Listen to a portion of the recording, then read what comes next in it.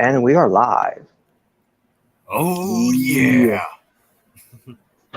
So yeah, welcome everyone to Being the Asylum. This is episode 24. And 24 already. yeah, 24 already.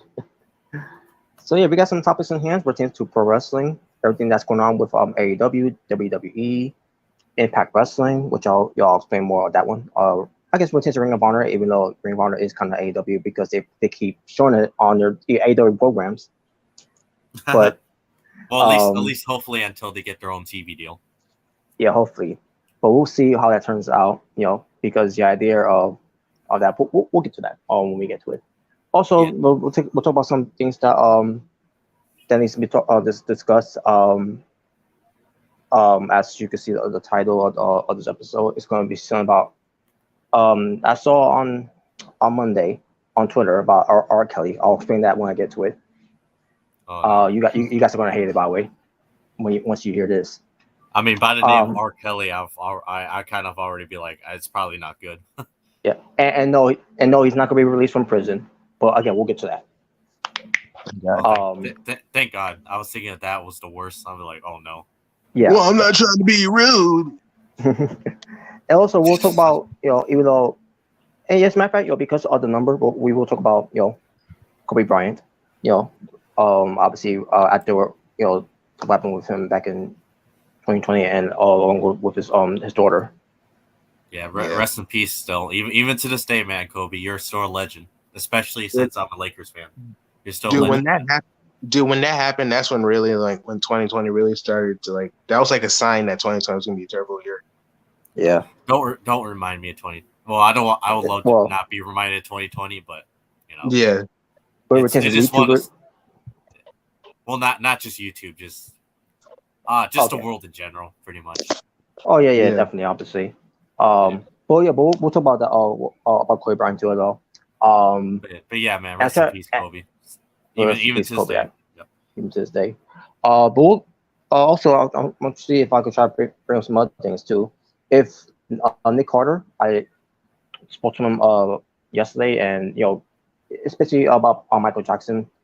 He hasn't been around, because he has been active as of late.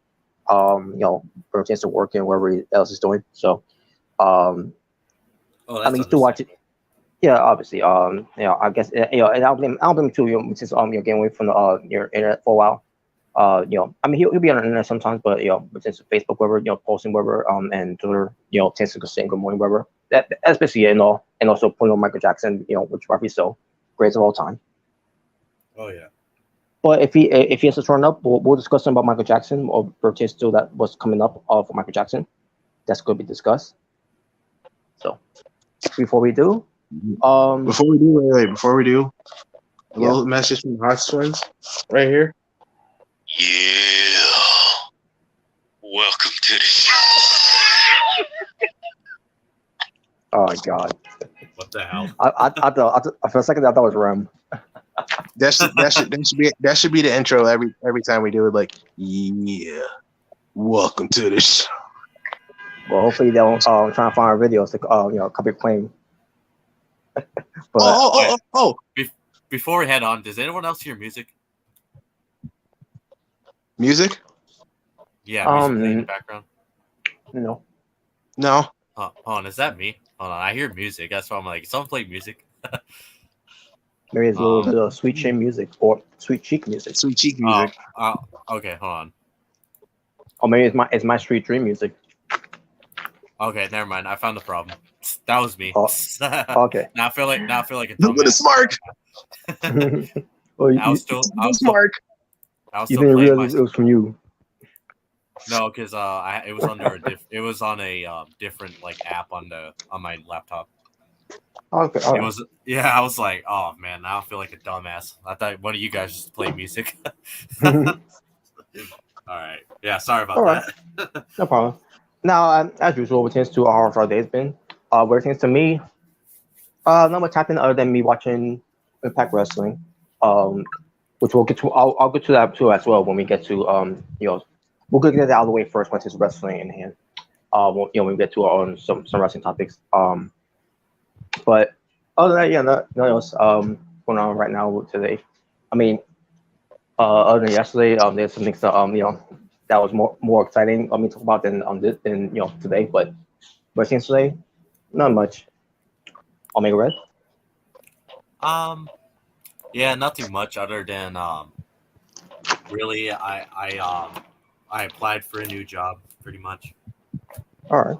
Okay. So yeah, don't worry. As far as I didn't quit. I'm not unemployed and just quit right away. I quit. You're fired. He lost an I quit match in this job, and that's why. Nah, don't worry, my boss didn't tell me that. But pretty much I applied for a new job. Construction, by the way, if people are wondering. So I'm still waiting the job that I applied for to contact me because they haven't contacted me yet. Oh, he's a John Cena fan. We can't hire him. Wow. Yeah, only Randy Orton fans are allowed. We can't see him, so that's why he's not hired. Only Charlotte fans are allowed his job. Oh boy. I'm just kidding. I'm just playing, man. But I mean, other than I did work on a little bit of our characters for AWF. Oh yeah. I did work on Robert's a bit, but don't worry, Robert. I'll review it soon. Eventually, along with you and Christian in the entrance video. The theme song's gonna be because I'm bad. I'm bad. That's gonna be a theme song. And I did make a drink. And by the way, if you guys have seen my channel, I did upload a drink review of this. Oh, I thought you said you made a drink. Like, No, not a drink. A drink review. What kind of drink is that? Mountain Dew Energy Code Red. What? They make Code Red energy drink? A Mountain Dew? Yeah, right here. What the hell? I gotta give me one now. Did that just come out? I think so, because I never seen it before until like today. I've never seen that before either. Let me guess. They sell it at Walmart. No, they sold it at my gas station in my town. Oh, okay. Yeah. All right. Oh, I'm gonna check it out though. See, now obviously I don't think it's gonna be around my neck of the woods, but I guess I'll try it if I could. I mean, just look at a convenience store or whatever, just some random store. Damn, that's I might look for you. I just literally found it. I'm just like, I mean, I tried it. All I gotta say, I mean, it just tastes the same as Code Red. Just stronger, just like a stronger taste. I'll be honest, to give you short, and if you don't want to watch the video, I just gave it a 5 out of 10. Yeah, because I'm just like it's the same drink, other than it just tastes a little stronger, and it's an energy drink. That's about it. They put alcohol in it. Oh, you know what? Smart, I'm gonna do that. Well, I never heard of energy drink that's made of alcohol, that has alcohol in it, but I digress. But yeah, energy alcoholic drink. Oh my god. But yeah, I mean, it's not a bad drink. It's not a bad drink. It's still drinkable. It's still pretty good. By the way, wasn't there a fast food that's supposed to be selling alcohol? That McDonald's since they're doing the whole adult Happy Meal. Yeah. By the way, I tried to order me that yesterday, but it was out of stock. Wow. So I was unfortunately out of stock, so because I want to see what was that about, and unfortunately Were you gonna do like a whole food review of it? I was gonna do a review of it. Obviously a food review to see if it would taste any difference of whatever. I heard it's just pretty much she just put like a big, I think Big Mac in it, and some nuggets and fries. I think that's what I heard from what they put on it. Well, obviously with a Big Mac, obviously, yeah. Because you can't drink in Big Macs. Yeah. Whoppers are better. Yeah. Of course, y'all see fans will say that. Wow. Have your way. The burger wars. Yeah. By the way, speaking of that, just a little side note. Apparently, I read an article, and apparently some McDonald's employees were telling people not to buy those because it's too much work for them. Wow. Who gives a fuck? Lazy ass. I swear, the generation nowadays are lazy. Yeah, I read out. Yeah, you don't want to order. You I don't read want to it. order our burgers. It's crap. Yeah, I read it, by the way, and it's just like what too much work. Like, isn't that what a job's supposed to be? I'm guessing based on me going on McDonald's yesterday, which was somewhere from early afternoon. I don't know if they're selling in the morning, and they went out of stock unless they lie and say, yeah, oh, we're out of stock. I'm sorry. They lie, they cheat, they steal. Unbelievable. Yeah, I mean, I'm thinking of getting it. I'm like, you know what? Why not? I might get it, just do like my own little review of it. Mm. But anyway, and on top of that, you get toys. Oh yeah, a Grimace toy. Who doesn't want to have a Grimace toy? I want Ronald McDonald to come back. Or the Hamburglar. Yeah, I hope I'll get a hamburger. Yeah, and then and isn't there like that chicken character too? I don't remember her name. I'm sorry, people. Birdie. I don't remember her name. Yeah, but like, yeah, it literally has all the Ronald McDonald like characters as toys. Mm-hmm. Man, I miss the freaking Ronald McDonald commercials. I remember those, man. Mm-hmm. Oh yeah, yeah. Before McDonald's started to become all corporate, which I think is trash. But yeah. But how good they've been? Oh, okay.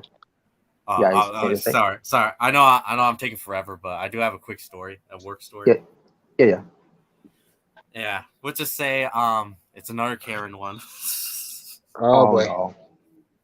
Karen Jarrett. No, it's not a guy this time. It's a chick.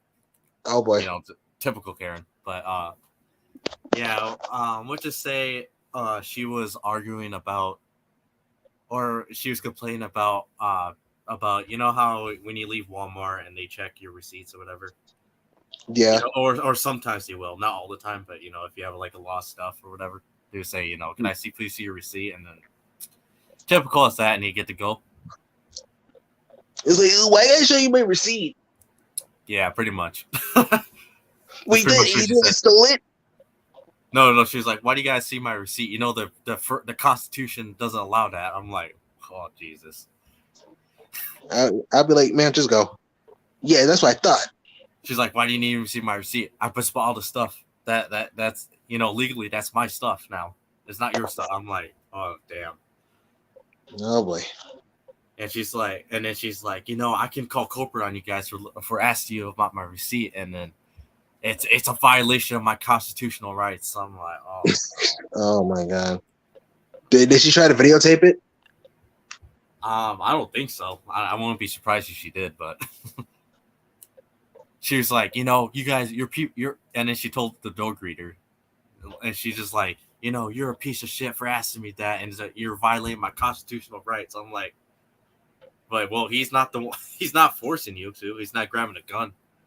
I was about to say, I guarantee she probably would scream, rape, help me. Yeah. But yeah, it was just ridiculous, man. Pretty much saying, you're violating my constitutional rights. I'm gonna call corporate, or then at one point I think she said, I want to call the police on you. Well, like, what the hell? I'm surprised she didn't scream, excuse me. Or call you smart. Calling you smart. Yeah. Yeah, it was Vicky Guerrero. I'm just kidding. Oh god. It wasn't her. But no, yeah, she was just screaming her lungs out, saying like, you're violating my constitutional rights and blah blah blah over a fucking receipt, pretty much.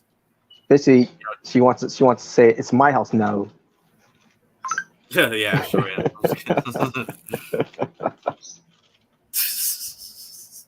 But yeah, that's a little short story. I mean, it's utterly ridiculous. All right. Yeah, it's unbelievable. Yeah, man. I didn't know people made that big of a deal off of receipts. People just simply asking for a receipt. Yeah. Who cares? Yeah, I look at YouTube, and apparently there's actually hundreds of videos like that. I'm like, oh my god, these people are losers, man. I swear. It's just a receipt. Yeah, and on top of that, it's a receipt. Sometimes when it's the grocery stores, when you buy, or for me, example, buy me some chips, whatever, drinks, and I see, oh, okay, looks nice, okay, nothing's wrong, nothing, no, that's not in the, just look at, that any employees dropped it or anything, you always gotta look out for that, like, okay, it's good. So even if I get the receipt or not, like, I don't care, it's just a receipt. But, yeah. So pretty much, yeah, she's making a big deal. She was like, yeah, pretty much saying, "Oh, why do you guys see my receipt? It's my stuff now," or and then she's saying like, "Oh, you're violating my constitutional right." I'm like, "Oh God, this is one of these people." Right. It's like you could simply said no, thank you, just walked out. You didn't have to make a whole big deal. Mm-mm. Like Jesus, man. But that's all I gotta say. I know I rambled on for quite a while, but all right. But yeah, that's all I gotta say. But pretty much my day's been pretty good.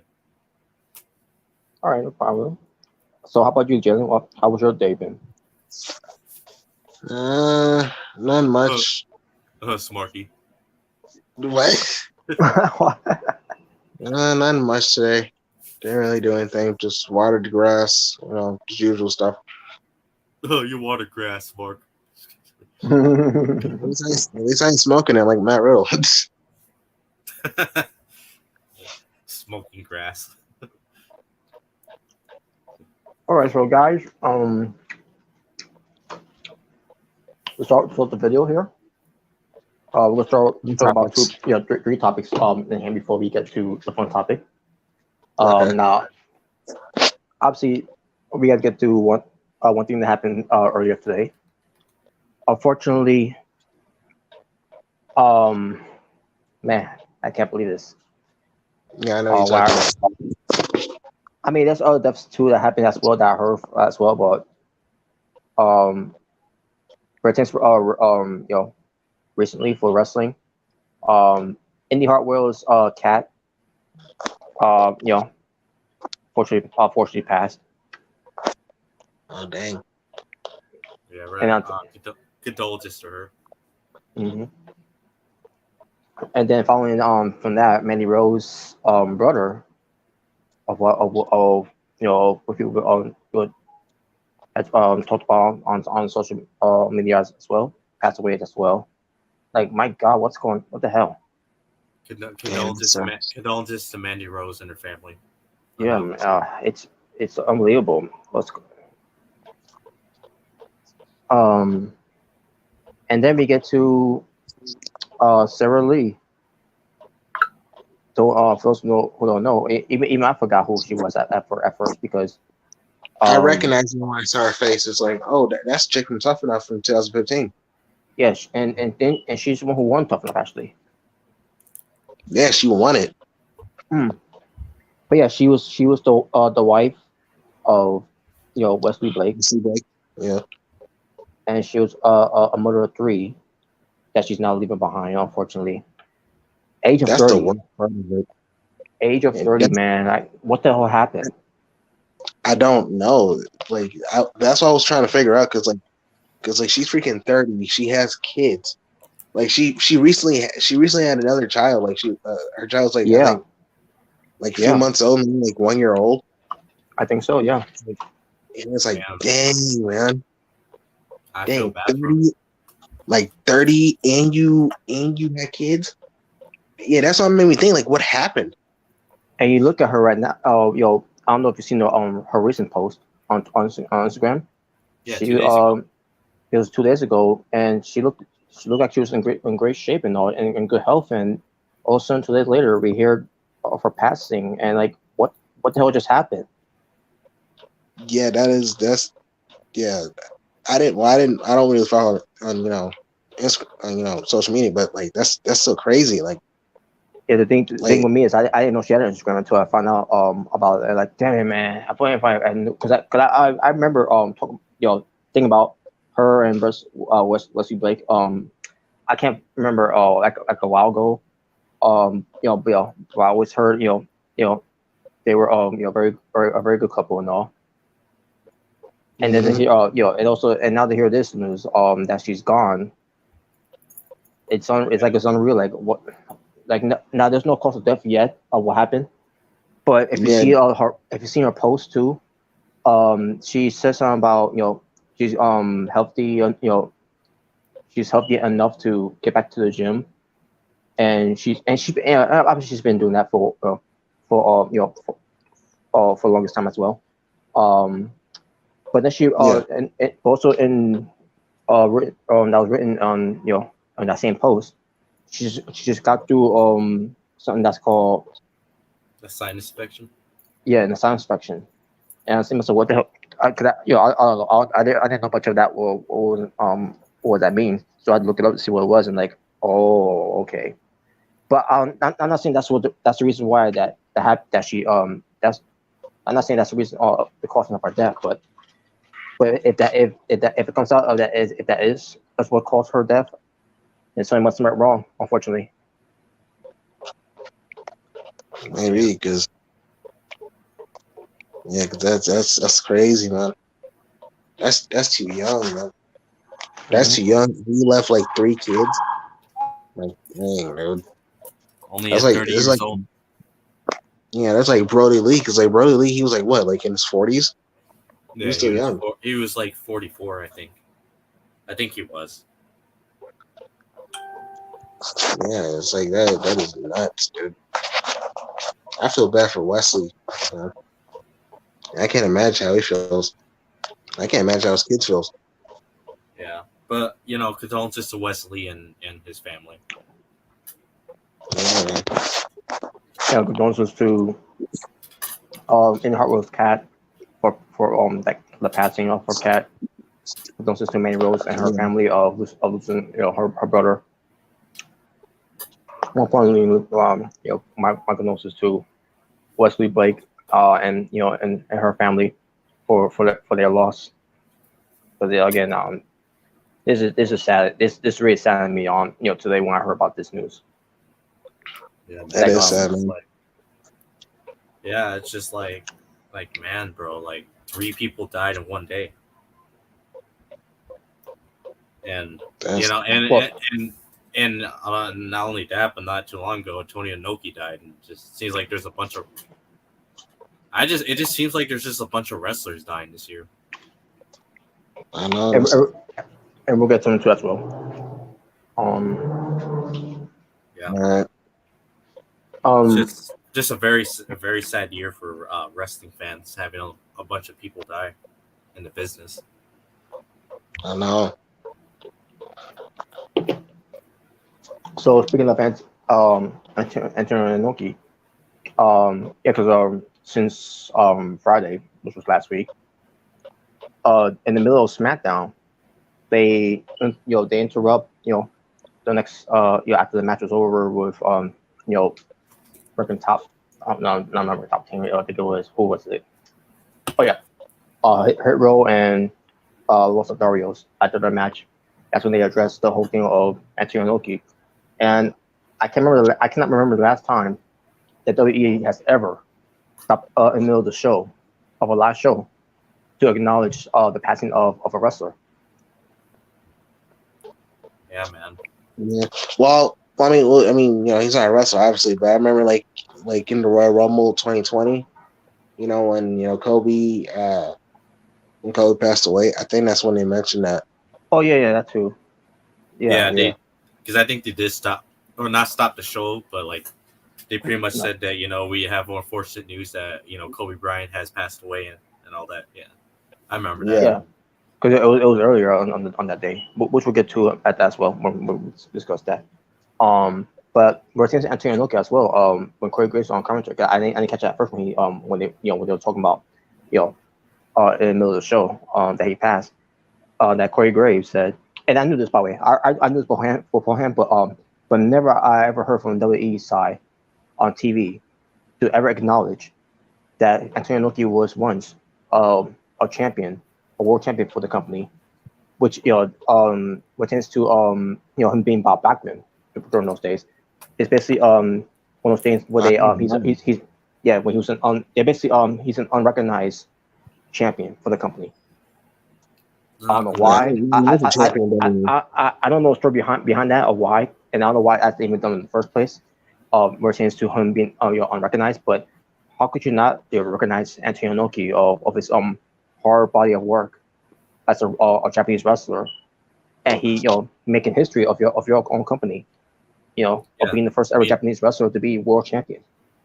Yeah, he was a WWE champion that for whatever reason is not recognized as one. Yeah, because I didn't even know he was a WWE champion. But I get a feeling it's probably Vince trying to protect Bob Backlund around that time. That's why. Because the whole thing with Bob Backlund is one of those guys who's the longest reigning world champion, for many years. Like Bruno Sammartino, Pedro Morales, and Hulk Hogan. Those guys are on that list, and Bob Backlund is one of them. Yeah, but since they acknowledged it, technically he's no longer one of the longest. If Antonio Inoki won it from him. I mean, he still is, because he ends up being champion again. Bob Backlund. But yeah, it's weird how they were doing that. But it's what WWE this is what WWE does when this man was around. When it tends to rechanging history, whatever, or I can't remember on the exact words how to use it, but history. But recreate. But it pisses me off that they didn't have to do that in the first place. Yeah. By the way, it's kind of random, but by the way, I just want to say Bob Backlund, when he was in the New Generation era, that was underrated. Oh yeah, obviously. Really underrated. When he was a heel. Very underrated. Yes. I still remember when Diesel beat him in like 5 seconds or 30 seconds. It was. Going at a house show. Yeah. That was. Yeah, I bet around that time that was probably random. Like, wait, hold on, wait, what? Probably around that time.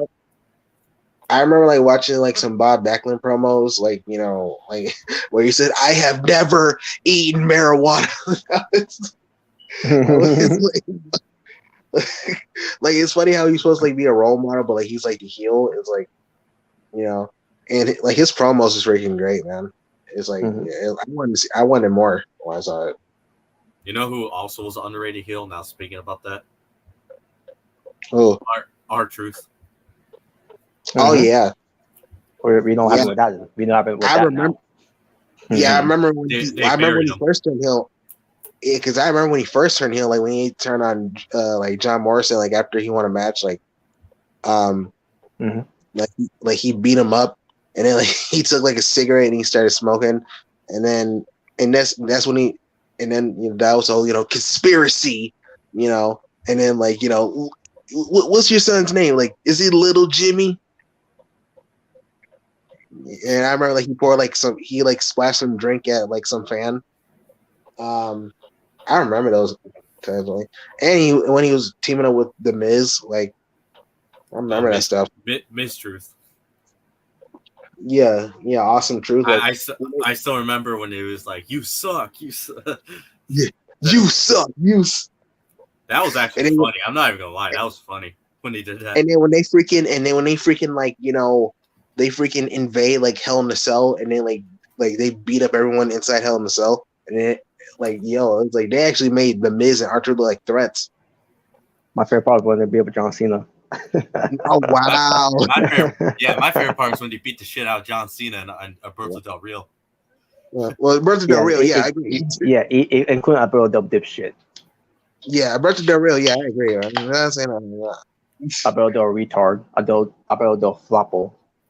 Yeah, golden diaper. Golden diaper. But yeah, man. As far as Antonio Inoki, man, he's been he had a bad health for a while, which is why it was and then it was in limbo that that he was going to make it. Unfortunately, I didn't think it was going to happen this year though. I thought he would at least last a little bit longer, because he's a fighter at the end of the day. But unfortunately, Unfortunately, it took him. Yeah. Yeah. And I also heard that he was actually wheelchair. He was confined to a wheelchair on his last days. Yep, that's true. Which is that's heartbreaking to know. I can tell you that because I watch Japan all the time. So to see him in the wheelchair, like, oh man, he looks bad. He was in bad condition that he couldn't make it to the 50th anniversary of their show, this past year. Man, that's sad. So I think that what they did, I think they got like a video, via satellite. Yeah, They did, Or like that way, like a video, that way, his presence are still felt in there. or like a video call, pretty much. Yeah. Kind of like what they did in the Hall of Fame. Yeah. I think it was just 2021, right? They did that for the Hall of Fame. And I think that was what just on Liger, good, because he's in Japan and all, and he can't travel, COVID thing. So. And Great Khali too, I think. That. Oh yeah. That's right. Khali as well, because he was in I think he was in Punjab at the time. Yeah, he was in India. But yeah, but as far as Inoki, well, yeah. Also, he did, he did face freaking Muhammad Ali. Mm-hmm. Like, that is crazy, man. Like, he fought one of the most famous boxers, like one of the most recognizable boxers ever. It's like, wow, dude. That is amazing.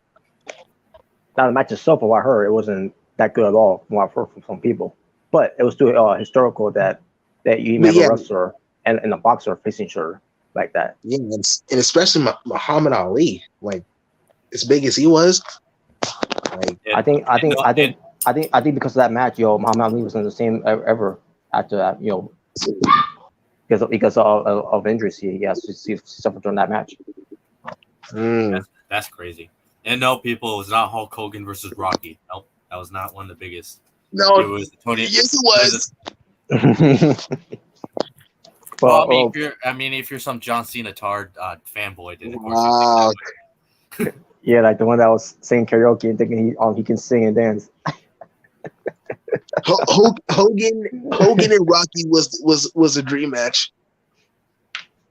Icon versus icon. I mean, I agree with that one. I would definitely agree with that one. Despite how I feel about Hogan, I still agree with that.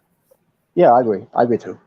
Yeah. But at the same time, Hogan Flair can go have a wrestling match in the hotel room for all I care. Remember when freaking Debo actually wrestled Hulk Hogan? You guys remember when the Hurricane? You guys remember when the Hurricane actually beat the Rock? Mm-hmm. Yep. Remember Maven made the Undertaker for the Rumble? Yeah. You said Maven? Maven and made Undertaker for the Rumble. Oh yeah. Yeah, he deserves to be in the Hall of Fame for that. But then he guys ass kicked after the match. That was funny. Or after the elimination. And I remember the next year he tried to do it again, but it didn't work. Nope. You guys remember when Carlito debuted and won the title from John Cena? Yes, I do. That was the best moment ever. Remember when K-Fed beat John Cena?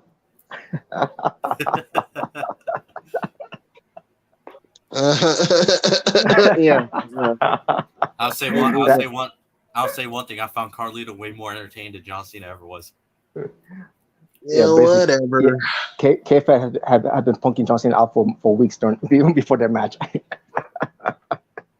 I spit in the face of people who don't want to be cool. And John Cena was the first guy to get spit in the face. And I'm like, yep, there goes the cool factor with John Cena. Though I wish it was John Cena current day more than that. But remember when Charlotte was entertaining? Yeah, me neither. Oh, yeah. As a matter of fact, yeah. The only thing that's entertaining about Charlotte Flair is her pictures. So there you go. Oh yeah. The misogynistic.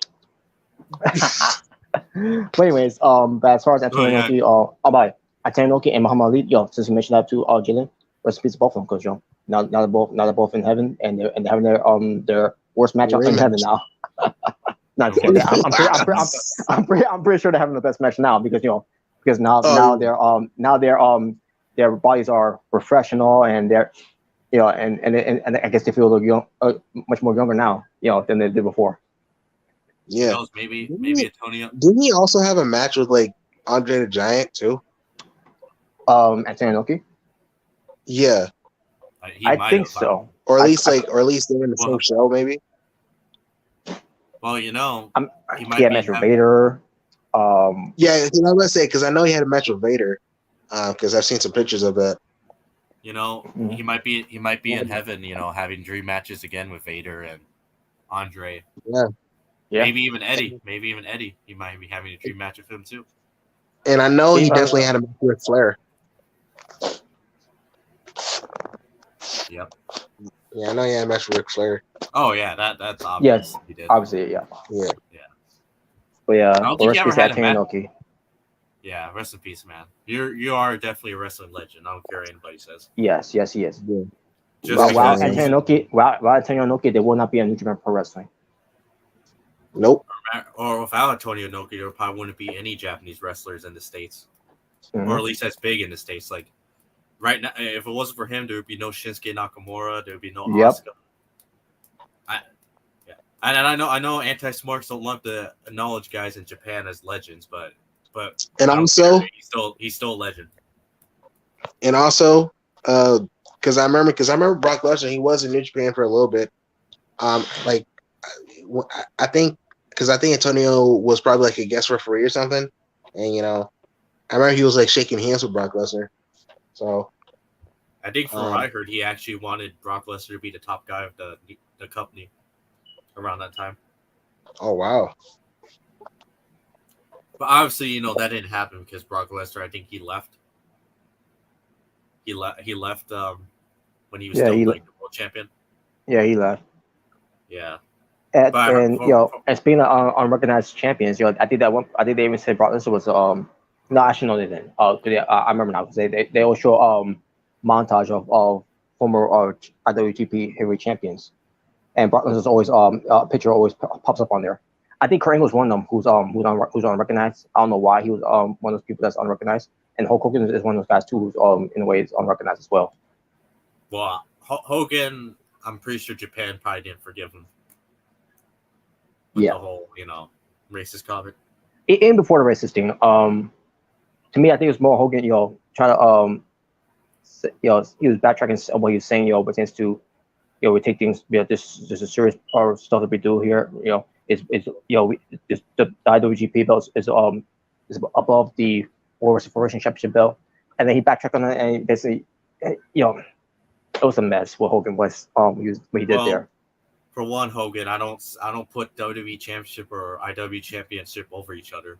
I think, and to me, they're both in the same league as prestigious champion, at least to me. So I don't put them over each other. So that's how I stand when it comes to those, which more belts prestigious. I say none of them. I think they're both in the same league with each other. But that's just me. But I know people can form their own opinions about that, but I think they're in the same league. Yeah. Because both champs has been around for a long time. Yes, exactly. Yeah. No, brother, it's a toy. Well, the spinner belt's a toy, but not the other WWE championships. All right. So, one more thing before we get to the fun topics is John Cena yes, John Cena sucks. Because he couldn't lift their fucking boots. No. But more serious though, the passing of Kobe Bryant and Gigi Bryant as well. Basically, what we're gonna do here is this, not just talk about about Kobe Bryant and Gigi, but also talk about where we were when we first heard this incident happen. With the whole helicopter crash. That not only just killed those two, but killed about 7 other passengers, I think. And one, and you got one pilot as well. Which he was to blame for what happened. Of the stories I heard. But so basically, and I think I mentioned this when obviously when we did on the Asylum show back in 2020 when we try to do the video, but we need a lot of people to pounds a lot of pounds to be on there, and I think I remember that because that was like I remember there was not many people joined. It was just like I think like 4 of us or 3 of us. I don't remember. I can't remember, but I think Christian might have a better memory, but I don't remember that well. And also we could look back at it too on the video, to see who ends up being there and then who ends up not being there. But basically, all I know for sure is I do remember me, you, Jordan, Remington, Christian, were on that Yeah, video. yeah. I think Jalen was. Well, I think so. I don't remember. What happened? I was talking about the Asylum show 2 years ago when we first heard about Kobe's death. It's been a while since that. Yeah, because I was saying I think around that time, I think you were on there, I was on there, Robert, Remington, Jordan, and Christian. I think one of the Knicks were on there, but I don't remember. It was one Nick because the other Nick wasn't part of the video yet. Oh, okay, yeah. But basically, where I was when the news first broke out, I was over at my sister. My sister's watching over my nephew and my brother. I can't remember if they, when it's my sister taking her, going, being with our man, to, with their kids, the daughter and son. It was during the weekend where, when the Royal Rumble was going to happen, it tends to, the worst kept secret of someone returning to that. Yeah. Which was Edge, but it was overshadowed because of what happened. But and obviously Well, I mean, what happened. Yeah. Well, I'll get to it. Never mind. He continue. I'll get to it later. Okay. So basically, trying to remember what I was doing on that day. As I was trying, I was getting ready, for later on to watch the Rumble. Can't remember if I was watching TV or listening to like YouTube, whatever. Or whatever. All of a sudden, I'm seeing something about, I can't remember who exactly how I found out about it. I don't remember if I saw it on Facebook or maybe something that was trending on Twitter or something like that. And then all of a sudden I hear about Kobe Bryant has passed, and then that's when I started looking things up about what do you mean he's dead. And then come to find out, it was not just Kobe Bryant. It was also other people that were involved of this crash that happened. And I think to myself, oh my God, what the hell happened? So then, and then to find out that his daughter was also on the copter, the helicopter. And I said to myself, oh no, oh man, the last thing we need is someone else that, at least, there should at least be someone who survived the crash, because that's the only thing you can only hope for. And then find out that she died too. Oh man, it just tore my heart, and then on top of that, passengers were killed too as well. The pilot along with them. Basically, I was over my sister's with my nephew and brother. And I just couldn't believe the news. I like, oh my God, what happened? And I was listening some reading some articles, whatever, and like, how the hell could this happen? Yeah, it was. Yeah. We just. What the hell? Yeah, I got my brother with me. Oh, okay. I was wondering. I'm like, don't tell me you're moaning in them. Like, come on. No, this is my brother sleeping. Yeah. Oh, okay. Yeah. I was wondering. I'm like, what the hell? So I'll say it, my story couldn't could get you you get emotional that much. Yeah. But yeah, well, I'm like, man, this is really really bad. That when I first heard about it, and feel sad, so bad for the families that lost them, especially with him. And obviously, since the Kobe Bryant, because obviously he's obviously well known, a legend, always in the spotlight of just and of what he's done for the Lakers, for the NBA. Yeah. A really big name of celebrity status. I mean, he's one of the GOATs. Yeah, he's pretty much, you can say he's up there with the Muhammad Ali's, the Mike Tysons, the Floyd Mayweathers, the Conor McGregors, the Michael Jordan, the Magic Johnson, the Peyton Manning, the Tom Brady. I mean, he's up there with all those guys being the top.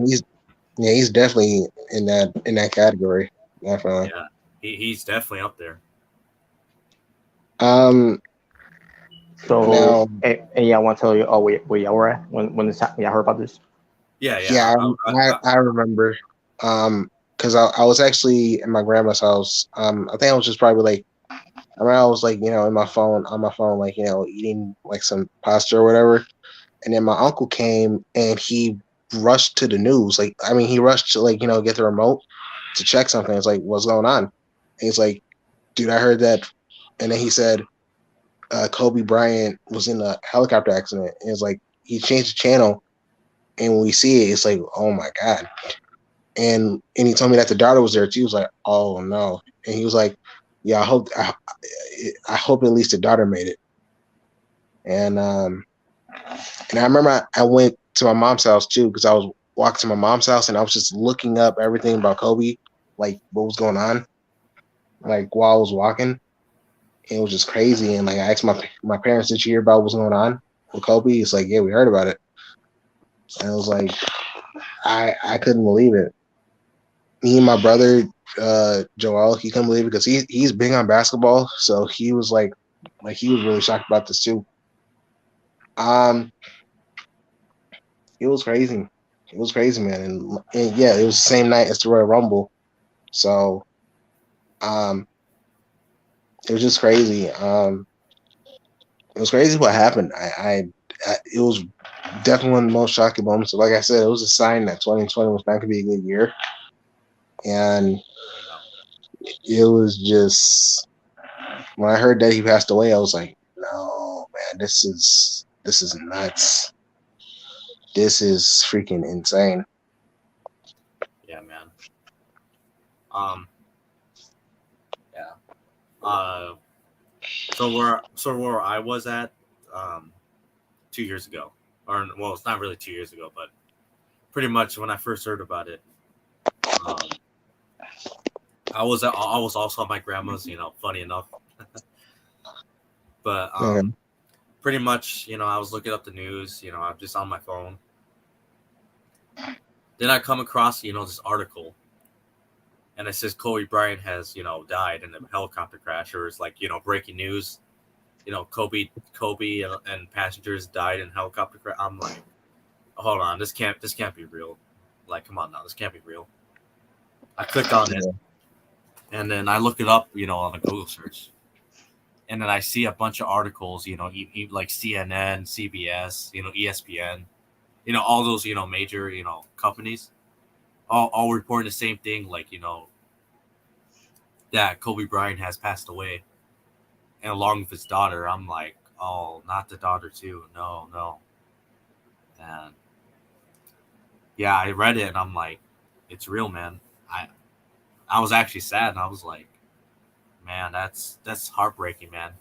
Because as a kid who's grew up as a Lakers fan, and like I used to love Kobe, man. Like especially there when he was still around as a basketball player for the Lakers, and like seeing all those all the hoops, all the shots, the slam dunks, he would make on the team for the uh Yeah.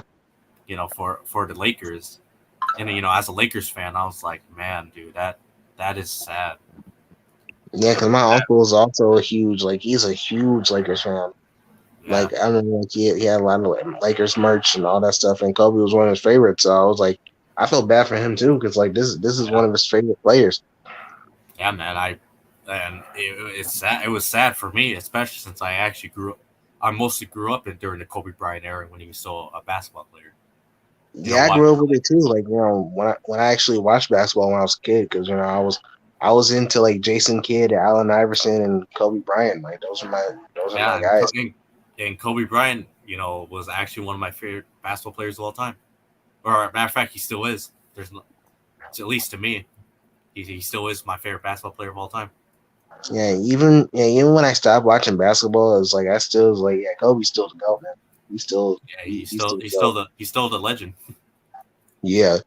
But So yeah, of course, it was yeah, the same day as the Royal Rumble. I was like, man, I'm actually sad now. But I'll say on a positive note though, even though yes, it was the worst kept secret, I guess you could say. But Edge returning did lighten up my mood. because I was happy to see Edge back. Even though yes, it was the worst kept secret, I will admit that. But you know, him coming back and him being one of my favorite wrestlers of all time. It did lighten my mood to see him back in the ring. You know, doing what he did best. Yeah. So and you got love when Edge Reigns return, and he goes to his first spear to Dolph Ziggler. Kevin Dunn's camera cuts ruined that spot. Yeah, and to that. Thanks a lot, Kevin. Even to this day, I'm gonna hold on. Fuck you, Kevin. Beaver tooth midget ass. Fuck you for doing that. Yeah. I was so pissed. Great. It was so important to do a camera shot of the fans' reactions, even though we've seen a lot of that already when he came out already. And you cut to a camera while he did a spear, his first spear returning to the ring. I remember that. I remember that. I remember looking at Twitter and all that, and everybody was pissed when Kevin Dunn did that. Yeah, I think they edited it.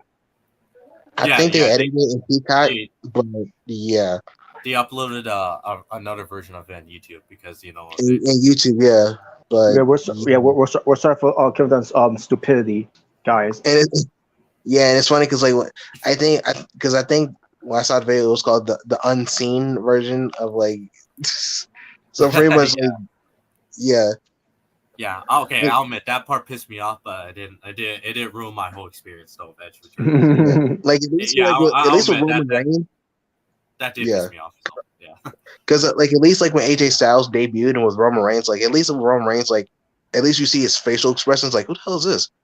Mm-hmm. You know? Yeah, if it was something with the wrestler's facial expression, I wouldn't mind. But him cutting to the fan reaction during his spear, fuck you, Kevin. Yeah, that was stupid. Beaver tooth, fat ass, midget ass bitch. Fuck you. I know he's gonna say, "I'm sorry." I'm sorry. Yeah, fuck you. Man. Well, yeah, sorry. You still continue. Yeah, sorry. Yeah, you still continue to do camera cuts over the years. That's why I'm WWE fired this guy already. Fire him. Fuck him. You know what? Because you said that, now I'm not gonna push Nakamura. He's gonna get buried even more. Well, he's not involved in the creative team, so he has no power. even if he wanted to. You don't know that, Smart. Call me a smart, yeah, beaver teeth. Enough said. Yeah, but yeah, man. I would say though, yeah, it was a sad day, but at least Edge returning did lighten up my mood. Mm-hmm. And plus, the whole Rumble match itself was pretty good, so it did lighten up my mood. Yeah, it was. Especially how it was booked. Minus whole thing that they took care of Cesaro on that night and Nakamura and it was whatever with all with Brock Lesnar. But either way, man. But just say it. Drew McIntyre eliminated Brock Lesnar. That I popped in that moment. That was a great moment. That was, man. I love that part. And I did love it when Drew McIntyre won because I was like, yeah, he deserves. I don't care what anybody says, he deserves it. He deserved to win that match. Yeah, he did. Yeah, but that's when also where they talk about how on the show like you said earlier that Kobe Bryant and the GG all died unfortunately from the helicopter crash, and I remember on here like an article whatever I can't remember it was talked about all the Asylum before, but when the crash was getting ready to happen, and they fed and Kobe had a feeling they wasn't going to make it. When after the crash, they found Kobe and Gigi together, in each other's arms. Which that's even more sad to hear that that they knew they were going they were goners, so they were holding to each other to the end. Yeah, man, that really is heartbreaking. Yeah, man, I'm just like, I can't picture that. Like that's a little too much, man, to take in. Man, that's it's overwhelming, man. That emotion. Yeah, I remember actually watching the memorial of Yeah, Yeah, I remember that. I remember that night. Yeah, it reminded me so much of like the whole Michael Jackson thing. Yeah, Yeah. I agree. I agree. Yeah. I did love that the Lakers did a whole memorial game for him, for Kobe. And I remember when freaking Shaq talked about it, like, because I remember like I saw a video of Shaq like talking about it, and like he was emotional about it. It was just ah man, it was like it was just one of those things like I still couldn't believe it happened, man. Like, Yeah, because I think Shaq was actually on the Lakers when Kobe first started to get big. yeah, because I remember, yeah, because when that's when Shaq was part of the Lakers when he was 34. Yeah, it was. And I think there were friends back then, or they were best friends. I think. Yeah. So I felt bad for him. Yeah, man. Yeah, man. It was definitely a sad day for the NBA. Yeah, and Kobe's death. It's just very sad. Mamba forever. Yep, Mamba forever. And Kobe, you are a legend. I hope you're in heaven playing with the greats in basketball. But And who knows where Gigi could have been at with her team that Kobe was coaching. Yeah, man. Because she could end up being in the WNBA. When she if she had the chance. Unfortunately, never did. But maybe she can be the female Kobe Bryant in the future. You never know what the future could hold for her. Mm-hmm. Yeah, and it's really sad. An unfortunate death. I wish that never happened. Yeah. So, when they're ready, we could do some fun topics now. So we're gonna try to lighten the mood. All right, yeah. Let's lighten up the mood a bit. Yeah. And then once we get to the fun topics, we'll talk about some wrestling topics in hands. And also, we will and we gotta get to R. Kelly.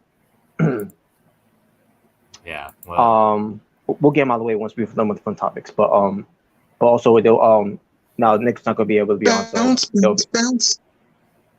Yeah, there'll be no Michael Jackson topic tonight because Nick is he's gonna be holding on night. Okay. And Walmart will do that to you. Yeah. That's why I quit. Huh? Nah, I'm just joking, man. But all right, 1 second. All right. Well, there's a reason why I want to leave, but that's I'll share it on a video eventually in the future. Oh, that's not the right tab. All right, here you go. Okay, okay, go ahead. Sorry, I didn't mean to interrupt. Yeah, so for this one, you can pretty much choose like 5 of your favorite Roman Reigns matches since he came back as Tribal Chief. I'm done. I'm out of here. Fuck. Wow. five Roman Reigns matches. Oh, none of them smart. Oh, wow. Wait, is this during his run of Universal Champion? Yeah, when he came back as Tribal Chief, yeah. Well, if call me crazy, but I didn't watch. I don't think I watched half of those matches. Well, I'll say this: you missed some because, like, especially the Jey Usos ones, because those were freaking amazing. But all right, I'll go first if you don't. I'll go first. All right. So I'll say okay. I'll say Roman versus Jey Uso, the Hell in a Cell. That was pretty good. Yeah.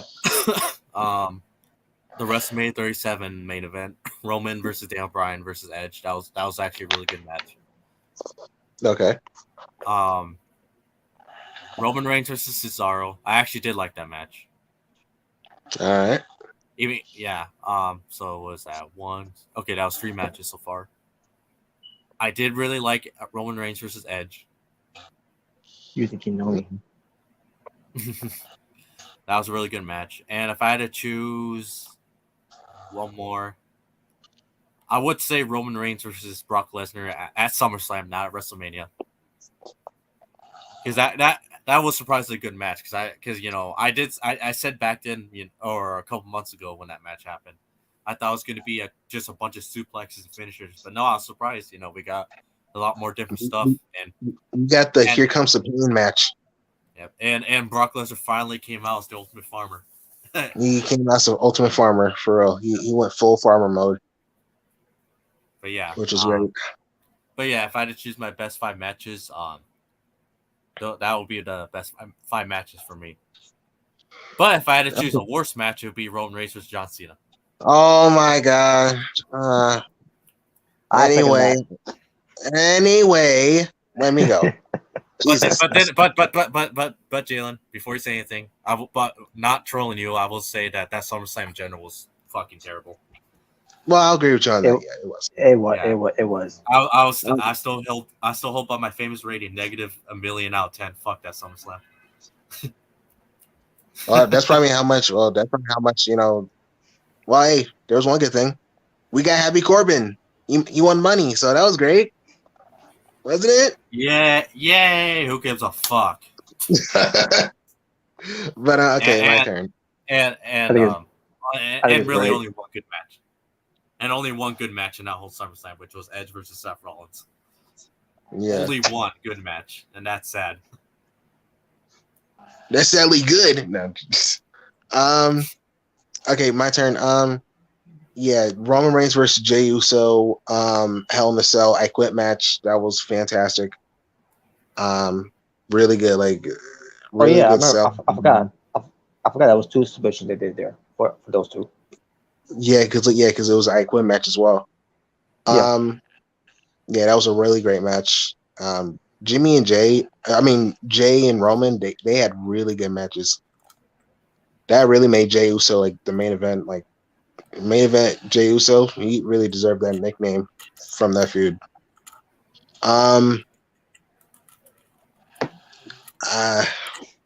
ones with Kevin Owens, all the matches they had were great.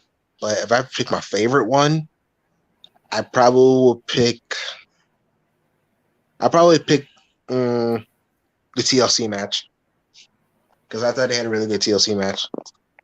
The WrestleMania 37 main event, Roman versus Edge versus D-Bry. That was a good main event. That's 3 already. The one with Cesaro, the Backlash one, I thought that was great too. Really good match. And let me see. Roman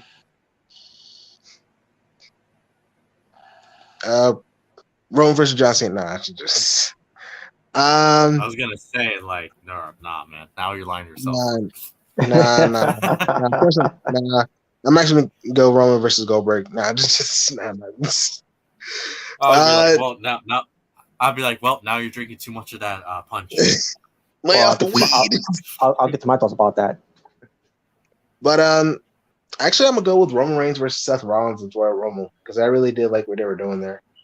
I thought it was a good match, and I thought that when Seth Rollins he came out as a Shield, I didn't expect that, and I thought that was really cool.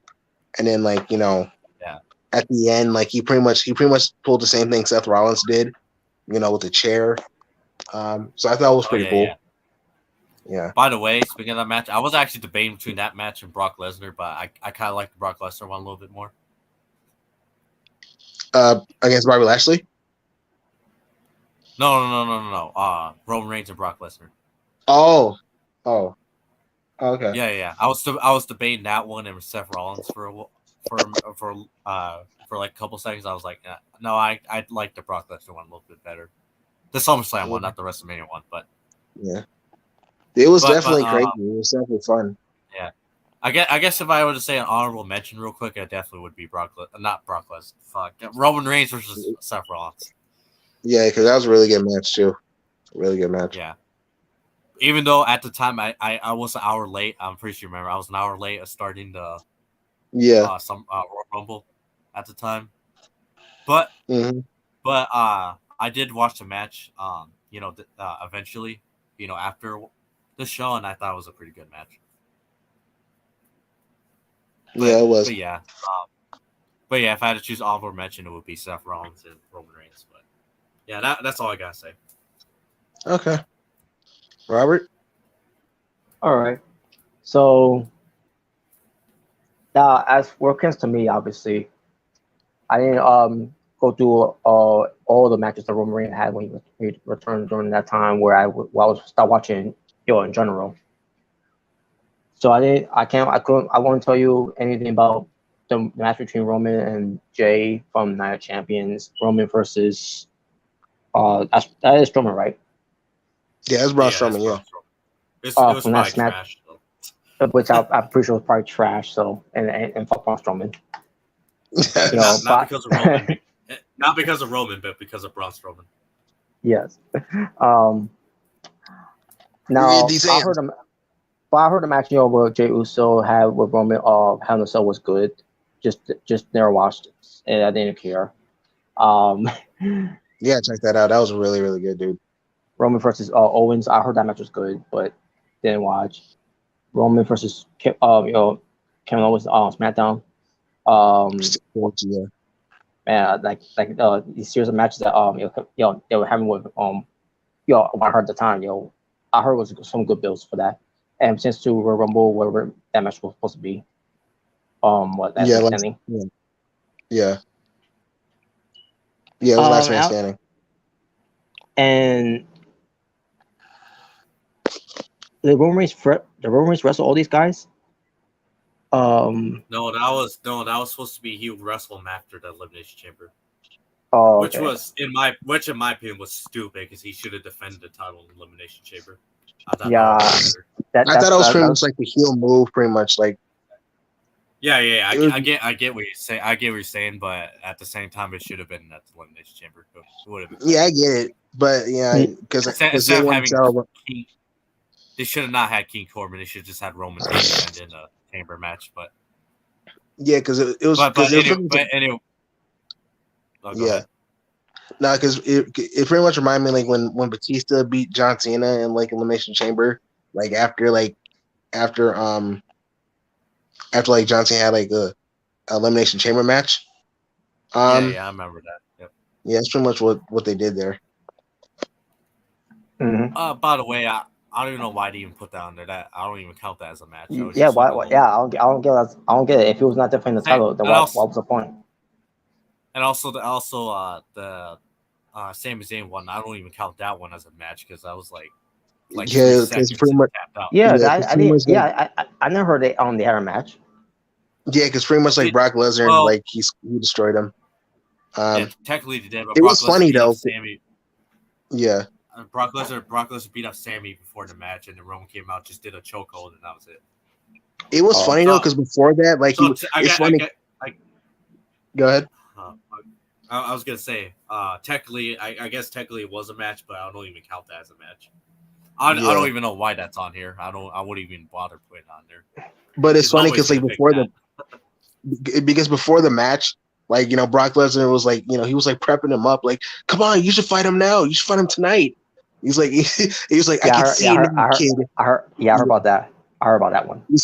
Yeah, that was hilarious. Like, I can see now, kid. Sammy, your name's Sammy, right? Sami Zayn. I was dying. It's like, yeah, this is the best Brock Lesnar. It's like, this is funny. Oh man, that was hilarious. But yeah, that was a squash match. Yeah. But yeah, by the fast lane with Roman and Daniels, Brian didn't see again. It was a period of time where I didn't watch, didn't care until finally, a match that I did see Roman Reigns in, and that was against Bryan Danielson. Oh, Daniel Bryan, if you want to say whatever, who cares? The same thing. What the fuck to do? Oh, it is. But yeah, I finally got to see a match between with Roman Reigns being Universal Champion with Bryan Danielson and Edge. WrestleMania. I thought that was great. And And yeah, you got a couple of fans, complaining that Brian should not be in the match and everything. And I agree, but guess what? It was WWE's fault. No, it was Daniel Bryan being a backstage politician. That's what it was. Yeah, because you're the same people who won't say that about John Cena or Hulk Hogan. So you guys are hypocrites right there. But yeah, Hulk Hogan, he was the worst, because he was like, I don't know about this brother.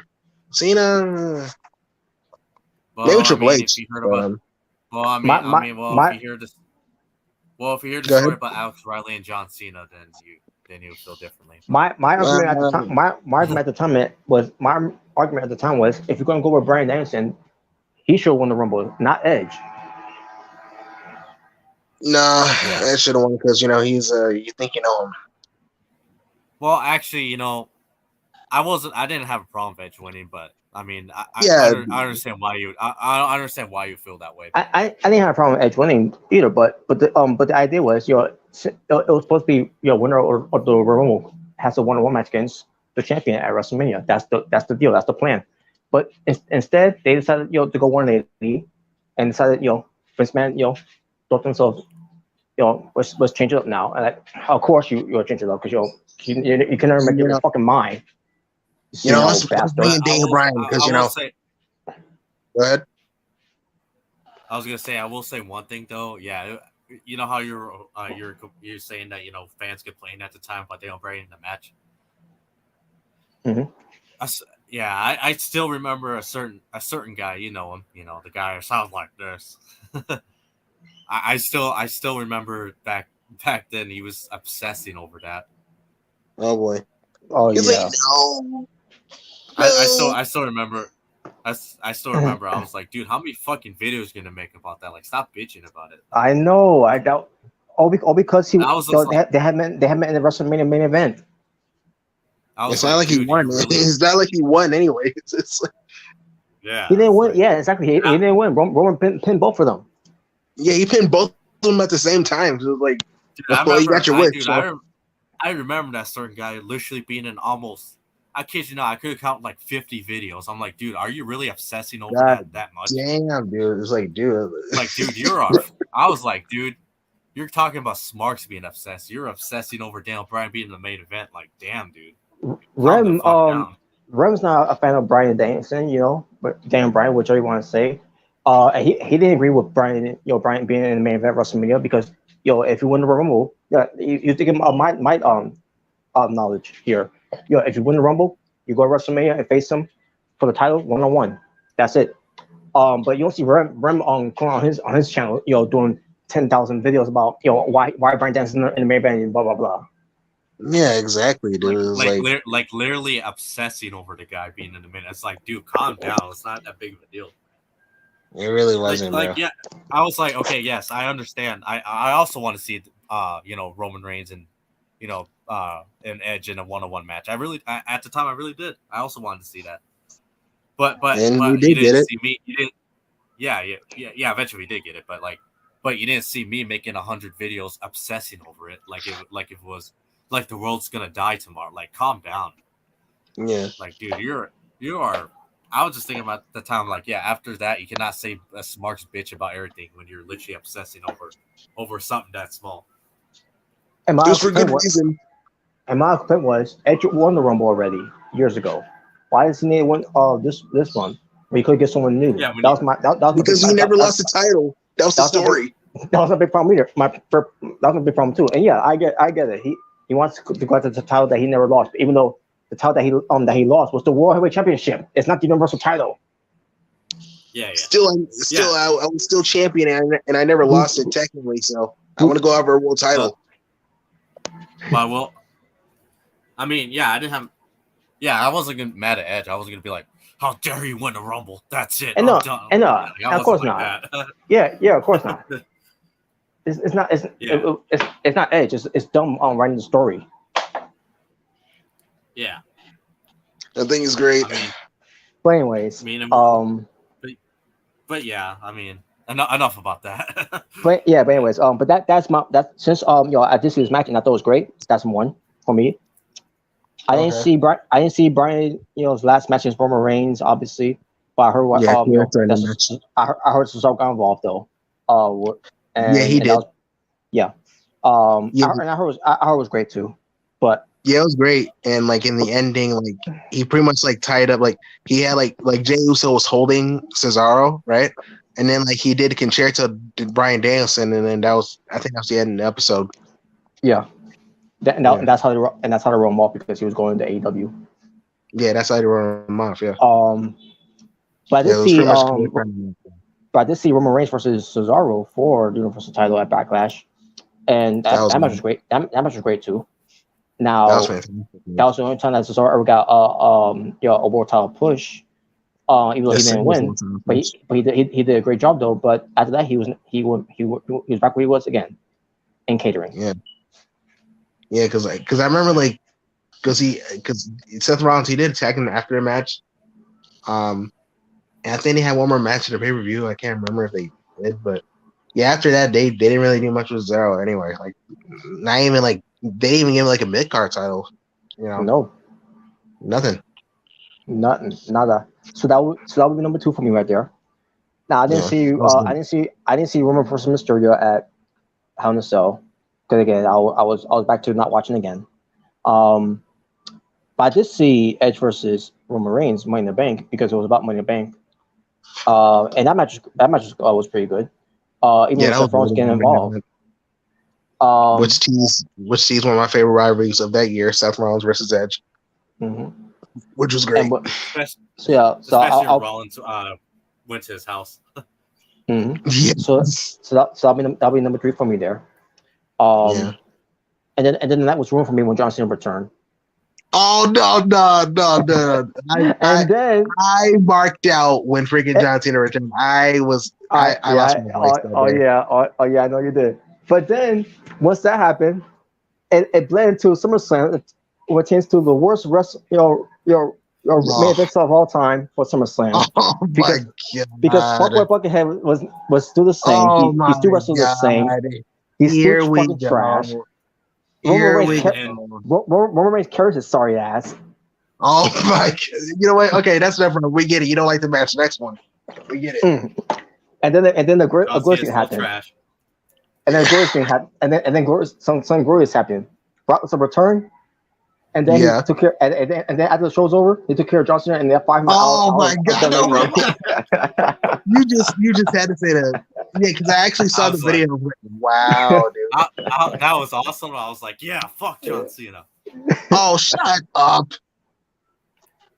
That match was. Guy. He's the worst wrestler. He's the worst wrestler of all time. Shut up. Monster Show was terrible, but that maybe didn't make it better because Fuckboy Buckhead was the same old trash ass wrestler.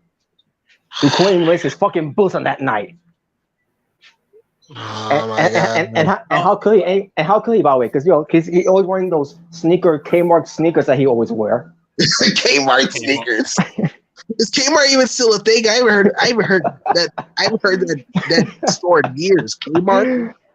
Maybe Outside Ray has it. No, who knows? No. He probably bought it. He probably bought those shoes. He probably bought some Skechers, like those little kids Skechers. Well, okay, and that's about Cena. Next one. Thank you. All right, so fuck John Cena. So far that was 3 matches I put on there, and not John Cena. Shut up. Oh man, but Roman Reigns versus Finn Balor, I didn't see it, didn't care. Especially it was normal, regular Finn Balor. Yeah, the smiley Finn Balor. But the Demon Finn Balor, I didn't see the match, but I heard about the finish was terrible. Yeah, God help Roman Reigns that night. God help them. Oh my god. Because I hope people love the match, but then the finish ruined it for them. Yeah, I mean, yeah, the finish was was definitely like weird when I saw it, but like, I mean, compared to like the last year with the eye for an eye. Yeah. Also, by the way, speaking of the Cena and Roman match, I do want to say that. Don't worry, I'm not going to say anything bad about Cena, so don't get your feelings hurt. Right. Thank God. Thank God. But I will say that match is literally the definition of John Cena goes Super Saiyan, but then Roman Reigns going Super Saiyan God. That's pretty much how it went. Yes, God mode. I mean, dude, honestly, when was the last time John Cena actually won anything? Because I don't remember. At least like not recently. Like, you know. Your mama. Anyway. What? What? What?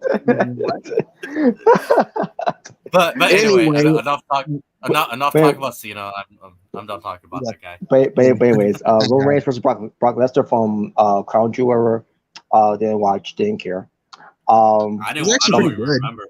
I don't even remember. I mean, I heard it was good, but I didn't watch. So, Yeah, it was all right. Yeah, it was good. Yeah, I did watch. I don't remember that main event, or I don't remember that match. I'm being honest. I really don't remember that. Yeah. But I did watch Roman Reigns versus Seth Rollins. You know, with the whole thing with Seth Rollins is playing mind games with Roman Reigns. You know, the whole Shield thing and all. Of what I remember the match though, I thought it was boring to me. I know people like Really?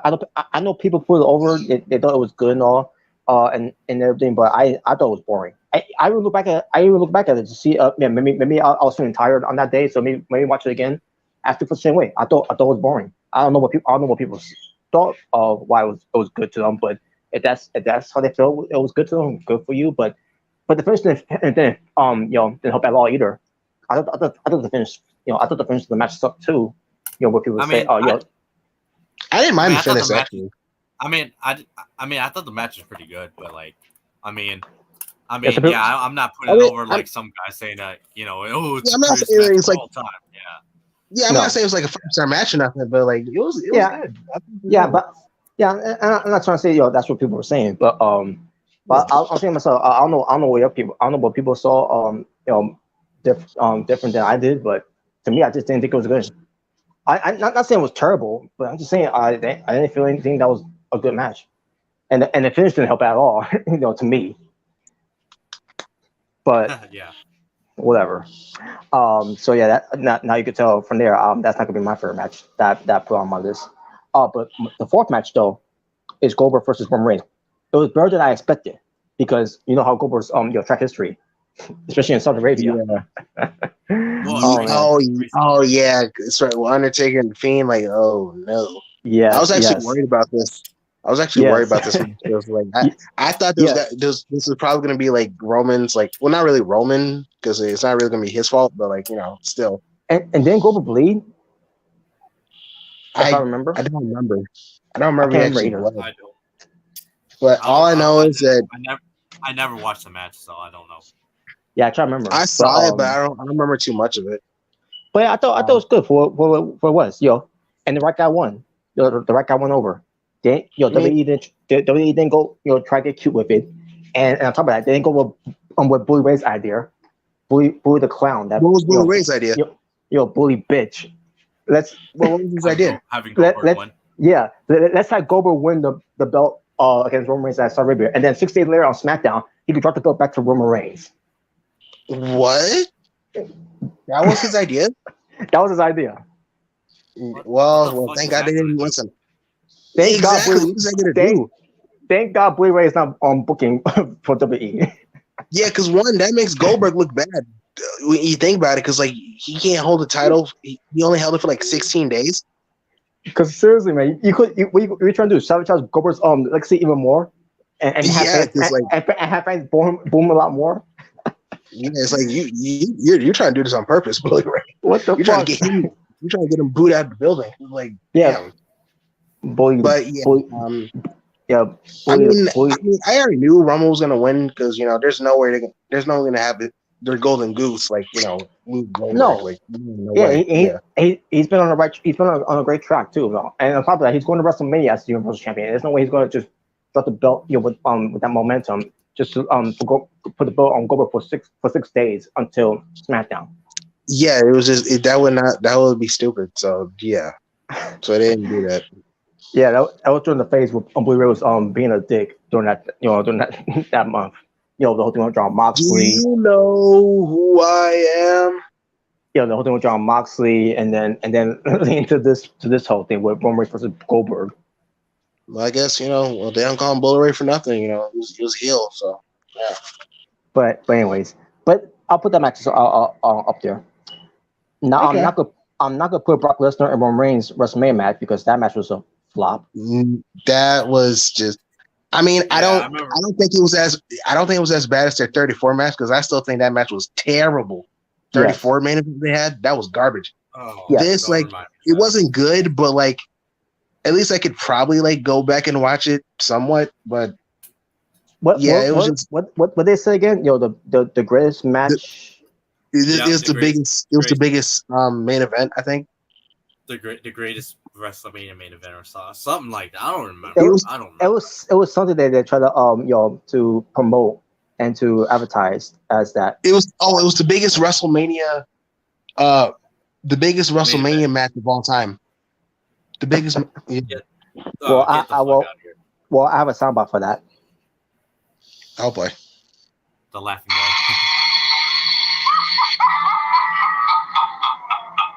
That's how I feel about them, being the biggest WrestleMania match of all time. That goes to John Cena and The Rock. That's the biggest WrestleMania match of all time. Oh, get the fuck out here! No way! Get the fuck out. What, The Rock versus Cena? Yes, it was. No, it wasn't, dude. You know what would be it? Hogan and The Rock. Hogan and The Rock. I mean, yeah, but it was the main event. Yeah, like, nah, come on, The Rock versus Cena, like in WrestleMania 28. Come on, you got to admit that was. Come on, man. That was pretty big. It was. Yeah. Okay. Fine. You know what? Except 29, because that 29 was boring. Nah, 29. Yeah, that was not good. But 28 though, that was a big one. Pause. Fine. You know what, Jalen? Fine. I'll give you the pass on that one. Yeah. All right. There you go. Now I didn't see Roman and Riddle, but I heard that was good. Yeah, it was on SmackDown. Yeah, it was really good. It was amazing. Amazingly to see Matt Riddle get his ass kicked. No, I was about to say. I thought he was like saying it was actually an amazing match. Like, oh wow. And that was also the same night. I'll say it's good. Yeah. But go ahead. Yeah, it was really good. Yeah. Okay. But that was also the same night when Roman Reigns says, I beaten them all. There's no one left. Yeah. Yes. Yeah. And then also Brock Lesnar comes out and says, the Ultimate Farmer came back. Because the story here is that there's no one left. He's beating them all, right? You beat Brock Lesnar, so why is he coming out? Well, no, he hasn't faced this Brock Lesnar. This is the Ultimate Farmer Brock Lesnar. No, Nick Gage should have came out. Oh no. Oh god. I'd be like, Roman, just get out of here. Just walk away from him. Oh man, that was horrendous. It should have been John Moxley. But it led to the SummerSlam match, which I thought was great. That was, like I said, this is pretty much like a video game, like freaking, like here comes the pain, shut your mouth. That was a fun match. This is pretty much what I wanted, and it had it. It was great. Now, for me, it'll be a toss-up between that match and the match between Roman Reigns versus Drew McIntyre at Clash of the Castle. Yeah, that was a great main event too, man. Yeah, that was great. Especially you know who's going to show up. To me, it was unexpected who's going to show up. To help out Roman. Yeah, because I honestly didn't expect Solo to come out because he was still in NXT during that time. So I thought maybe it'll be Sammy, maybe he'll just come out and help him. But no, it was actually Solo Sikoa. I was like, oh, he's part of the bloodline now. And then that cost Drew McIntyre the match. But I mean, that match in general was just fantastic. It was just great. The crowd was great. When they actually had Broken Dreams in the intro. Yeah, who cares about all that? Drew McIntyre got his theme song back. Drew McIntyre got his theme song back. But you know what? That was good, man. I will go with Roman Reigns versus Brock Lesnar from SummerSlam because of what they did with the finish from the Castle, having Drew McIntyre singing with Tyson Fury. That should have been like an off-air thing. That should have been. That was supposed to be off-air, but someone made a mistake. Oops. Probably Bruce. Let me embarrass him. Yeah, he deserves this. So on that night, because it didn't go off the air, it was still on the air. He was known as Drew McIntyre. Drew McIntyre. Drew McIntyre. Oh boy. By the way, I can't wait for that freaking strap match that Cross and McIntyre's gonna have. Oh yeah, I can't wait to see that. So yes, it'll be Who cares so. what you want, Smart? Drew McIntyre got Steve so back. So with his Roman Reigns matches, it'll be Bryan Danielson, Edge, Triple Threat, Cesaro, Edge. I'll tell you one thing, it's not John Cena. But Goldberg and Brock Lesnar. So those are my five. Not my five. All right. Well, I think we spend a little bit too much time on this topic. Yes. It's time. Let's go to the next one. Okay. Oh, this is easy. Yeah, so pretty much Yes. pick 5. Yeah, pick 5 of your favorite world heavyweight champions of all time in WWE. I'll be right back. Give me a minute. Awesome. Mm-hmm. Okay, I'll go first. Okay, go first. I will go with obviously my man John Cena. I will go with Batista because that's my childhood champion. And John Cena, Batista, Undertaker, obviously, also my childhood. Edge, I'll put Edge there because I remember when he cashed in Undertaker. Mm-hmm. As a kid, I hated it, but looking back, it was pretty cool. The ultimate opportunist. Yeah. One more. You know what? I might go. I'm gonna go with Mark Henry with this. Mark Henry, when we became world champion. Yeah, because I did. Because I did enjoy the Hall of Fame. I mean, again, I was a kid. I hated Mark Henry, but looking back at it, it was great to see Mark Henry get that run and become world champion. So I'm gonna go with Mark Henry. All right. Yeah. Wait, for the greatest, like the single greatest. Yeah, I'm gonna go with Mark Henry. Yeah, I thought he had a really good run. Oh, I thought you were gonna go with John Cena. Well, I did pick John Cena. Oh, get the fuck out of here. Oh, son of a... Yeah, I picked John Cena. I picked Batista, Edge, Undertaker, and Mark Henry. Those are my picks. Oh, okay. Wait, is it wait, how many? Pick 5. Like 5? Pick 5. Yeah, you can pick 5. Yeah. Okay. All right, I'll go next. All right, I'll show you. I'll show you his number 1. This guy's number 1. No, I'm just kidding. You don't count. Well, I mean, I do have the championship. What a joke. Not as much as John Cena's cum rag, but anyway. What? But anyway, all right. If I had to choose, I'll choose obviously the Undertaker.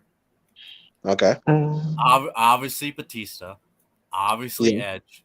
Obviously CM Punk, which I think that's 4, right? That's 4. Yeah, it's 4. So number 5. The Great Khali. I think no.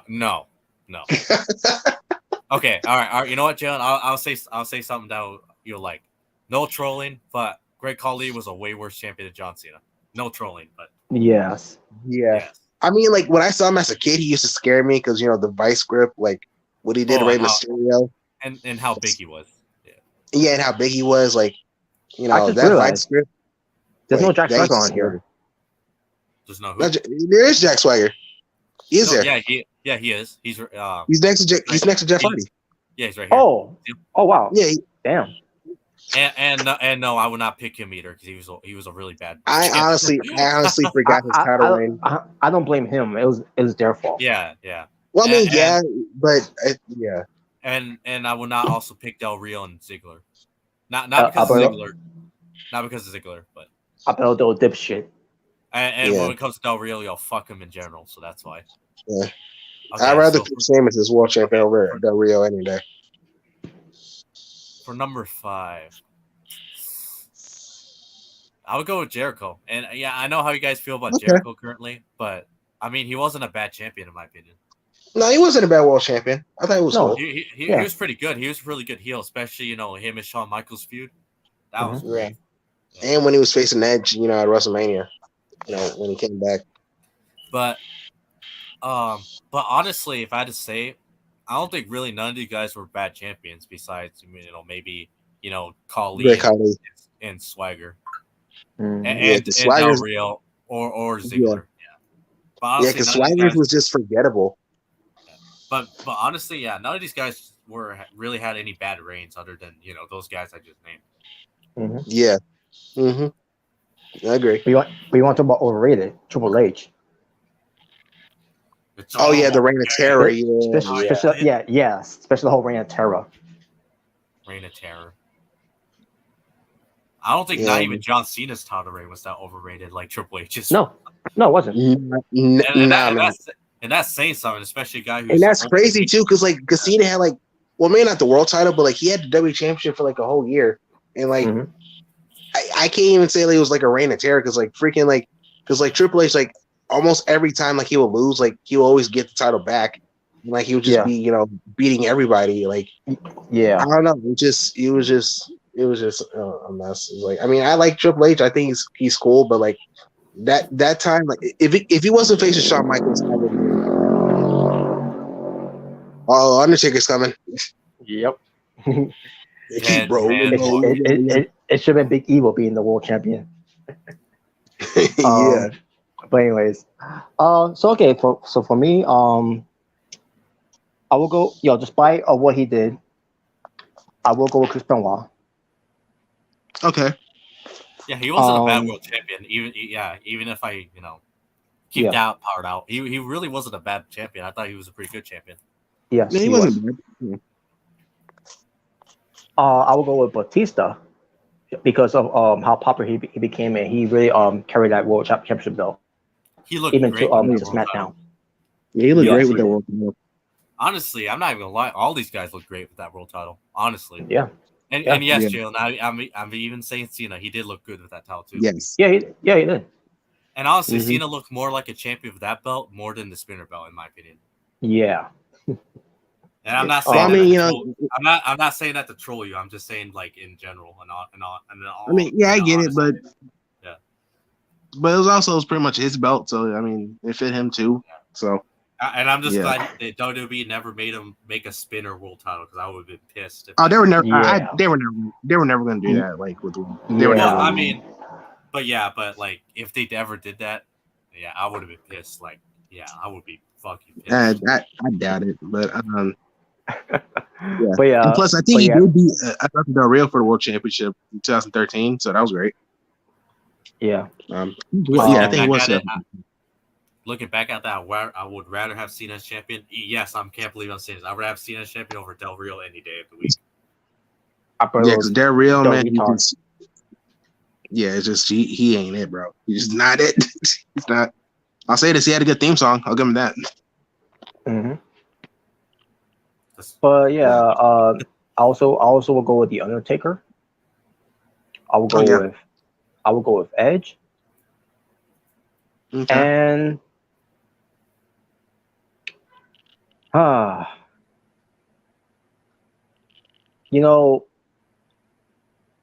would have went with Christian, but they didn't care if I'm being world champion. No, not really. No, because he lost it in 5 days, and the second time he won it like disqualification. Which is sad, man. He didn't deserve that. He was a pretty good wrestler, in my opinion. Yeah. I don't understand why. Even to this day, I'll still say he's one of the most underrated wrestlers in the industry right now, in my opinion. Yeah, I understand why. I don't understand why like Vince McMahon like hate him so much. Because you ever heard those rumors that he wanted to like put like a blue dot in his face? Like you heard that? Yeah, I heard about that. Yeah. Yeah, it's like he really hates Christian that much. Like God. Like what did Christian do? Well, what did Christian ever do to you? Man, I wouldn't even do that with Charlotte. It's like I don't like Charlotte, but I'm not gonna put a blue dot in her face. What? Well, this man will hate you regardless if you sneeze in front of him. Oh yeah, or if you smile when you're not supposed to. Paul London. That Paul London. That was funny though. Oh, dude, I remember they even punished. I think it was Paul London as well. I think they punished him because he sold a move too good. Yeah. Who? Paul London. They also punished him even before he got fired because he sold a move way too good. which is stupid. I'm like, what? I'm like, yeah, well, like what? Like, Yeah. it's like, wait, how's that even make fucking sense? So you sold a move too good, so we're gonna punish you. Like, what? I don't get that one. I don't get it. I don't get it, but like that's actually a true story. They punished him because he sold a move way too good. Like I don't know how. Yeah, I don't know how that makes sense, but yeah, that's actually. Well, I'm surprised they didn't suspend Ricochet then. I don't know, man. I don't get that, but yeah, that's weird. But okay. But then and I'll go with Brian Danielson. Daniel Bryan, Okay. whatever. man, he really did look like he did really legit look like a real world champion at that title. Yeah. So yeah, Benoit, Batista, Taker, Edge, D-Bry. That's what Booker both said. I'm telling you, they should bring back the championship. They need to bring back the championship. You see, this is what a real world title looks like, not the fucking Blue Reversal title, the Smurf Championship. The Blue Reversal title. The Smurf Championship. The Blueberry Belt. Yeah, the Blueberry Belt, the Smurf Championship, whatever you want to call it. That belt is trash. I hate that championship so much. I even hate it when they first introduced it when it was red.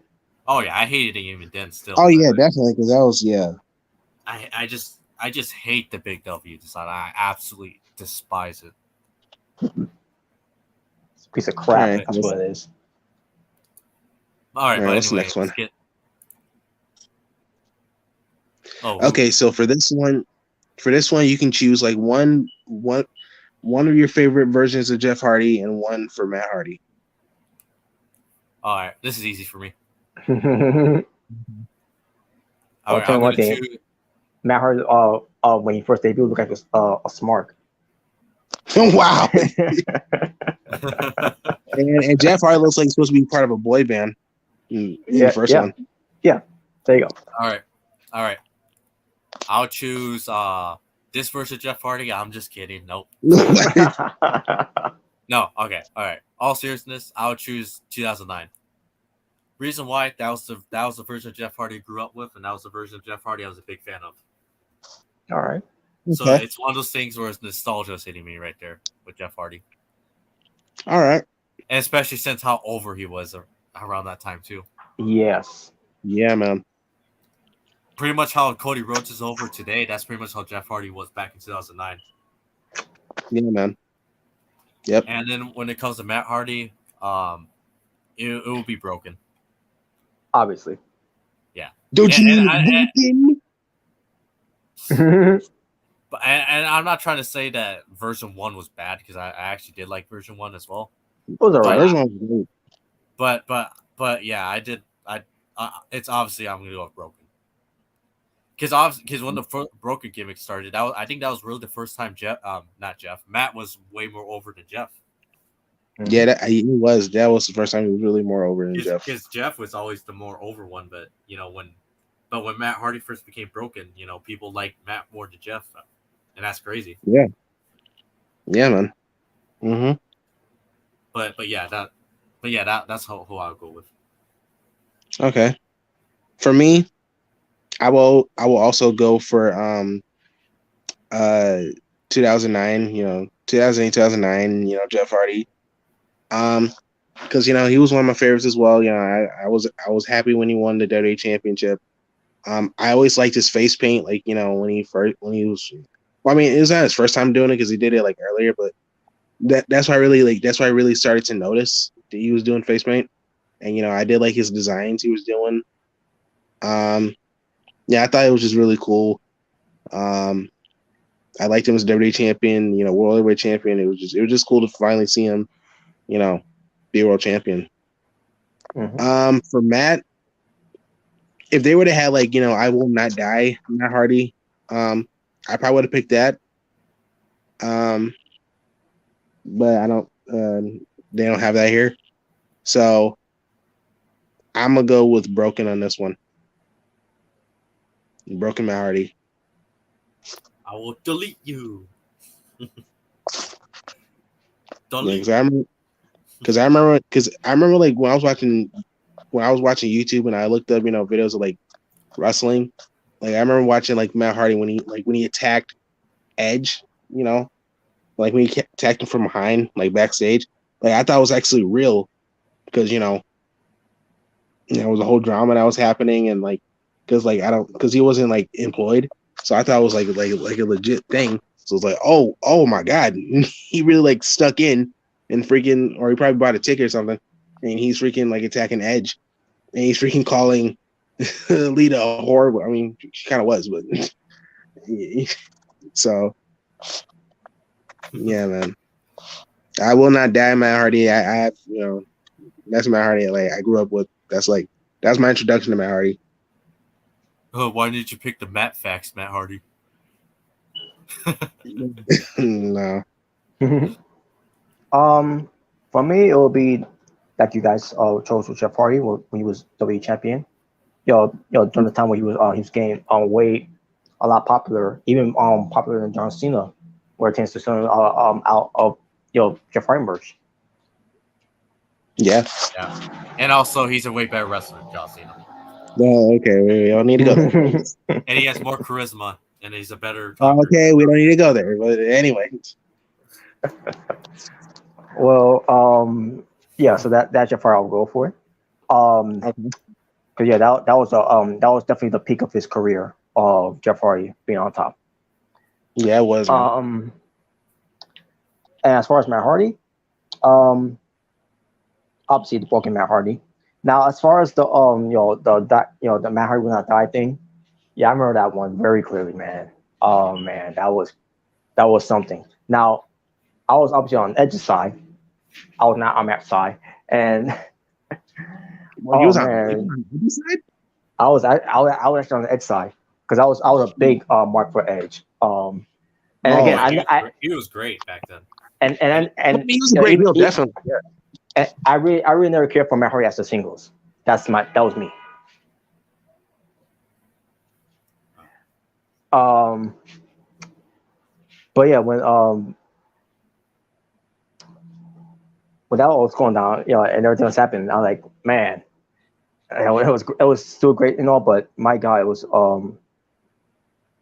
it was just one of those things that I'm still choosing Matt Hardy over. I'm choosing Edge, I should say, over Matt Hardy. And look up at the end, he ends up winning. Edge ends up winning, and Matt Hardy ends up going to SmackDown to be irrelevant and everything, and blah blah blah. But anyways, but yeah, that was a good time though. That was good times. All right, that does it for this fun topic. That's it. All right. Widow. Whoa, who? Okay, what's this? Is this the Addams Family? Yeah. Or just Well, one of them was. Yeah, the first one. How do you pronounce your name again? Morticia, I believe. Yeah, I think that's how you say it. Morticia. Tisha. From the Addams Family? Yeah, from the Addams Family. Yeah. The second one is, I think, Vampira. I think that's how you pronounce her name. And obviously you got Elvira. Okay, so one of them's the Addams Family. The Munsters, I think. I think so. Yeah. Right. And you got Elvira. So pretty much, who do you think is the queen of goth? Like the queen of spookiness. The queen of Halloween. Like Addams Family. There you go. Okay. Addams Family for me. Me is Elvira. Elvira. Oh, you're smart. Get the fuck out of here. I was kidding. Wow. I gotta go Addams Family too. I grew up Addams Family, so. Okay. Now, right. Now I'm not saying from that era. I'm just saying which is Addams Family. Oh, but Addams Family overall, I grew up with that. Yeah. Okay. Yeah. All right. That does it for this one, I take it? Yeah. I think that was the quickest fun topic by far. Yeah. Undertaker. Okay, so there you go. Wait. Well, I couldn't find one for scariest wrestler, so I was pretty much for this one, you can like just talk about like who you think was the scariest wrestler that you've seen. Like who's the scariest. yeah. Like you don't have to like choose like here. You can just say anything. Like, who's like who would scare you. Well, Undertaker, I never really found him scary. So yeah. Same thing with Kane. Well, I will say this: I never really found any of them scary. Well, the Boogeyman, I just found creepy, especially with all the worms and stuff. Oh yeah, Boogeyman, dude, he used to freak me out too.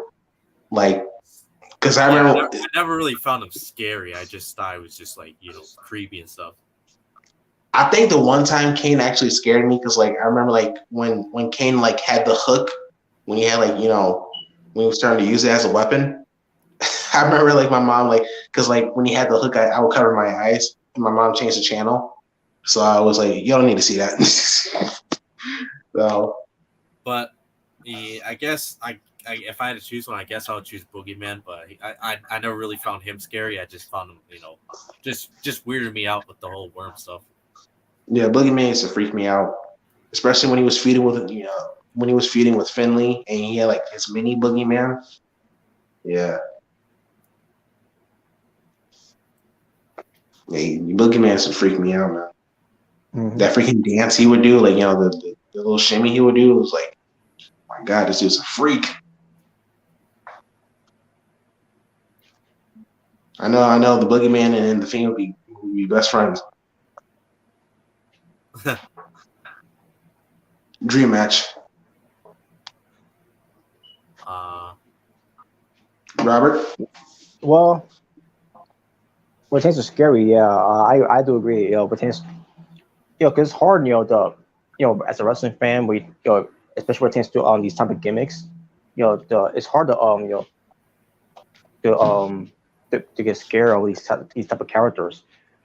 I mean, other than Kane, maybe because of the mask, and on top of that, how big he looked and and how much more monster he ends up becoming. Undertaker. Yeah. Yeah, and I get Undertaker was his character and his gimmick, where he's a dead man and all, but the make was great and all, it tends to what it did when he evolved, from the Vengeance Purple glove and all. Yeah, when he started sacrificing people. Mm-hmm. So, but Boogie, as far as Boogeyman, it's like you guys said, it wasn't a scare about him. It's just that he was creepy. He was just creepy, a weirdo. Yeah, I'm the Boogeyman, and I'm coming to get you. I'll say this: he really sold his character well. He really did. Mm-hmm. I remember like John Cena was backstage. he looked so freaked out. He was like, "What the hell?" Like he was like, "Oh, what the hell?" You're talking about the segment where John Cena was going through the locker rooms. Yeah, he was going through the locker room, and then I think he opened like a closet or something, and the Boogeyman was there, and he was because they were in London too, I believe, and the Boogeyman was like, "London bridges falling down," and he's like, "I'm the Boogeyman, and I'm coming to get you." It's like, I remember when he walked into the Divas locker room, John Cena. Mm-hmm. Yeah, I remember that. Yeah, I was like, John, you lucky bastard, man. You lucky son of a bitch. No wonder Omega hates you. That's Robbie White. Now we know the truth. Yeah, and then he had to go PG, and it's all about the kids. Yeah, mm-hmm. It's all about the fruity pebbles. It's all about the fruity and how you fruit it. But I will go Kane. Okay, it's gotta be Kane. That's gotta be Kane. All right. That does it for that one? Yeah, Okay. Boogeyman for Hall of Fame. Definitely. Okay. Well, yeah. Well, this is easy. Yeah. Okay. I'll go first. Okay. Yeah, obviously Braun Breaker. Yeah, Braun Breaker. Braun Breaker. I would say Carmelo, but in my opinion, he needs to win the NXT Championship first. Yeah, he should Braun win the Breaker. NXT title first. To Yeah. truly be the A champion, like his nickname is. Yeah. And Braun so Breaker. Braun Mandy, Breaker, yeah. Mandy, she's still champion on, and I mean, I guess I Yeah. could say her, but she's still champion. Nikita, no, she needs to stay in the NXT. Yeah, she still needs more time. Yeah.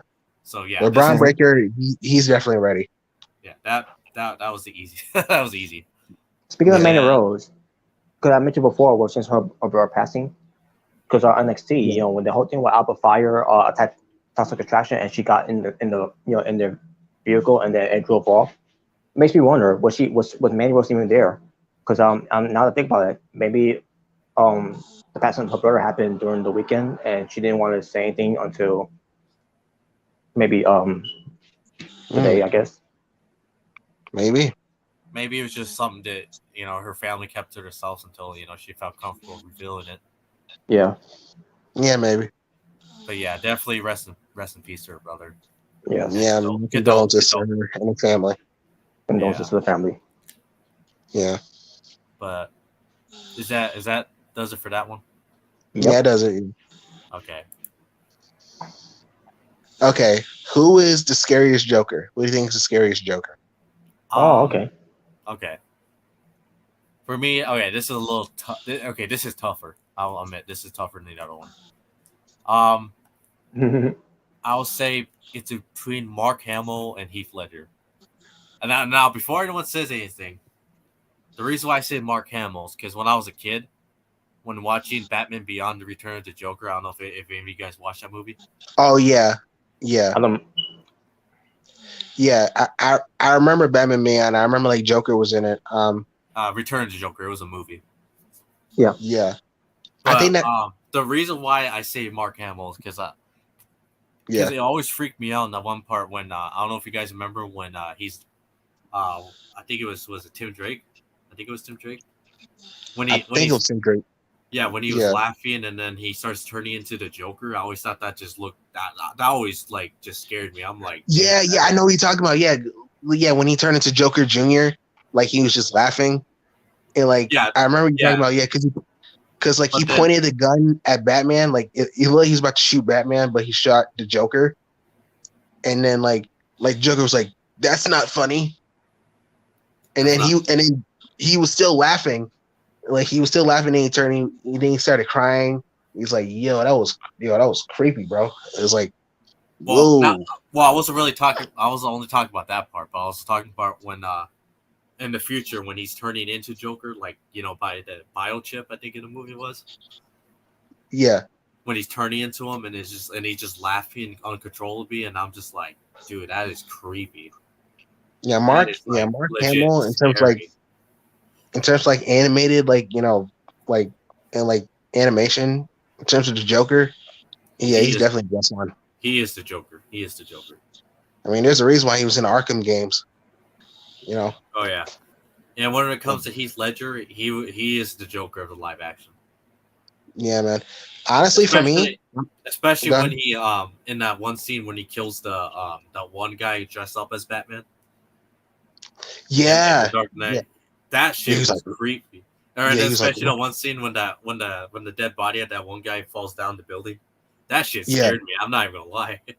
Yo, because I actually saw the movie in theaters as a kid. I saw the movie in theaters, so I was legit scared of him. Like, I remember like when he was in the hospital and he shot the cop. He was like, "Oh my god!" Like I actually got scared. Like, dude, like because I remember when he's like, "Look at me, like oh my, like yo." He legit like scared me as a kid, bro. Like I was actually like terrified of this man. So I'm gonna have to go with Heath Ledger. Okay. If I had to choose one, it's tough between those two. Honestly, it's tough, but I guess I'll have to go with Heath Ledger. But definitely number 2 would definitely be Mark Hamill. To me, Mark Hamill, he was definitely he could definitely be scary too. At least to me, is definitely Mark Hamill, number 2. Who would have thought that Mark Hamill, I should say, Hamill, sorry, who would have thought that Mark Hamill, who was Luke Skywalker from Star Wars, ends up later on being, the voice of Joker. It's crazy. I know, man. He's the most iconic. He went from the most iconic hero in fiction to the most iconic villain. Yeah. It's crazy how that literally a hero of one franchise can be the main villain of another franchise. I know. He will never turn to the dark side. But tends to be be like his father, Darth Vader, in Star Wars. But he didn't mind being a dark, turn to the dark side, but tends to being a Joker against Batman. Yeah, the clown. The Clown Prince. Yeah, the Clown Prince. Yep. Also, one thing I would love to say was also scary. One last thing before Robert gets his turn. Just one last thing. I forgot to mention this, but another scary part playing as a kid was playing Batman Arkham Asylum when Joker turns into the Titan Joker. Oh yeah, I remember that. Yeah, dude, I remember that. Yeah, because like he hits him because like he injects himself with the Titan formula, and then he turns to like freaking like Bane. Like it was just like and it looked like his ribs was like cut out like it was hanging out. I was like ugh, it looked disgusting. Yeah. So that's one last thing I do want to mention. Even though technically it wasn't a movie or animation, it was a video game, but I'll still count it. It was still pretty scary. I mean, it was still Mark Hamill. So I mean, it was still Mark Hamill. Yeah. But yeah, I'll go with Heath Ledger as well. It tends to this Joker because this Joker was meant to be looking scary because of his scary side story of what he changes his story every time where he pretends you want to know how I got these scars. You want to know how I got these scars? That was a great scene. That was a why so serious? Now, my favorite scene of Joker was when he went to the gangsters. Like, it's like I thought my jokes were bad, and then he's like, how about a magic trick? I make this pencil disappear. It's like, ta-da! That was actually funny. He did that before John Wick made it cool. Oh yeah. But yeah, man, the Joker, Joker's legendary. He's one of the legendary villains of all time. Oh, definitely. He's one of the most legendary villains in comics, and media. To me, he's definitely up there with the whole, with the, Darth Vader's, the Shredders and all that. He's definitely up there. Yeah, Green Goblin. Skeletor. Yeah, Skeletor. He's definitely one of the most iconic villains ever. Thanos. The only thing is that Heath Ledger would have been around to see how he touched and inspired everybody after the Dark Knight, where it tends to this iconic Joker version of what it brought to this world, and Heath Ledger was a masterpiece of that. Yeah. Oh, the Joker saying I think that was that had to be inspired by Heath Ledger's Joker. Was when Stain became the Joker, he definitely had that Heath Ledger vibe about him. Yeah, and that's all that was. It was all, it was inspired by the Heath Ledger Joker instead of fans saying, "Oh, he's ripping, knocking off Heath Ledger's Joker." These dumbass brain dead morons. Yeah, it's no, that's not a rip off. That's called an inspiration. It's the same. It was the same fans, even during the time when there was no when the internet wasn't around that much. I mean, it was around, but it wasn't big like it's right now. It wasn't as big. Yeah. It didn't have much losers back then either. you got those fans who were saying, "Oh, he was knocking off of Brandon Lee's The Crow." You can't win with these. You can't win with these fans. No, you can't win. There'll still be some fans that really you can't satisfy them. Yeah, they're still out there. So, yeah, but man, is that it for this topic? Well, yeah. Well, I do have one more topic. Okay. It's not a picture, but it is a list. All right, so I'll explain it real quick. So we're gonna choose 5. So it's gonna be discontinued Mountain Dew flavors. Oh, Mountain Dew flavors. Oh, New World Order. Okay. Discontinued, by the way, not current. Okay. So all right. It's gonna be. So this I'm gonna choose. We're gonna choose 5 best ones and 5 worst ones. To make it spice things up a bit. Okay, cool. I'll go through them real quick. you know. So we got caffeine-free Mountain Dew, Mountain Dew Sport, Mountain Dew Pitch Black 2, Darth Dew, Mountain Dew MDX, Mountain Dew Citrus, Mountain Dew Citrus Cherry, Mountain Dew Revolution, Mountain Dew Supernova. Oh my god, AW stole from Mountain Dew Revolution. I never heard of that. Revolution? Yeah, I never heard of that. I never heard of it either, to be honest. I've never heard of that either. Yeah, Mountain Dew Supernova, Mountain Dew Game Fuel, Alliance Blue. Never heard of that one either. Alliance Blue. Yeah, I've never heard of it, so don't ask me. Okay. I was most likely still a kid when that came out. Mm-hmm. Yeah, Mountain. But that definitely sounds like a gamer drink. Yeah, Mountain Dew. Oh, it was for World of Warcraft. That's why. It was like a promotional flavor. Oh, okay. Mountain Dew, Diet Mountain Dew Ultra Instinct. I mean, fuck. Ultra Instinct. Ultraviolet. Okay, Goku. Ultraviolet. Ultraviolet. Okay. Now we need a Mountain Dew Ultra Instinct. That'd be great. Oh, I'm not gonna lie. I actually would drink it if that was a real flavor. But okay. Anyway, Mountain Dew Distortion, Mountain Dew Typhoon, Mountain Dew Game Fuel Tropical, Mountain Dew Darkberry, Mountain Dew Johnson City Gold. I never heard of that one either. I thought you said John Cena for a minute. Like what? Johnson City Gold. Yeah, I don't know what that one is, but Mountain Dew Cold Fusion, Mountain Dew Game Fuel Electrifying Berry. I remember that one. I actually do remember that one. I don't remember at all. I think I never tried it, but I do remember. I mean, I have seen like some Mountain Dew commercials, like advertising games. I don't think I ever like tasted them, but I do remember seeing like some commercials. It's been a while though. Mountain Dew Syringa Blast. I probably botched that, but but yeah. Mountain Dew Game Fuel Lemonade, Mountain Dew Doritos. Doritos? Wait, Domino's? Domino's. Doritos flavored Mountain Dew taste tested on U.S. college campuses. What? Disgusting. I think good thing I never heard of it or seen it. Okay, listen, I like Mountain Dew. I love Doritos, but those things do not mix.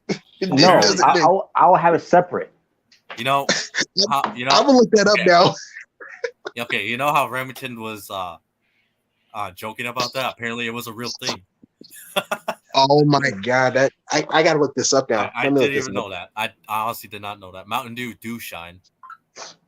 I do remember that one. Hold on, a clear Dew Shine was non-alcoholic. Okay, good. Well, I can drink it.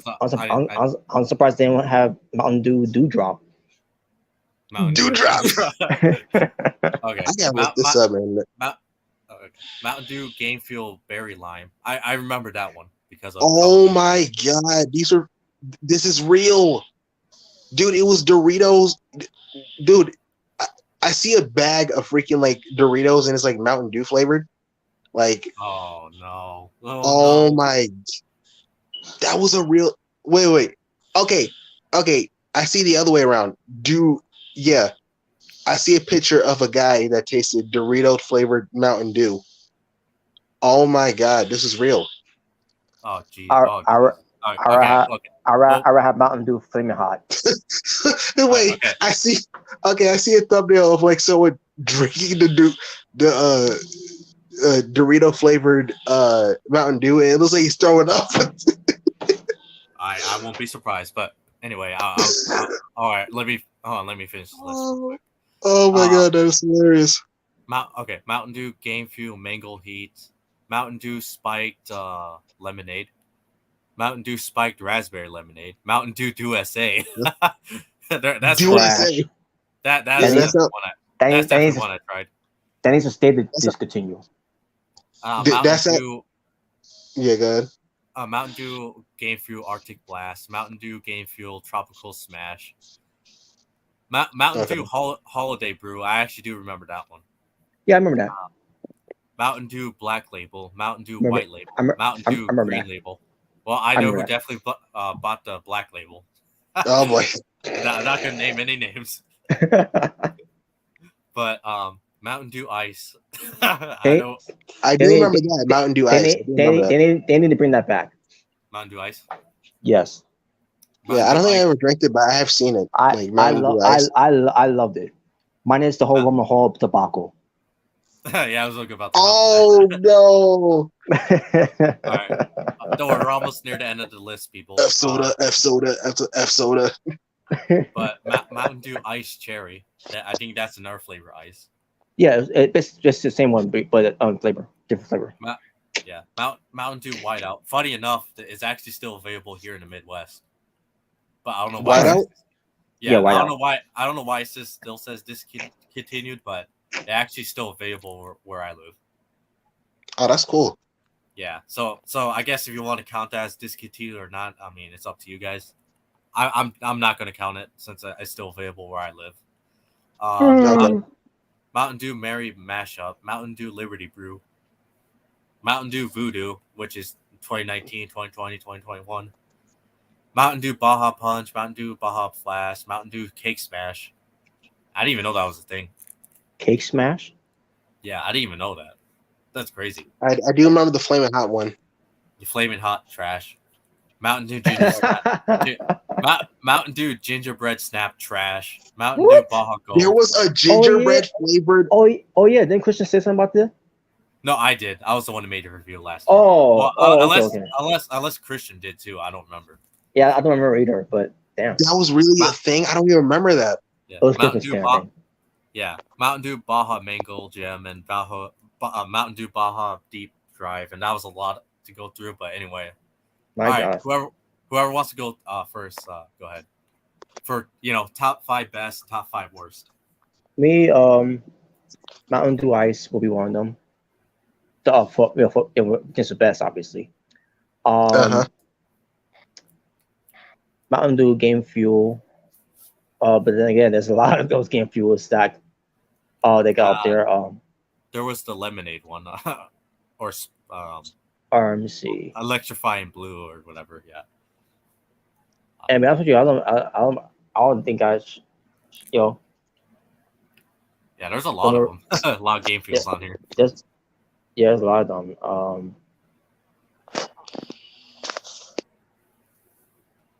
I don't know them. I don't know if they make Game Fuel in general because I barely see any Game Fuel thing around.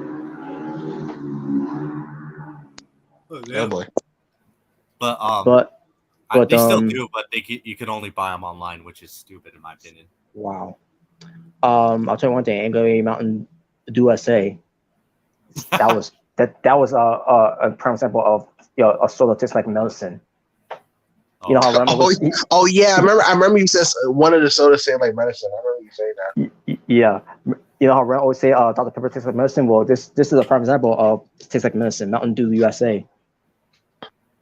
Wow. All right, so you got so that's the worst for me, by the way. Number one worst one is not Game Fuel, Dew USA. Dew USA. But I can't say for the rest because I don't remember if I ever tried it, and some of them I don't even know they even exist. I'll be honest, I didn't even know Cake Smash was even a thing, and apparently that was last year.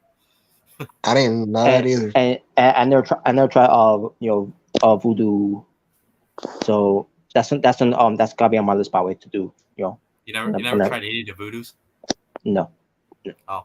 Well, lucky for you, it said that Voodoo flavors are being re-released this year as a variety pack called Ghosts of Voodoo Pass. Well, I'll tell you one thing. I'm definitely buying that because I did love Voodoo last year. I really did love it. Really good last year. Mountain Dew Flaming Hot. Yeah, I'll put that as best. I mean, I'll put that way down. Tends to least favorite, but I don't know. I think Mountain Dew Baja Punch will be up there as best. Let's see.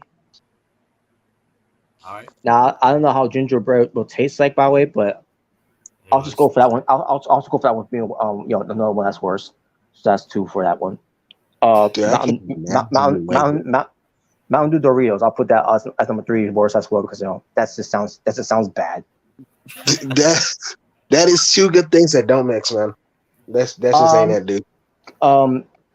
What's the one that's called Mountain Dew? What? Black something, deep black. Black Label, or are you talking about another one? Oh yeah, Black Label. I meant to say. Or Dark Berry. Oh well, I think there was another black one. Pitch Black. There was another Pitch Black 1 and Pitch Black 2. Apparently there was 2 of them. Okay, yeah, no, not those though. I did the one. I did the one you're talking about. Label. Black Label. I'll put that as number. I'll put that as number. Let's see. How many was that? Mountain Dew Ice. There was 5. I think that was 5. I think. That's that 5. Damn. I can't remember. Oh yeah, Mountain Dew Ice was one of them. Baja Punch, whatever. Obviously the Black Label was gonna be at Flame Hot. And let's see, what was the other one? What was the 5th one? That. I think you said Game Fuel. I think one of the Game Fuel anyway. I'll put that. Yeah. So as far as gingerbread, that's worse. The Doritos, that's worse. Blue SA, that's worse. Worst thing John Cena t-shirts I've ever seen. I'm just saying. Bro, what? Worst thing John Cena t-shirts I've ever seen. Oh my god. Anyway. Go back up to see if there's any idea. That I think sounds like a bad idea. Oh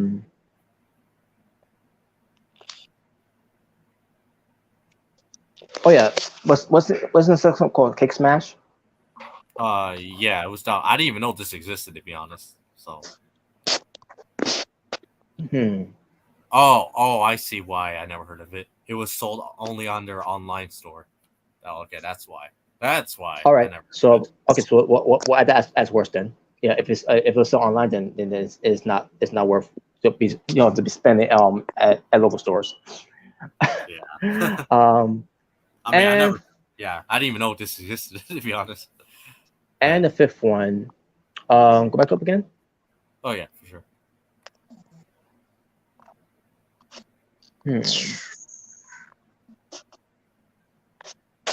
Well, we're off topic, but I've never Robert, have you ever had the Snicker Cruncher when I was a thing? Yeah. I thought it was alright. I thought it was alright. Wait, I don't think I've ever had those. Like, I probably did when I was a kid, but I just don't remember. They should bring those back. Actually, I think I do remember this one. Caffeine free Mountain Dew. Yeah. Yeah, I'll add that as I will. Yeah, I remember that one now. That was the brown labeled one, or like the one that had like kind of like the brown coloring in it. All right, then I'll put that one. Then there you go. Yeah. Okay. Yeah. Okay. Now I remember that one. Okay. Do you want to go next, Jalen, or do you want me to go next? I mean, I've never really drained that much flavor of Mountain Dew. I've had obviously regular Mountain Dew. I've had Diet like maybe a few times, and I recently had the I think it was like the pink lemonade raspberry. Spark, Mountain Dew Spark. Yeah, that's what I had. But other than that, and I guess if you want to count the energy drinks, the Kickstart. Kickstart's great. Yeah, Kickstart's really good. I like their drinks, but other than that, that's all I can really remember like drinking for Mountain Dew. But I will say this, in terms of like terrible, even though I never had it, that freaking Doritos Mountain Dew flavored, the Doritos flavored Mountain Dew, that's just hilarious. I gotta see videos of people actually drinking this. I got to. That is disgusting. I think for that one, you would have to travel back in YouTube's time machine. Yeah, I gotta look that up, man, because that is Yeah, this is that sounds bad. yeah, man, that sounds disgusting. All right, I guess I'll go. And the gingerbread one too. Like what? Okay. All right, I'll go. You know, I'll start with worst. Worst, flaming hot, ginger snapped. Yeah, the Doritos one. That just sounds bad. That's disgusting. Cake smash. That kind of also sounds bad. And I guess Pepsi Man. I guess be cool. Actually, and do SA. I'll guess I would put 2SA as up 5. You know what we should do? We should react to we should do reaction to freaking Pepsi Man commercials. I think that'd be fun. All right, for 5 best, I'll obviously go for Voodoo last year, and even the Voodoo from last year. Baja Punch, Baja Flash, Mango Gem, and I'll go with what was that one called? Mary Brew? God, I'm seeing an image of Mountain Dew Doritos. It just looks bad. Yeah. Oh, I gotta look this up, man. Okay, and what I gotta look this up on YouTube, dude. my last Mountain Dew good flavor would be Holiday Brew.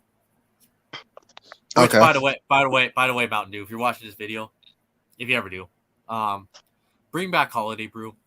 Do not bring back this Ginger Snap piece of garbage. Never do that again. Ginger Snap was fucking trash. Never. That sounds disgusting, dude. Bring back Holiday Brew, because Holiday Brew actually wasn't that bad. Gingerbread. Even though I'll admit Holiday Brew did kind of taste the same as Code Red, but I would prefer that over fucking Ginger Snap. Any day. Gingerbread cookies and Mountain Dew does not mix, dude. Let me tell you something. If I want gingerbread flavored stuff, I will actually make myself a ginger cookie. Not a drink Ginger Snap. Fuck Ginger Snap.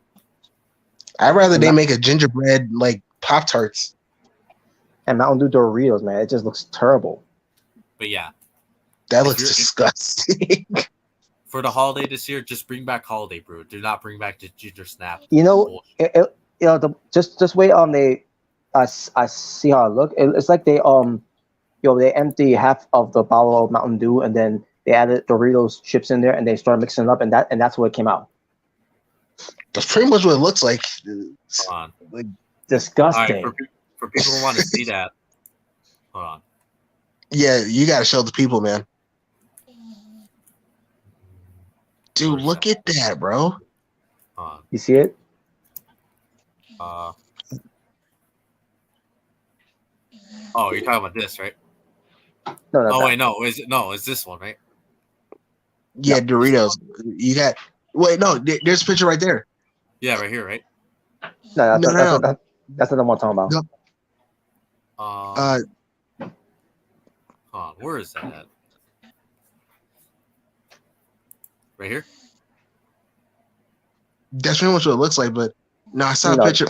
There's one of a table, Wait, go down. No. There's a kid drinking it. Oh, there's a kid drinking it right here. Is that Tom Holland? What? No. Why do you like Tom Holland to me? All right, look at the picture. Look at the picture underneath it. Oh, right here. Here's a better picture. That's the one. Oh, that doesn't even look right. The color just doesn't. No, it doesn't. It looks like okay. It looks like it's supposed to be like orange soda, but it just I know it's not. Okay. Oh my god. All right. Fair warning to people: if you have a sensitive stomach, this might gross you out. But honestly, if I had to be honest, this straight up looks like vomit. They just vomited all over the bottle and just gave it to people. Oh my god, dude! I'm sorry, I didn't mean to gross you out, but honestly, that's what it looks like to me. It literally looks like they just crushed Doritos into to dust and then they put it in the Mountain Dew, and then they shook it up, and it's like, well, there you go. There's your Doritos Mountain Dew. That is disgusting.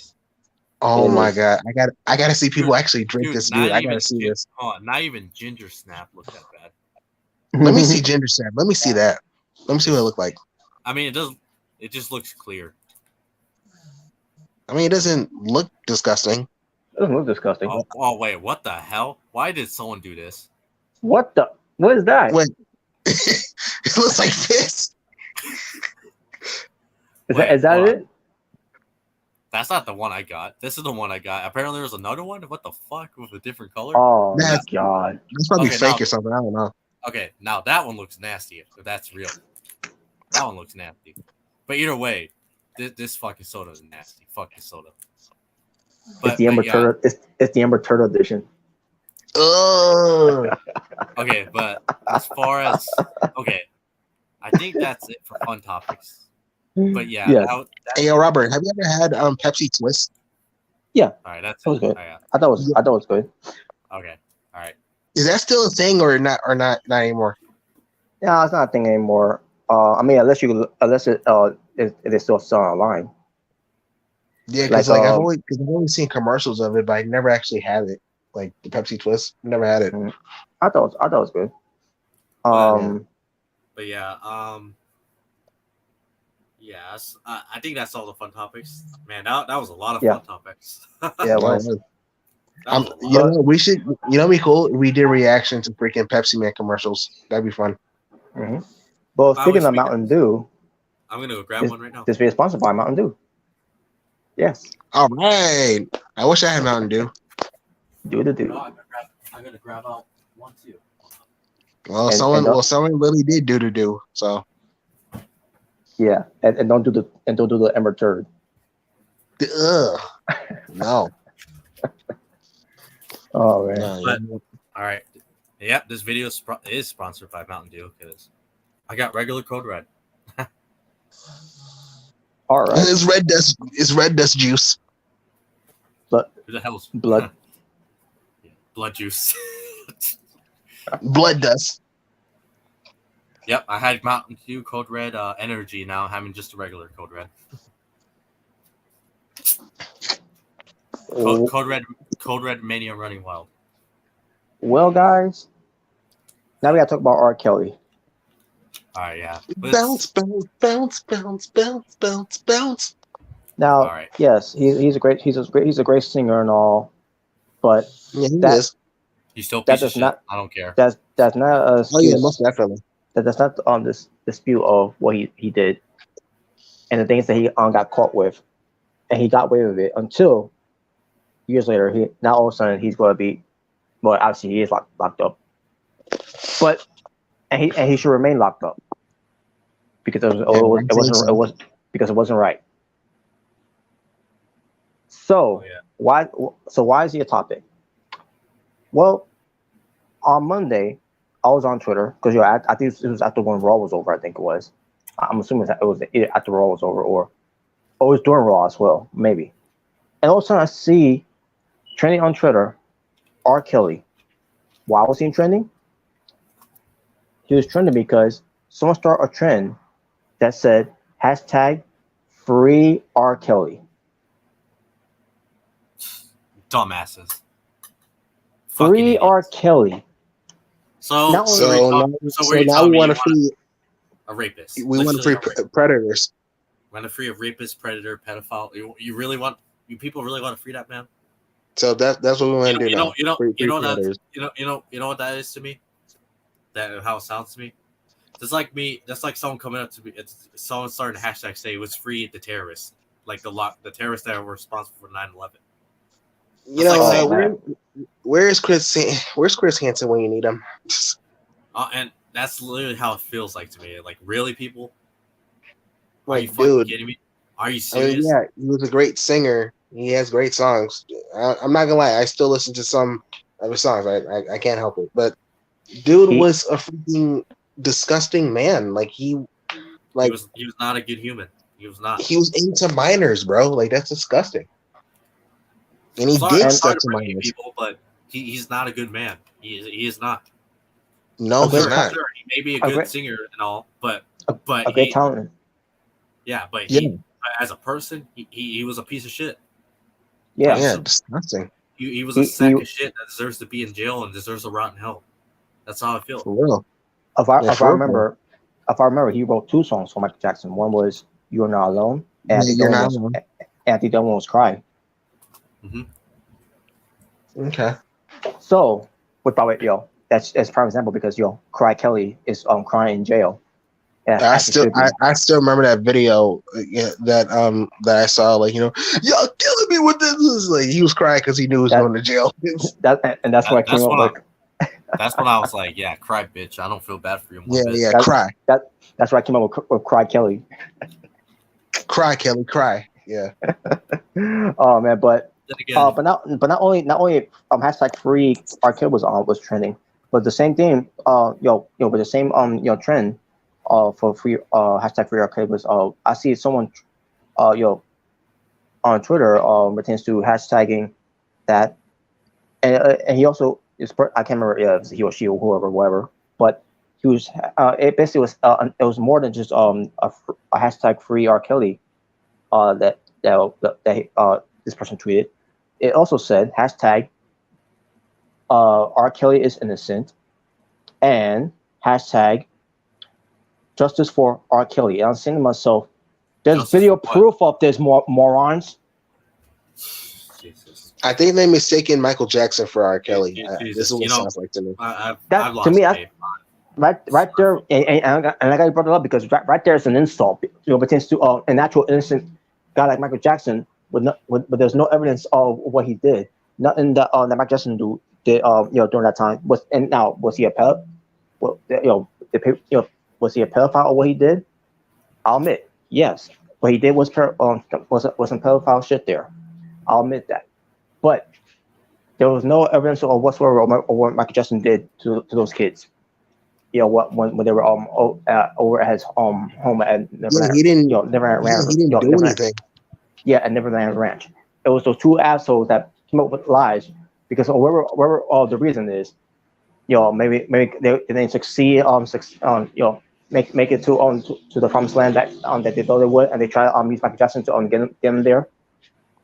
And look what happened at the end, with the whole documentary and the whole thing, where to try to get money out of it, and that's all it came down to at the end. It was all for money. It was not for justice. It was to get a good pay. It was just for clout. Yeah. And guess what? They didn't get a dime. It was an easy payday. They got zero. Good. Yeah, good.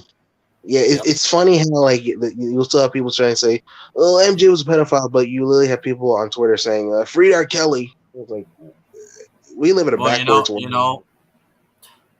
It might sound disgusting, but I do remember when people at one point were saying, "Free Nicholas Cruz." Nicholas who? God. Nicholas Cruz, and if you don't know who Nicholas Cruz was, he was responsible for a school shooting. Yeah. Oh. And yeah, I know I joke a lot when it comes to the whole thing with NXT, those school shows and all, but I don't take that. I don't say that for a grain of salt. I just do it I was joking. No, we get it. Yeah, we get it. But when it comes to school shooting itself, I don't condone that at all. I think that's it's fucking pathetic and these cowards, for whatever reason they do this type of shit to these innocent people, students, even, especially back in 2013, the Sandy Hook Sandy Hook yeah, those were elementary kids, man. Yeah, that was elementary kids. Like, what? I still to this day I don't get that one. I still don't get it. Yeah. I mean, one thing is high school, and again, I don't condone any school shootings, but you would think it'll be high school, something like that will happen, but no, it happened to elementary school. Yeah, that is just that confused me for like a week when I heard about that. Yeah, it's still confusing. But, yeah, that guy's a piece of shit who did that. Yeah, but this whole free R. Kelly thing is just like, dude, they have evidence of him doing disgusting stuff. Like they have video evidence. Like, exactly, actual evidence. Yeah, they have actual evidence compared to like Michael Jackson, who has no evidence at all. And what And tends to surviving R. Kelly, that documentary, a lot of women came out and said that he did these things. yeah, there was a lot of witnesses. And when it comes back to Michael Jackson's case, how many kids during that time and then with them growing up right now came out and said that Michael Jackson did that? Only two of them. The other ones never.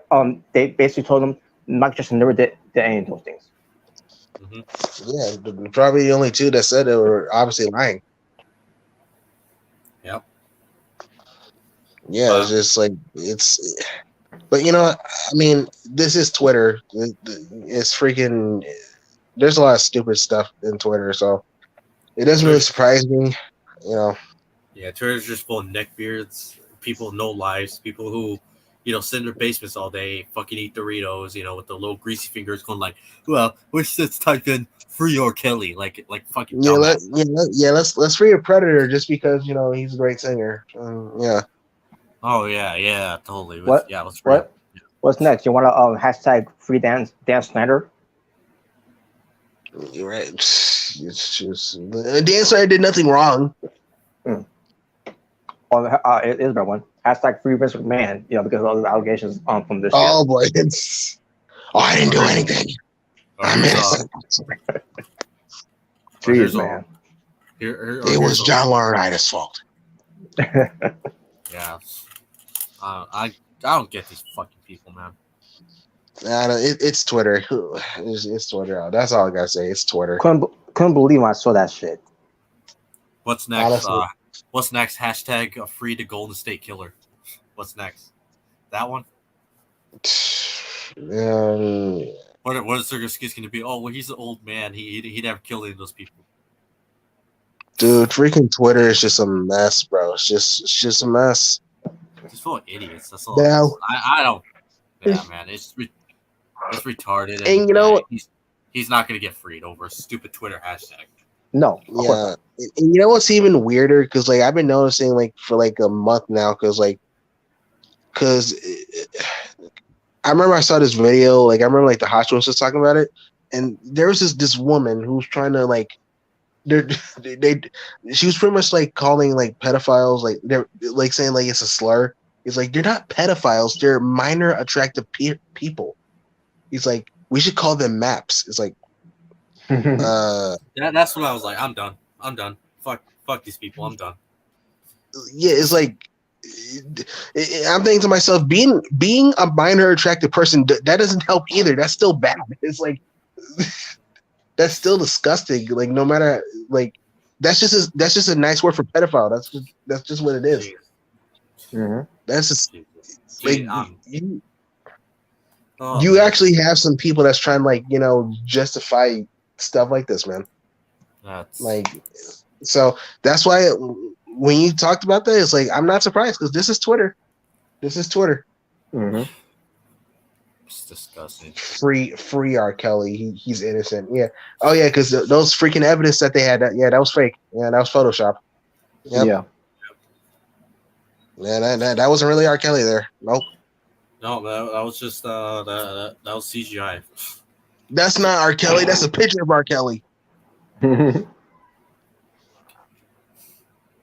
Unbelievable, man. Just. But anyway, fuck these people. I'm over it. I'm done. It's disgusting. Yeah. I just can't believe it. Then again, you always get dumbasses like that. Well, he didn't really do it, but there's evidence that he did it. There's evidence about it. It's what? A video right there. There's a video. Matter of fact, there's a perfect example of that. What happened last year in the world of YouTube. Even before, dude, what are you trying to do with Aaliyah? Was it Aaliyah 15? Around that time? Yeah, I think so. Like she was 15. Yeah, she was a minor, and she tried to, and I think he tried to marry her. It's he did marry her. They did get married actually. Oh my god. Yeah, man. It was ridiculous. That is just disgusting, bro. Makes me sick to the stomach, man. That's disgusting. That's who RK was, though. He was that type of person. That is just. But hey, justice is served. And he's rotting in jail, so yeah, and I hope that's a he's good thing. All I gotta say is cry, Kelly, cry. and rot in hell for all I care. Yep. You can go sing to Satan for all I care. Fuck you. Yeah, I believe I can fly. Yeah, wow. Yeah, you can fly in hell. Yeah, fine Yeah, hell, pretty rock, much. fine hell, rock here. Yeah, pretty much. Freaking disgusting. Just ugh. All right, and anyway, yeah. Yeah, I'm done. I'm done with this one. Let's move on. My stomach is legit getting sick from hearing. All right, so now, Yeah. now with that out of the way, and yeah, it's a good example right there. Cry, Kelly, cry. And Yeah. I That was- agree with that. Kai That was really that was the interview that he was when I was mine started crying or fake crying. You killing me with this. I'm the victim. No, you did to yourself. Yep. Exactly.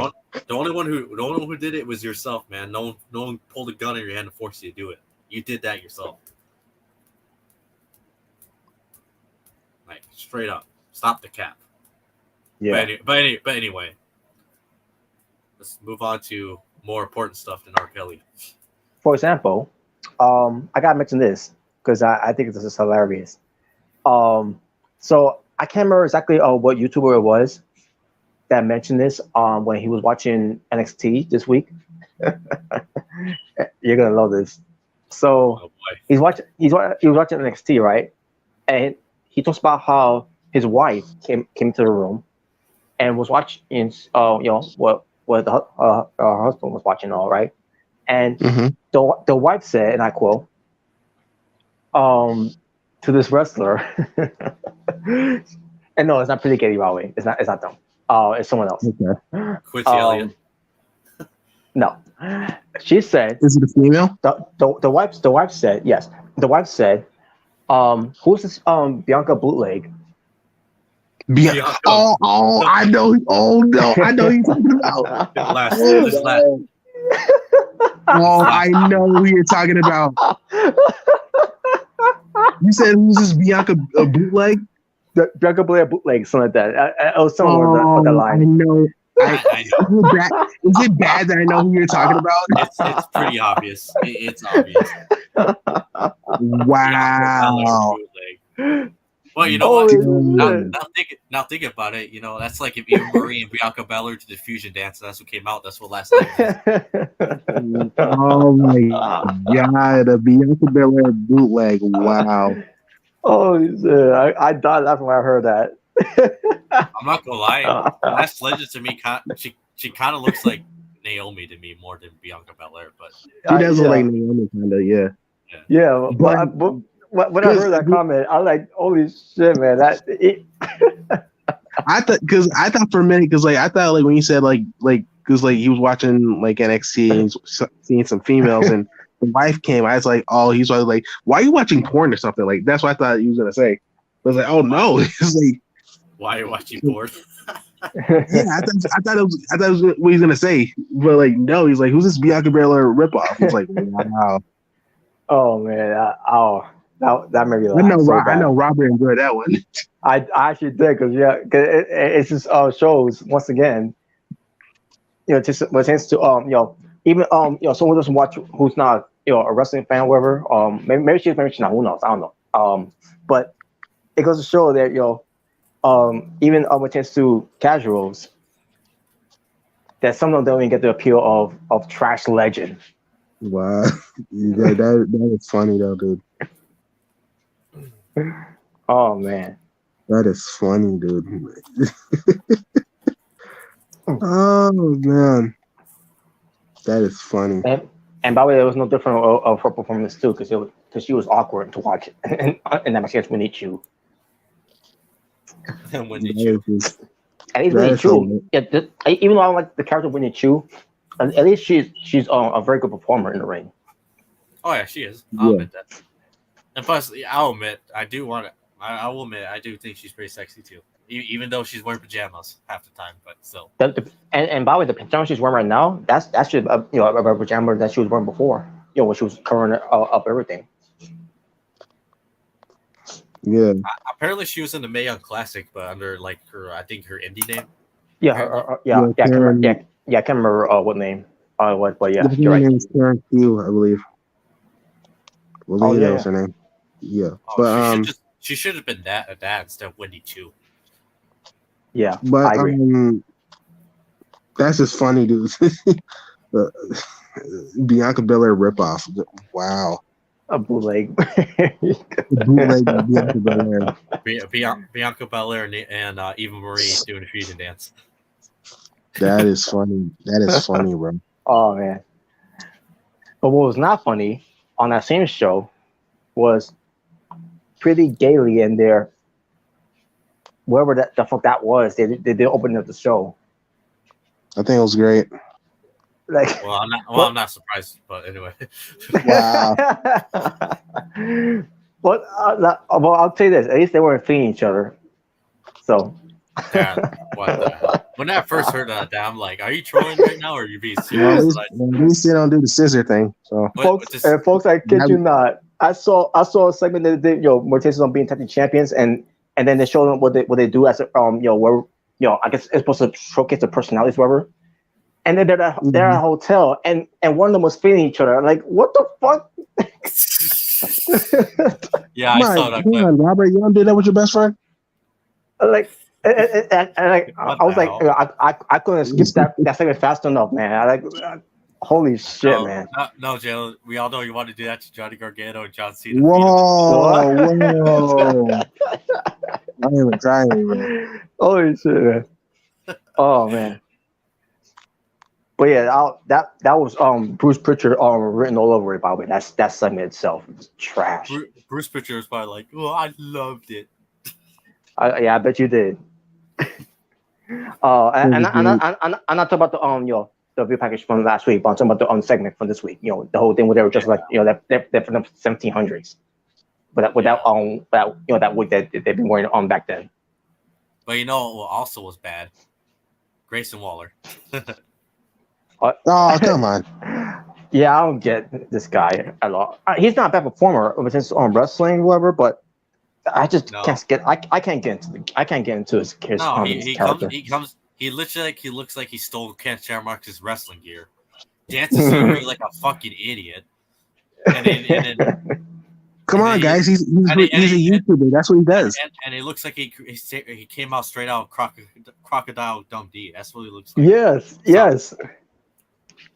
He's like his Sami Zayn. When Sami Zayn was still babyface. Oh, he's pretty much like the Australian, like he's kind of like that. It's like if Sami Zayn tried to be the Miz, but danced like an idiot. That's pretty much how it went. He's pretty much like your typical social media like personality, Not really. Yeah, I just see trash written all over it. He's just bad. To me, he's just bad. I can't get into him. It's like me trying to get into Andre Chase. No, Andre Chase is great. I don't care anyone says. I like Andre Chase. He's funny. Get out that uniform and get in wrestling gear. No, he's great there. Don't change it, Robert. You know what? It sells merch. At this point, I think Jalen really wants to see a John Cena versus Andre Chase match and call it the best match of all time. That'd be the greatest. That'd be a 5-star match right there. Well, if anything, Andre Chase will be carrying that match, not Cena. Oh my god. Well, you know what?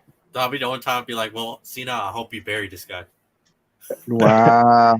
Well, speaking of Cena, don't do that to John Gargano, brother. Since Grayson Waller, after he was dragged under the ring by Apollo Crews, I said this before, after he came out under the ring and his eyes were all red and all, it was like he just saw a John Cena match and he's like, oh my god, I don't want to see a John Cena match ever again. Oh my god. Stop. Now, as far as Pro Crews, now I don't know what what his character's supposed to be now. With him now, his new gimmick is trash. I'm sorry, his gimmick's fucking garbage. I don't. At first, he was has some vision, whatever, of the future and all that, and now he's doing this something where he's stalking Grayson Waller is like who you Dexter Lumis stalking the Miz. He wants to get revenge. That's why. It's fucking retarded. That's why I think of it. What is this? I'm just like, why can't Apollo be back to his original, like how he was before the Nigerian gimmick? This is pretty much like That's So Raven, but dark. That's pretty much what. Yeah, I think that it is similar to that. It's but a darker type of way. That's Apollo. Also, I love to say, and more shittier too. By the way,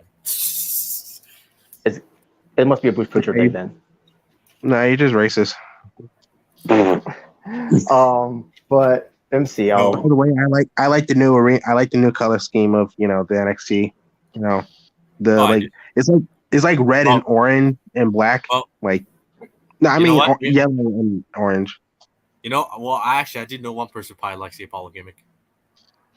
Well, I love it because it's for the black culture. Peace and blessings. Peace and blessings. But peace to Apollo. I also want to say, Veer came more faster to NXT than he ever did to the main roster. Yeah, because Sangha and Veer were actually a tag team before. In this year. Yeah. Yeah, in this year. So we got in this year reunion officially in NXT. Yep. Yeah, so I think this could be good for both of them because they could possibly be future tag team champions. I can see that. Please, please so. have them. Please have them challenge the titles next and absolutely just demolish. Pretty gaily and absolutely, and let it be absolutely a squash match and just let it be like the Brock Lesnar versus Ricochet of NXT. Let it be Ultimate Warrior squashing Triple H at WrestleMania 12. Well, that would be awesome. Where pretty gaily do their finishing moves on them, and then they no sell it, and then they start beating them up. You know what? I even said this before. I would even have fucking Private Party come to NXT just to win those titles from pretty gaily. At this point. Yeah, at this point, ain't better than don't try to get back together with Matt Hardy because that worked out last time, right? Yeah. No, at this point, I'd rather have what's his name, the rip off Great Khali, and I don't remember the other guy's name. The other guy in the team. Besides Samik Singh. Yeah, I'd rather have those guys as tag champions over pretty gaily at this point. Mm-hmm. Well, that's saying much because I can't get into that guy, that giant who's supposed to make Jay Lethal look strong and it hasn't done either of that. Hell, I'd rather have the fucking ass boys go to NXT just to win those tag titles over pretty gaily. We are ass boys. Well, I'll say one thing: the Ass Boys got over with their Ass Boy song over Pretty Gailey's entire NXT run. I gotta say this. We're the Ass Boys. And I gotta say that because that's after seeing what happened with Gallus, because the reports before I saw the match, and basically the segment itself, because before this all happened, there was this. I mean, a chance to me. Before I got a chance to watch it, I heard something about them being suspended. I was thinking to myself, this got to be a TV angle or whatever. So after seeing what happened on the show, I was thinking to myself, wow, you could have buried that faction by suspend them all and get them off TV the way you did. Because ever since they got to NXT, they haven't been looking strong by winning anything. They've lost everything. They lost every match they've been in. And we're supposed to believe that these guys are supposed to be taking over on NXT as their own kingdom. They couldn't do that for NXT UK. I mean, for the most part, they kind of did. Oh. By the way, whatever happened to that guy that looked like Kenny Omega in NXT UK? I wonder if they released him. Do you guys remember that guy? The guy in NXT UK that legit? Yeah, I know you're talking about. Yeah, I can't remember. He legit looked like Kenny Omega. Yeah, I know you're talking about. I just don't know. I don't remember his name. Well, I'll tell you one thing. I rather see him than Hank. Oh yeah, the security guard. Yeah, Seth Rogen. Seth Rogen. Yeah, a guy with who sucks in the ring. Literally has no charisma. Literally has zero promo skills. He literally. Well, he just started, Smark. Give it time. Yeah, Well, it's still, terrible. he literally has nothing. He's got Dude, nothing, man. Other what the fans came behind him. Oh, that's good. That's gonna work out well, wonderful. one thing I would say, Leah Ruff. Yes, I know. I said it before in the past. To me, he had no charisma or no mic skills while he was in NXT, but at least he had wrestling ability. At least that saved him. Yeah. But this guy has nothing. No, he didn't. I don't get it, man. Trash and sucks. This guy came out of nowhere. Like literally came out of nowhere. Dude, I was wondering. I'm like, okay, Jalen, do you know the story behind this guy? Because I don't know nothing about this guy. He just felt like he just decided to be like, you're in this show now. Like, just look how. All I remember is like, you know, he was a security guard, and the Kyle O'Reilly lookalike Yes. was pretty much giving him problems, and that's pretty much what started it. You know. I'm just thinking to myself, like, Why? was this a storyline that started in NXT Level Up? Because nobody knows What the hell is going on besides the crowd, NXT crowd. That's what it felt like. They the storyline that they did on NXT Level Up, they decided to blend it in on the show from out of nowhere. Because Bruce Pritchard, like, well, we don't know where to go with this story on this show, so we'll bring it to NXT 2.0 because I love this segment and story. Well, I mean, AEW does it. They put some AEW Dark in the main television sometimes, so why not? I bet that's where he got the idea from. Because he think that AEW could do no wrong. That he thought, yeah, maybe I could, copy and paste what they did on there and do it better. Well, sorry to break to you, I don't even like it. Not even when AEW does that, because I'm just sitting there confused. No, it's I'm trash. sitting there confused, like, what's the story behind this? Like, yeah, you guys are cool. Even at one point, I was like, Otaku, do you know the story behind this? Because I don't know if you watch Dark or not. Because I'm like, I don't know anything about this. Even when they explain it, when it comes to Viewpackage whatever, you still understand why this is happening on TV if we didn't see it on anywhere else.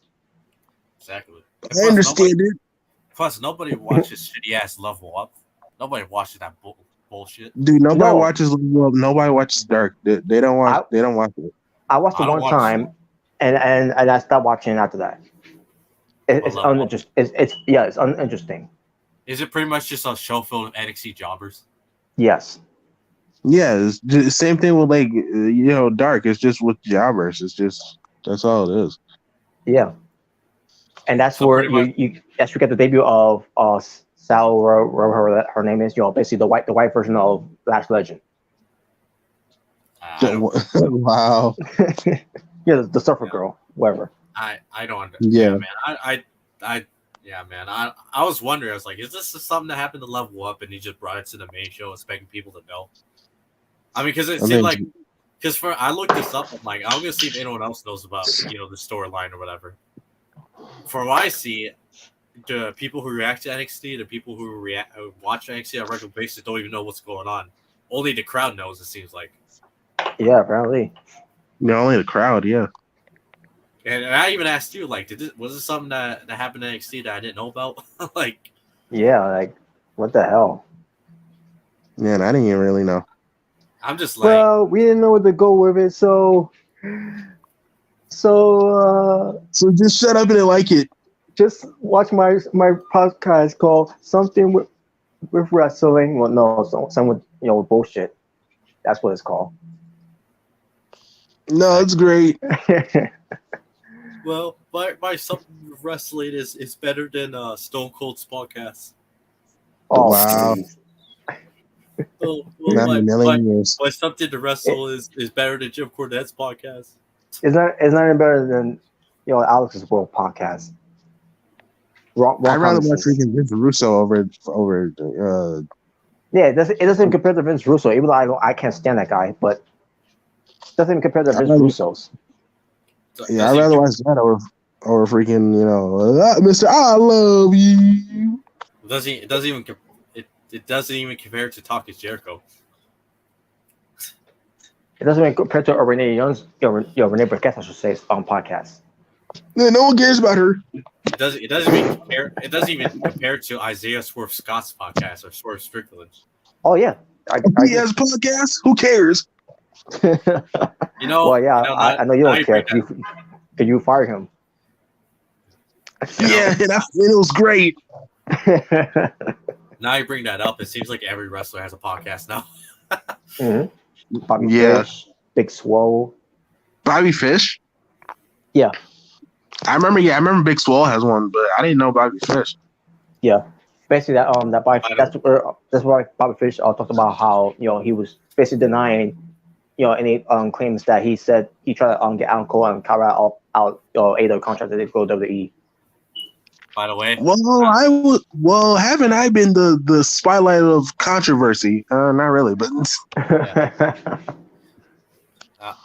apparently ACH has his own podcast, but I ain't watching that shit. Who cares? ACH Who? can go fuck off. ACH, Jordan Miles. Or who I like to call wrestling's favorite clown. Because apparently that's a slave. Because Jordan Miles is a slave name. Yeah, Jordan Miles was a slave name. Yeah, we can't say that. I'll tell you one thing. The only people who probably watch that podcast is Mr. Piece of Blessings and a racist retard. and a scrawny man who shakes himself like a fucking idiot. That's probably the only three guys that watch the podcast. Oh wow. Yeah. And you guys know who I'm talking about. Yeah, exactly. Mm-hmm. Oh yeah, I want to bring this up. So Candice LeRae and Johnny Gargano, the couples, lost their match on Raw. Wait, what? Candice LeRae lost to Dakota Kai, and then Johnny Gargano lost to Otis. Oh yeah. That was awesome. That was awesome. I wish. No, it wasn't. I think myself, wow, these rebel losers lost on Raw. These rebel losers, really, dude? But you know what? I will say this though: Johnny Gargano's match with Otis lasted longer than his title reign. What? Well, but I was actually shocked to see that Gargano lost. Now I understand that Candice LeRae had to lose, because Dakota Kai, she's one half of your World Tag Team Champions for the women's division. Which is that's I'm not going. Well, all seriously though, that's kind of bad booking because I'm like, why would you put Candice LeRae? You just debuted against like a chick, and I agree. Who's on? And I agree too. Top woman in the division right now. And I agree too. That's all. That was because it's the way. It's the way. You know what? That you know how that sounds like. That's like if you have Braun Breaker debut, but then you have Cody Rhodes return in the same match and they face each other. That's not. That would be like bad right there. That would be. That kind of reminds me. Well, I mean, remember when freaking like when Jay Lethal like debuted in AEW and his first match was against Sammy Guevara. Yeah. For the TNT Championship. Yeah. That was a smart idea. Oh yeah. By the way, fuck Sammy Guevara too. That stupid ass clown as well. That's another clown right there. We'll get to him. The Swedish God.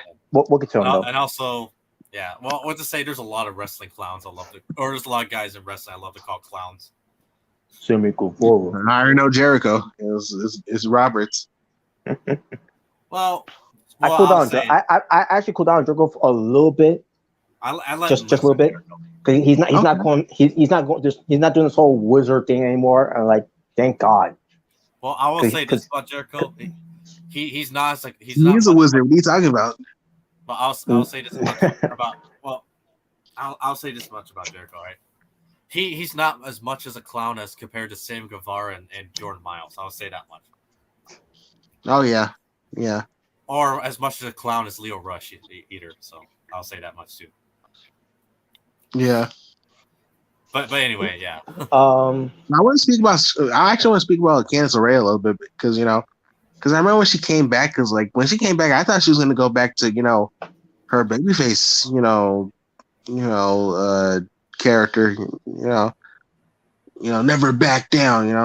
When she was in NXT, but no, she brought. Oh yeah, I remember that. Yeah. Yeah, but no, she brought back the Poison Pixie. The Pite Science Poison. I didn't expect it, but I mean, I get it, it's cool, but like as a babyface, like especially with the theme song, is like, it's just like I'm not sure about it, like because it's funny because like Johnny Gargano, he went back to being the Rebel Heart, this Rebel Heart, but she's back. But she's she's still the way the Poison Pixie, Maybe Indy Hart was coming in pretty soon. I don't know. But I'm pretty sure at this point, the way is pretty much done. It's done. Yeah, well, I mean, yes, it's like Johnny Gargano and Austin Theory are feuding. Yeah, and they'll be wrestling on Raw this coming week. I mean, I guess they could bring it back, but it'll only be Candice LeRae and Indy Hartwell. But. Yeah, it'll probably be Candice LeRae and Indy Hartwell. That's pretty much. That'll be good. Just have them be the way. Yeah, I mean, it would be something because at least there would be another challenger for tag titles. And on top of that, they'll actually build a tag team division for the women's to out. Obviously, you'll be having more. You're bringing up Indy Hartwell, even though I don't think she's a good wrestler, but if you have a legit tag team there. But they were attacking though at NXT, even though I didn't watch it at the time, but still. I think they weren't tag team champions, or they at least they fought for the tag team championship, in NXT. No, they were tag champions. Oh, they were. Yes. Yeah. So yeah. So they actually were. They held it longer. They held the titles longer than DIY. But anyway. Oh my gosh. Well, I didn't agree. But at the same time, I did not agree on Candice LeRae losing. Because it was you didn't want to lose situation. Yeah, that's bad. You can't have Dakota Kai losing because she's one half of the tag team champions, and you don't want to have Candice LeRae lose because she just debuted a week ago, and a week later you have her job. Honestly, you should have just had a disqualification finish. Yeah. That would have been better. Like I said again, that's literally like if they had brought in Braun Breaker to debut on Raw, but then they also bring back Cody Rhodes in the same night, or say he comes back and that's his first match in months, and they put him against Braun Breaker. That would be bad. That's bad booking right there. That'd be well, there you go. You're gonna kill off either one's momentum because they just came back. What? And as far as Gargano, they basically beat him, within someone being outnumbered and everything, and all those beats, after all those beat him, they still beat him up, and then that's when Brandon Shipman came out. And of course, that Chad Gable has to lose, even though he carried his ass and beat his ass, and made him look like a chump. But then at the end of the day, Strowman still has to beat him. I disagree with. Yeah, bro, I'm gonna beat up guys, bro. I think it's great. I'm a real. He probably thinks of something. Bro, I'm a real wrestler compared to Johnny Gargano, bro. Even though it's no, you're not. You're fucking trash. That's all you are. Yeah. He should use his girlfriend name Adam instead of using Braun, because apparently he doesn't use his brains either. Adam Strowman. You know what? Yeah, of course. Yeah. By the way, you did get people saying about Johnny Gargano. People are legit saying "Oh, he got beaten by a real wrestler, Otis, and Johnny Gargano lost." Smart. Wow. Well, Gargano's a real wrestler too. By the way, what's that even supposed to mean? A real wrestler? What the hell is that? Oh, because he's small. Yeah, because Shawn Michaels and Bret Hart and Owen Hart and Rey Mysterio, Eddie Guerrero, Chris Benoit, they were small too. But what that makes them? They make them legends. Well, Gargano could be a legend too, because and the WWE of his push is a great. And obviously he's done some things in the Indies as well. That makes him a legend in Indies. Like how Brian Anderson was. Indies don't count. They would say that. It was no one cares about the Indies. Even though technically Ric Flair was in the Indies. Yep. Because back in the territory days, they were technically Indies. So yeah.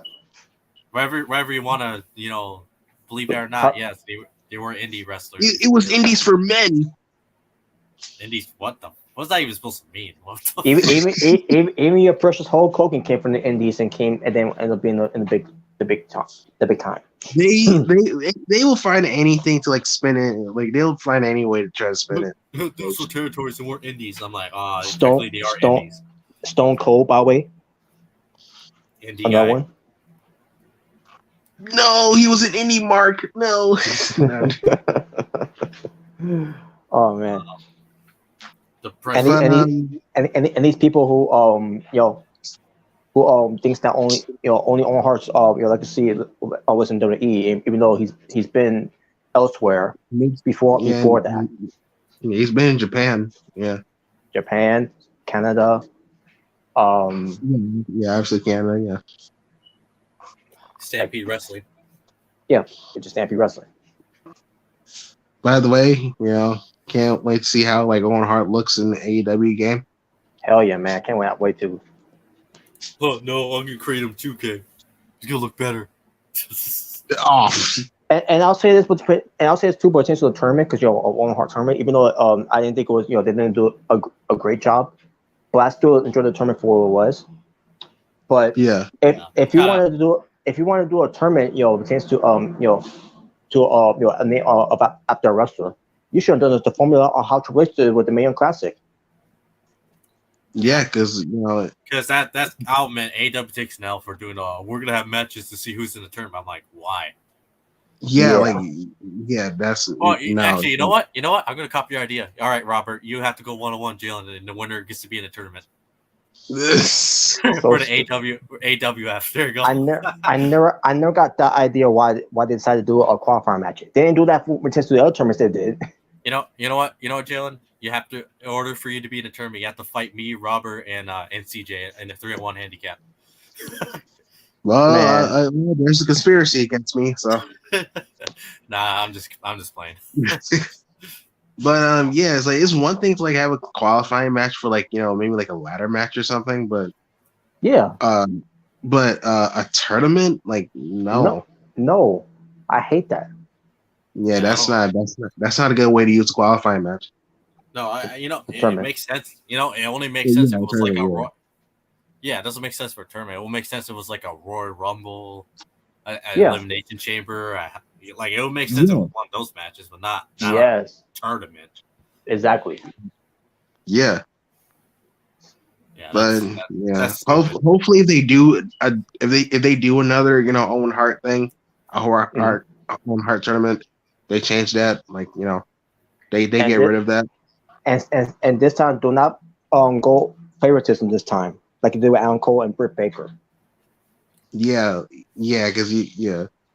that's pretty much what they did. Oh yeah, you weren't saying that Kenny Omega won the title. Yeah, honestly, I think because when I heard the whole tournament thing, like it was gonna be like the King of the Ring, kind of. Like I was thinking, like it should be someone that should get like a opportunity for like whatever title they want, Yeah, I agree. Whether it's TNT or World Championship, or for the women, the TBS or the World Women's Championship. I will say this. At least what tends to win the tournament, that at least they won a prop belt. That symbols Owen Hart pertains to coming from Stampede Wrestling because that was the same design belt that was from Stampede Wrestling. Yeah, that's cool, but also that's cool, but they're not really gonna defend those titles. Like that's not exactly. like titles. Yeah, exactly. It's like with Braun Strowman, you're winning the Great Global belt. Yeah. Like at least like if you win the tournament, you get the belt as a trophy, but you also get a world title shot. Yeah, exactly. Yeah. Like it actually be worth something. You know what I'm saying? Yeah. Yeah. That's just win a cup or a belt too. Yeah. Also, I do want to say it was pretty stupid AEW to have a poker chip for the world title, but then also have a golden ticket. Not even too long after that. That's pretty stupid. And on top of that, where's the golden ticket? I don't see no golden ticket. The whole point is your golden ticket Battle Royal is for you to get a golden ticket. And Adam Page still has his golden ticket. He has an I want to see it. Come on. Yeah, where's Willy Wonka? Yeah, where's Willy Wonka? Yeah. I want to go to the Tony Khan's Chocolate Factory. Golden ticket. Come with me and you'll see a super kick party. Willy Wonka. He was brought up in that corner of the golden ticket Battle Royale. Because I was expecting a golden ticket to be shown somewhere. Not thinking about it, Kenny Mrricanjay does look like Willy Wonka. Yeah. Just put the hat and the suit on, and Yeah, that's true. Yeah. What's Which that? is You know Gene, what's have Gene Wilder. Yeah, but you know what? Let's have Kenny Omega play Willy Wonka in the next movie. oh boy, Yes. He's gonna V-trigger everybody out of the chocolate factory. the best chocolate machine. Yeah. All right. But yeah, as far as the video game with Owen Hart being there, yeah, I can't wait to see how he looks in there. And on top of that, with his music too, that was played back at Doing Nothing. Yeah, it's basically similar to when he was the Rocket in WWF, and obviously rotates on how AW did it, and like I thought that was pretty cool. So that's obviously great news for him for the video game. Yeah, it sounded like his WWE theme song, or it kind of did. Yeah. Yeah, it's pretty much. Kind of like with Adam Cole's theme song, where it sounds like the Undisputed Era theme song. Mm-hmm. Yeah. Yeah, Just and with, just with lyrics, obviously. Yeah, kind of like because I remember like TNA, like when Team 3D, when they're in TNA, they had like they pretty much had a different like they pretty much had it was almost like a power. Power Man like 5,000, I think. Yeah, Power Man 5,000. Yeah, Was it was Oh, go ahead. Yeah, it was pretty much the Bombshell theme song, but different. Yeah, it sounded different. Like a remix. Yeah, like a remix. It start look out, and then later on, watch out for the bomb fall. Yes, watch out, the John Cena match. Watch out. Oh my god. What the fuck? Watch out for Charlotte's moonsault. Oh no. Watch out. That's a disaster. Watch out. Yeah. Watch out. It's Mountain Dew Doritos. Watch out. Oh yeah, watch out. Well, I agree. That is definitely a watch out moment. Yeah, watch out, dude. By the way, pertains to Doritos, because when chance to over so earlier as well, so the Doritos on Mountain Dew, was that really a thing, or was that from I think it was from a college campus. Yeah, it really was a thing, but they only had it at college campuses back then. Yeah, actually, I still have the list. All right. What was it limited? Was it limited only? Yeah, 2014. All right. Well, then So good thing I never tried that, because I probably hate that too. All I'm gonna say is thank God I didn't graduate in 2014. Oh man. Well, I feel bad for people who were in college at the time. They probably tried that piece of shit to drink. Yes, exactly. So guys, since the Raw, NXT, and SmackDown, we got new commentators. Oh yeah. So for Raw. Yeah, I did hear about that. Yeah. Yeah. So for Raw, it used to be Corey Graves, the head. The color commentator. Byron Saxton, a play-by-play commentator, and they had the lead commentator, Jimmy Smith, which by the way, Jimmy Smith is no longer with the company now. I heard about that too. Yeah, because I saw on Twitter, and I'm like, oh, he's okay. So I wonder what's gonna happen. And then all of a sudden, I saw there was who's going to be on commentary. So it's going to be Corey Graves on commentary with Kevin Patrick. Yeah, the Irish guy. Wait, Kevin Patrick is the Irish backstage. The Irish backstage interviewer. Yeah, Wait, hold on. Why? I don't know. You know what? I'd rather have Byron Saxton, because at least him and Corey Graves had chemistry with each other. Oh no, they got Byron Saxton back to his old job, being a backstage interviewer. Why though? Wait, really? Yeah. He's going back to being a backstage interviewer? Yes. Now I don't know if it's gonna be for Raw. I don't know if it's gonna be for Raw or for NXT or for SmackDown. They didn't really specify. But guess what? He's not alone, because Kathy Kelly's coming back, and she's gonna be a backstage interviewer. I did hear that too. That Kathy Kelly's coming back. I think she's gonna be doing Raw, if I'm not mistaken. That's a name. Okay. That's a name I haven't heard in a while. Which, by the way, great. I know, Great that she's coming back. By the way, I thought she was wonderful. Yeah, I thought she was cool. Yeah. She definitely was passionate about the business. She was, and then along Yeah. came Vince. Because she met Vince, and like, yeah, I think I want to leave. Once my contract runs out. Maybe Vince try to maybe Vince try to pay her hush money too. Oh no! You know Oh, what? no. That would not surprise me. That would not surprise me at all. Or maybe I'll try to pimp her out for people power. Oh no. Yeah, Mr. Johnny Ace. Thank God he's gone too. Yeah. No, Well, come on, you don't like people power. No, fuck your people power. I know what kind of people power you're talking about. You can grab that people power and shove it up your ass for all I care. Future endeavors, and I tell you, he's a piece of shit. At the end of the day, after everything I've heard of him, being a scumbag. I'm not a scumbag. You know, that's saying something when even Xbox is like, fuck him. Yeah, Well, Xbox? Really? Xbox, yeah, Xbox, yeah. Yeah, Xbox was wow. like, yeah, even Xbox was like, yeah, fuck that asshole. Like, because I remember seeing that interview. Because he was just like, yeah, straight up. He just straight up said, fuck the asshole. Dang, I didn't even know that. Wow. But yeah, but that was years before this whole scandal happened. Obviously, yeah. But yeah, Kathy Kelly's coming back, which is great. I'm guessing she's gonna be on Raw as a practice interview, which is great. Byron Saxton, don't know which one he's gonna be doing, but I would rather have him be on commentary on Raw than Kevin Patrick, because Kevin Patrick, to me, I think he's terrible. As a practice interviewer, he just sounds terrible. He has stupid questions. Oh, you only say that because he's Irish.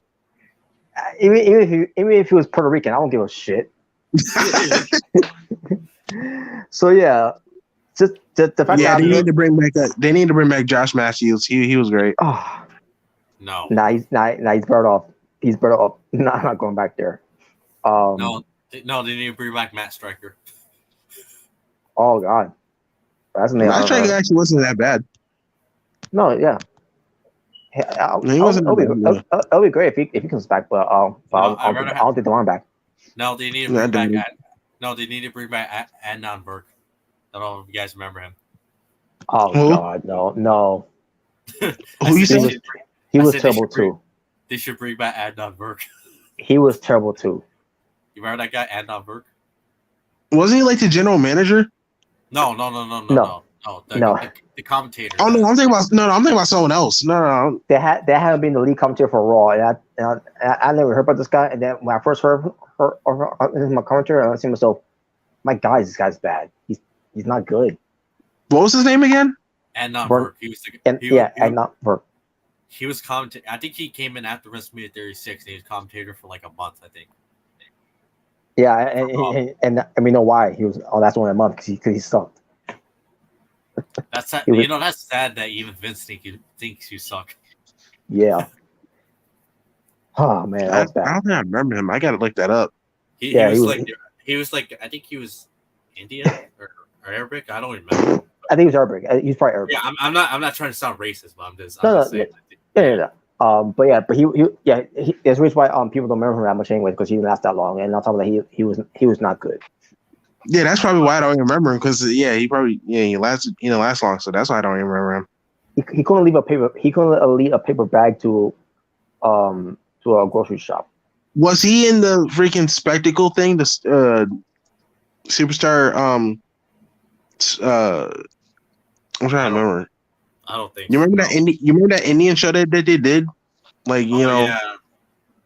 I remember that. I mean, I didn't mind it, but like I know why they did. They did it just so they can have like a bunch of Indian people watch WWE at the time. Yeah, and then they had Jinder Mahal there because he's a draw. Because I remember they had this guy. I remember they had this guy wrestle AJ Styles on that show. I don't remember that dude's name. So but anyway, go ahead. But Cameron Patrick's gonna be on commentary with Corey Graves. One last thing about the Raw commentary. Why not just bring back Jonathan Coachman? Nah, I'm over him too. he was terrible when he came back. By the way. Now let's bring back David Otunga. He was great. Oh no. Oh man, I can't remember the comment that he made, Dr. Coachman, when he came back on Raw, where it was something related to Jay-Z. Whatever. It was bad. It was bad. It was no, you mean it was so great that it made you feel bad You know, that you weren't there live. It was a way that he insulted all of our intelligence on that night. You know what? Instead of Kevin Patrick, why not just have him be? Why not just have Nigel McGuinness? Oh yeah. Yeah, I agree. Oh yeah. Bring him a commentary.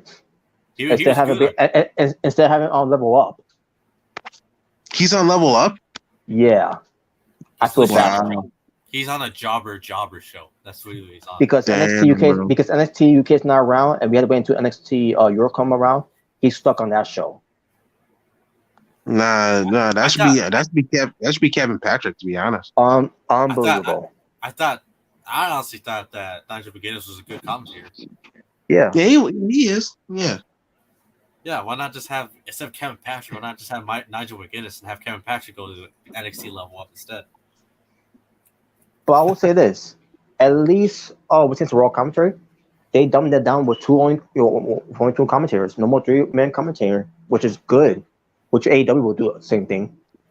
No, AEW has like 4 commentators, I think, at one point. You think they got like 4? Yeah. They got 5. They got 5. 5?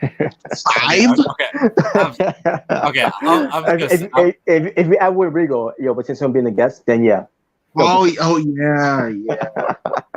Yeah, that's what I gotta say. It's like, okay, why do you need JR? Why do you need Excalibur, Tony Schiavone, Taz? Why do you need all 4? I'm not saying they're bad commentators, but why do you need 4 of them? Yeah, just take out Excalibur and you'll be good.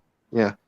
Now, as far as AEW's commentators, there tends to Dynamite when they got Schiavone, Caliber, and Taz. That's that's their 3 men. But when it tends to Rampage, they got Jim Ross, Excalibur, Taz again, right? And then you got Jericho.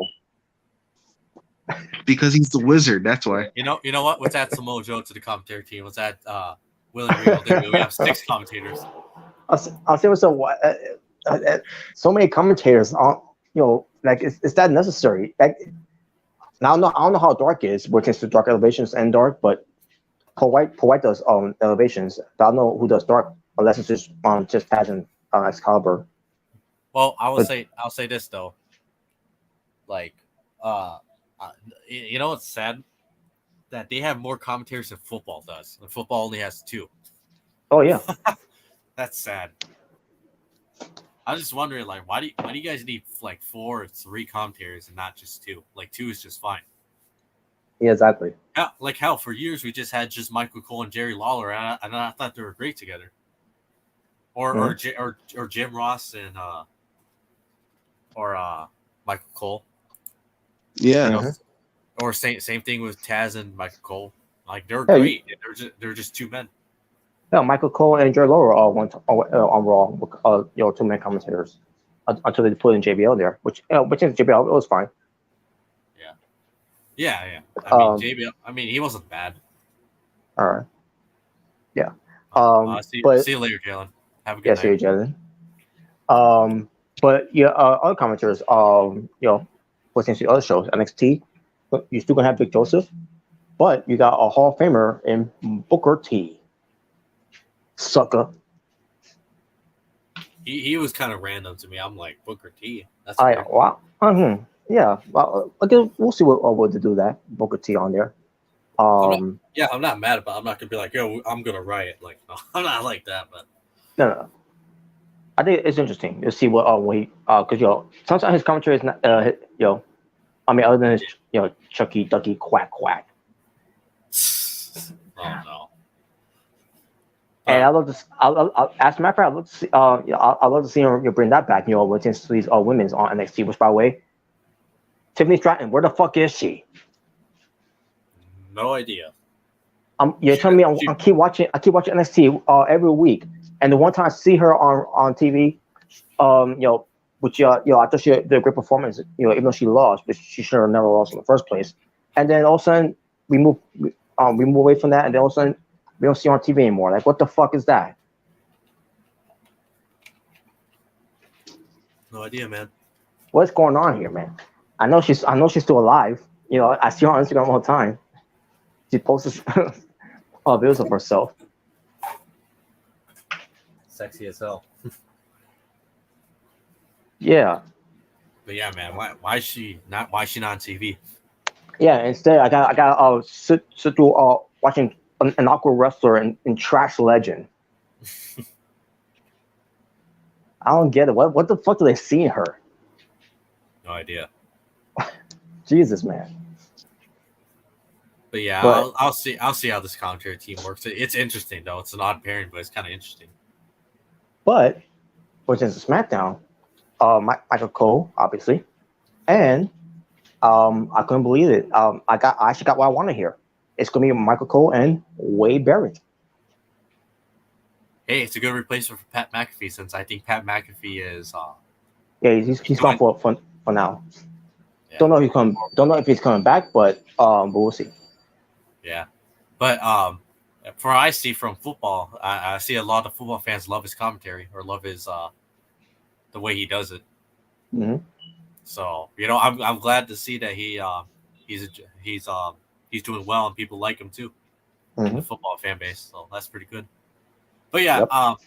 As far as Wade Barrett goes, he's a good commentator. He actually surprised me how good he was.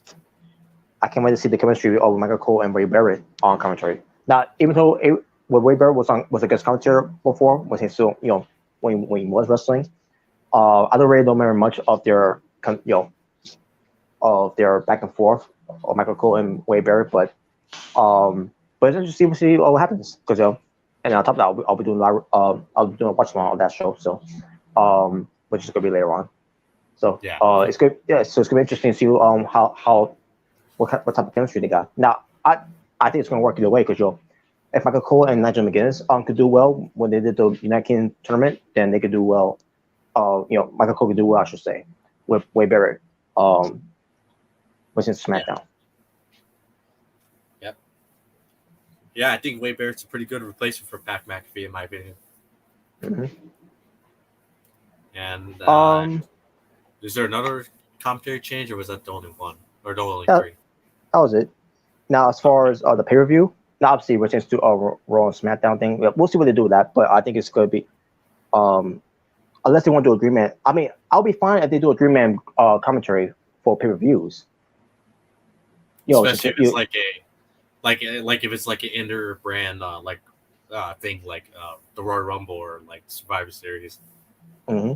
Like then at that point I'd be like, yeah, I wouldn't mind them having like a inter brand like commentary or something like that, like they did back then in the old days. You could do Michael Cole, Corey Graves, and not Kevin Patrick. He probably shouldn't have, because he's nervous. This is my first time doing it,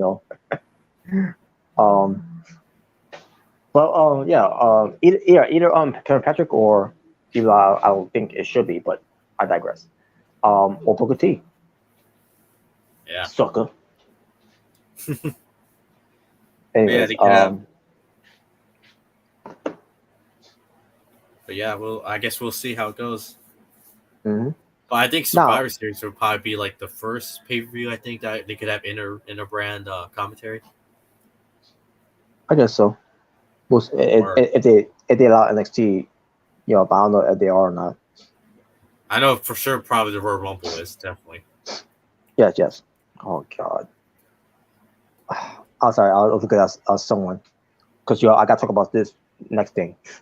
Oh boy. Which is Impact Wrestling, Bound for Glory. Which, by the way, did you know that Bound for Glory is actually today, later on tonight?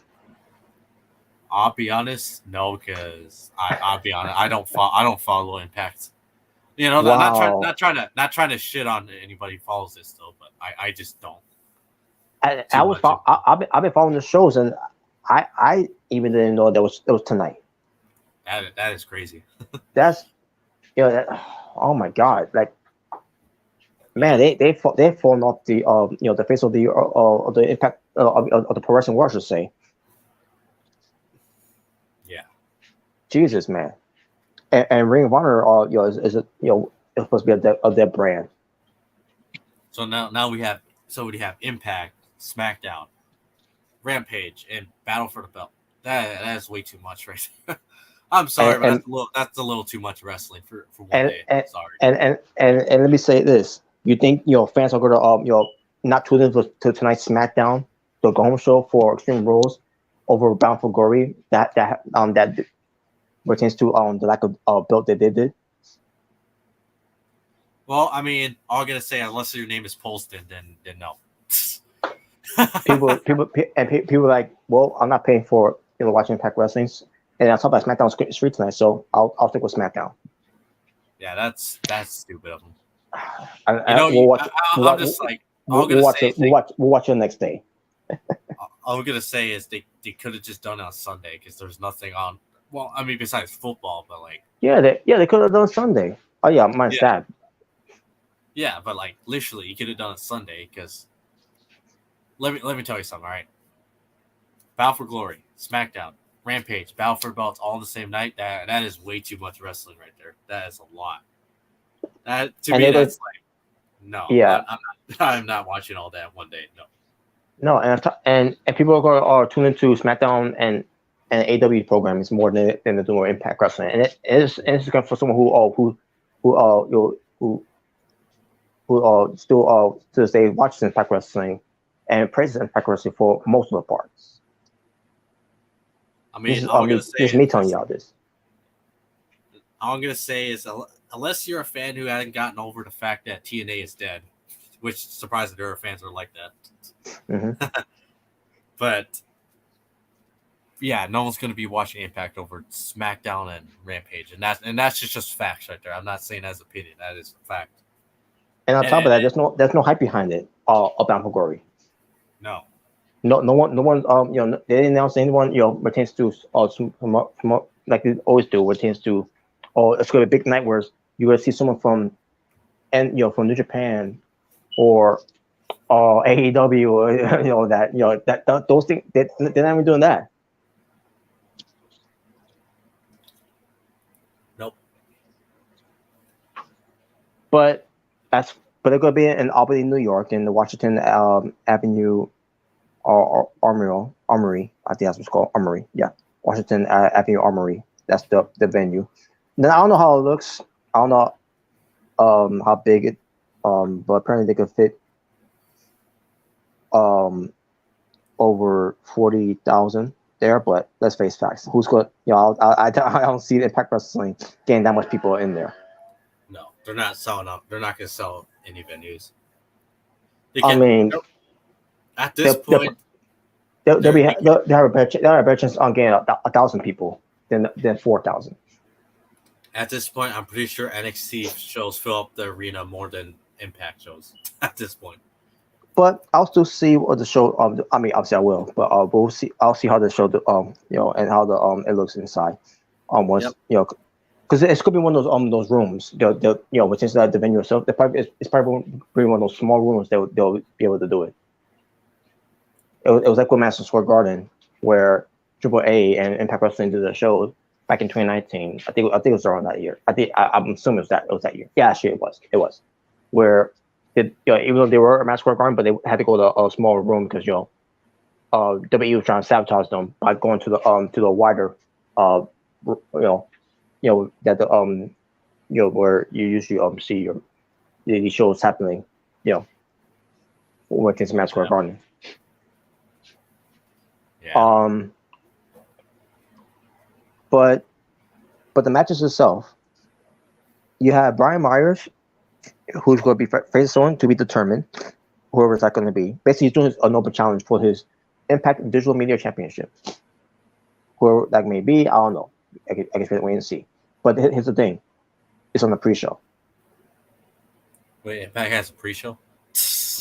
It has a pre-show, and Brian Myers is on the pre-show. So my guess is that once I get a chance to see it, I'm probably not going to go watch. I'm probably not going to see the pre-show because it's probably not going to be included.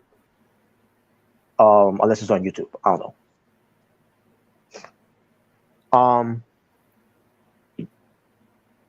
The Korea Shot Gauntlet match. when it turns to 20 wrestlers intergender, you got to hear this. Who's in it? Oh boy. So you got Eric Young, which is fine. You got Joe Hendry. Oh, is that the one guy? Yes. I think he was in Ring World of Culture Pro Honor. Wrestling. And, Well, and I that remember too. him more. Yeah, I remember him more from World Culture. I haven't heard from that guy in years. Yes. And then doing this gimmick where, oh my god, it was these segments that they did on Impact Wrestling Week for weeks. Basically hyping his debut. I'm watching this and I see myself, what the fuck is this soap opera bullshit? And all of a sudden, Joe Hendry shows up and he starts singing, and they start singing along with him. I'm like, what the fuck? And I skipped this. Wait, was he doing the whole? I think he had that gimmick in World Culture. Where it's Yes. like, Yes. Joe Henry sings better, or some whatever his song was. Yes, that's the one. Yeah, I remember that, and I think he even did it for Ring of Honor, right? I think he did too. If I'm not mistaken. Of last one Ring of Honor? No, he didn't. Because I was surprised when I saw him in Ring of Honor. I was like, wait a minute, I remember this guy. Like he had that horrible gimmick, and then I see him and then I see him there in Ring of Honor. I was like, wait a minute, he's not doing the gimmick. I'm like, hey, that's good. Because I thought that gimmick sucked. Yeah, I remember him. I didn't even know he was in Impact. Well, he is now. I honestly completely forgot about his whole existence. And he was there in Impact Wrestling before. He was there before in Impact Wrestling. But he did that gimmick too at the time, and now he's back and he's doing that gimmick again. And basically they did these random segments with where these again, it's like I'm watching a soap opera in a way, and then he pops up out of nowhere and starts singing, and they start singing along with him. And then when he finally debuted on Impact Wrestling, which it was earlier, I saw from last night. You had these guys backstage. They want to be part of the Cody Shot Gauntlet match. Goes to final entry because you have some other entries that are mystery entries, which they have which is it's supposed to be a surprise debut for them. Or return where if for boat. But 1-on-1 by rock paper scissors and is about to talk to Scott Demoy to be part of it.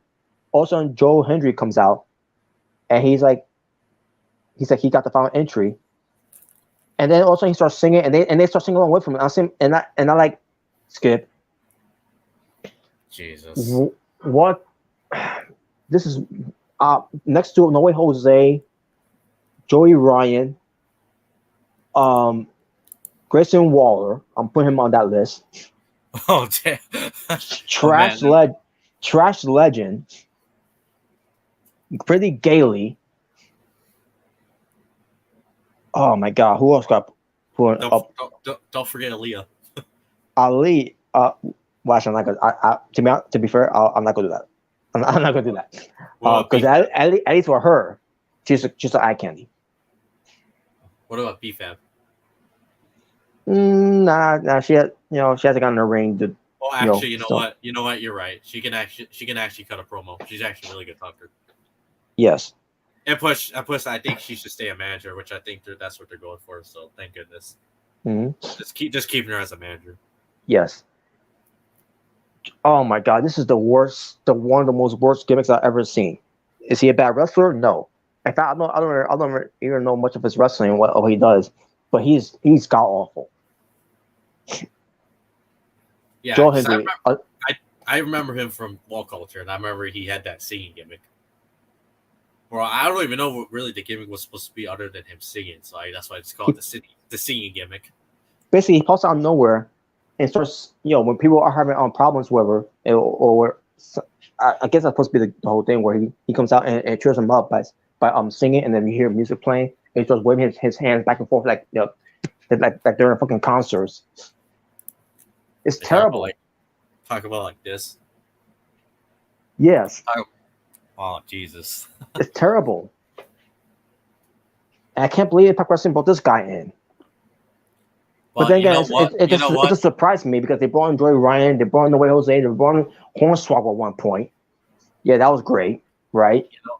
I'll say this though. I'll prefer Joey Ryan, not Joey Ryan. Fuck, Joe Henry. Joe Henry. No, fuck Joey Ryan. But I'll prefer him over Joey Ryan and Noe Jose. I'll say that much. I'll prefer him over those two guys.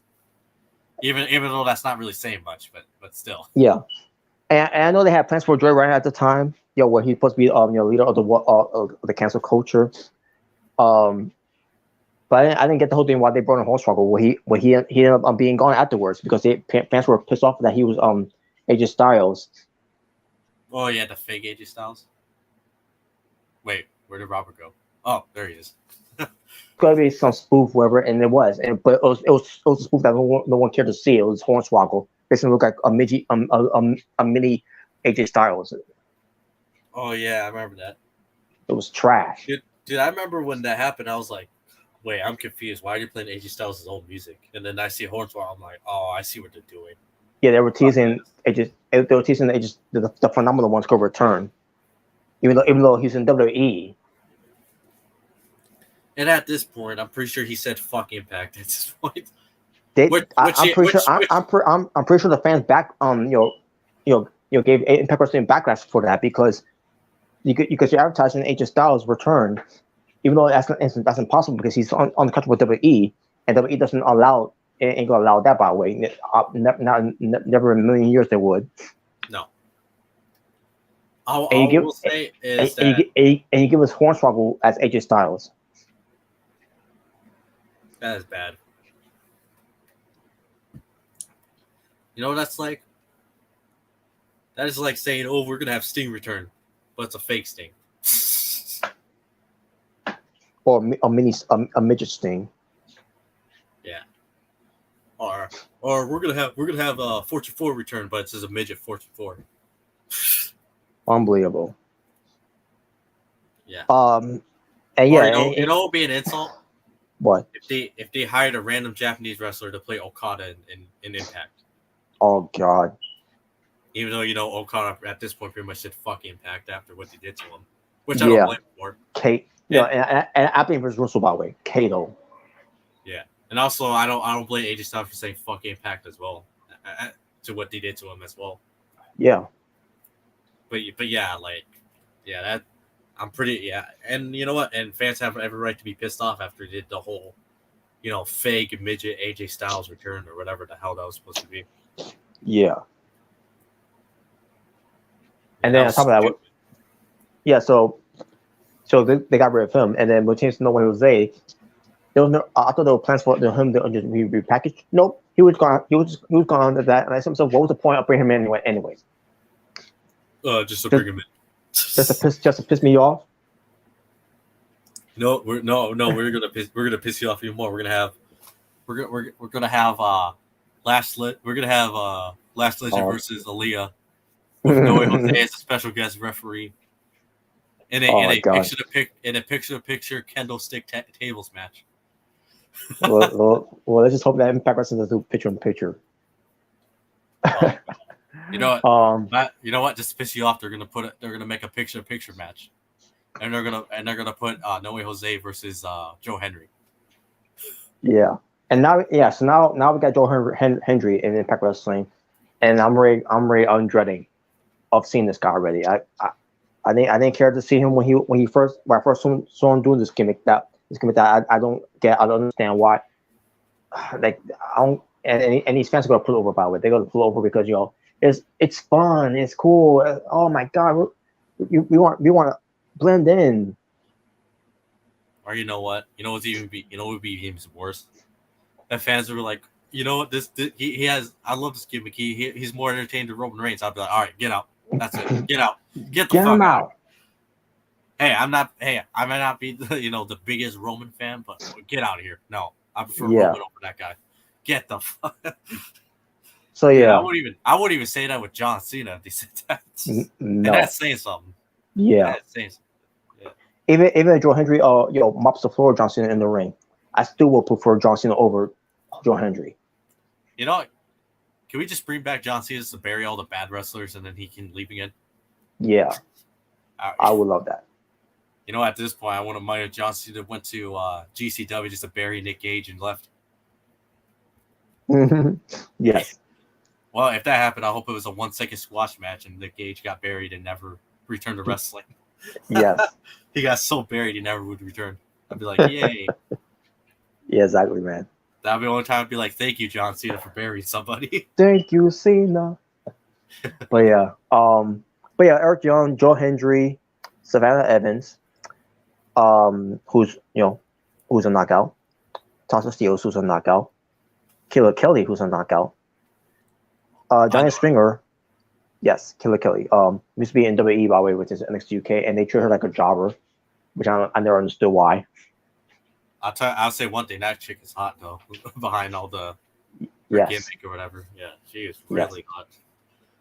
And her gimmick, is, she's in the red room, and she'll do anything to basically get in your basically play mind games in a way to get in your head, and sometimes she'll sneak up on you like she's the boogeyman, or in this case the boogie woman. The boogie woman. I love this gimmick that she's doing. Yeah, she's and she likes it rough, by the way. I mean, then again, what kind of woman doesn't like it rough? But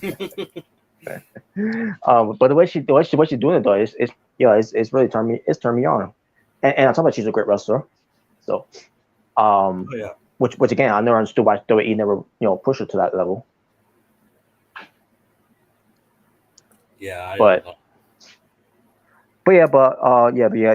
Giant Stringer, the jobber, basically he's the old school jobber of jobbers. If you remember him back in WCW, but then again, I wasn't alive back then, so yeah. You was around at that time. But to be honest with you, I didn't really knew he wasn't WWE, and I was watching WWE during that time. But yeah, it goes to show you that he was not that big or important at the time. But now he's going to me. He's going to me. And by the way, which is to worst gimmicks, I thought his gimmick was worse too.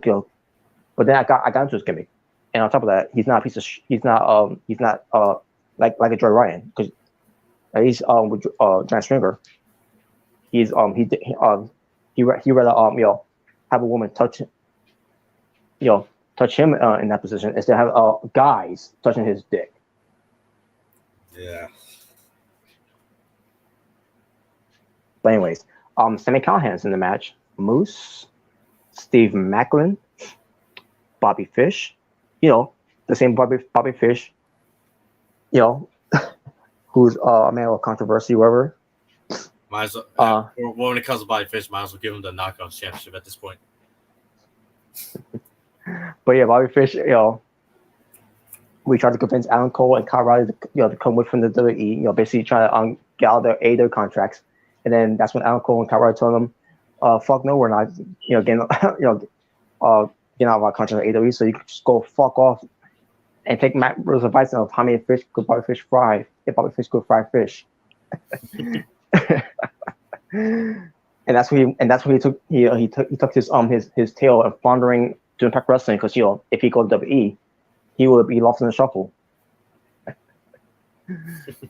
anyways, but yeah, I'm just kidding. I like Bobby Fish though, but same time, like Bobby Fish, come on, I don't know what we were thinking at the time, but no, it was not going to work out in your favor. But Bobby Fish is in the match. You also have Bhupinder Gunjar. He's in the end, by the way. He's good, by the way. He's pretty good. Way better than Joe Hendry, I'll tell you that much. Heath. Giselle Shaw, who's a knockout. The quintessential diva. Rich Swann, PCO, which surprising, because I thought it was going to be Vincent in the match, but no, it's PCO in the match instead. Like, okay. And let's see, how many is that? 1, 2, 3, 4, 5, 6, 7, 8, 9, 10, 11, 12, 13, 14, 15. Okay, so it's 15 in there so far, and there's going to be 5 more. That's going to be a surprise. Who that could be, I don't know, because they failed to promote, Bound for Glory, which tends to, someone could be coming from New Japan, AAA, AEW, WWE, no, I'm just kidding.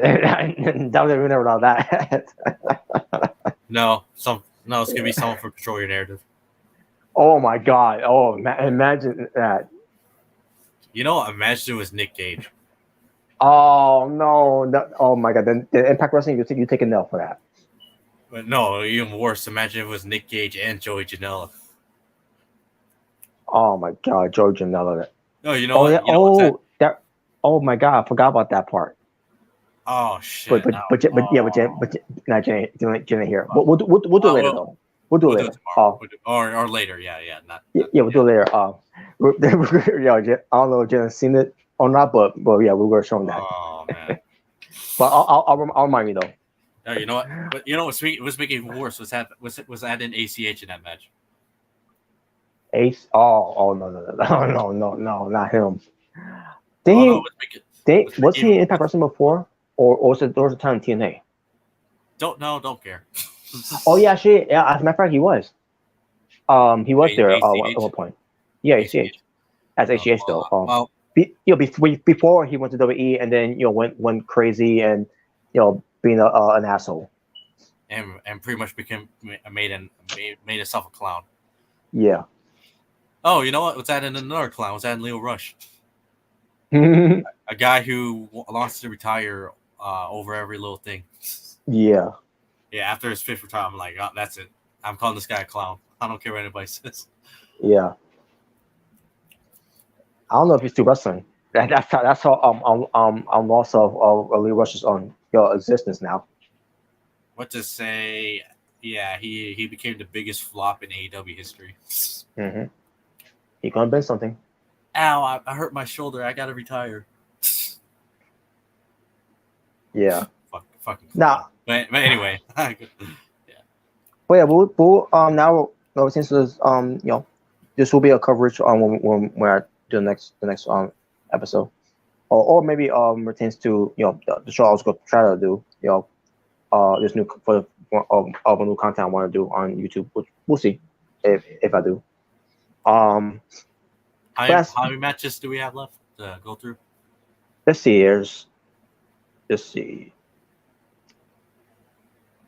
6 matches to go.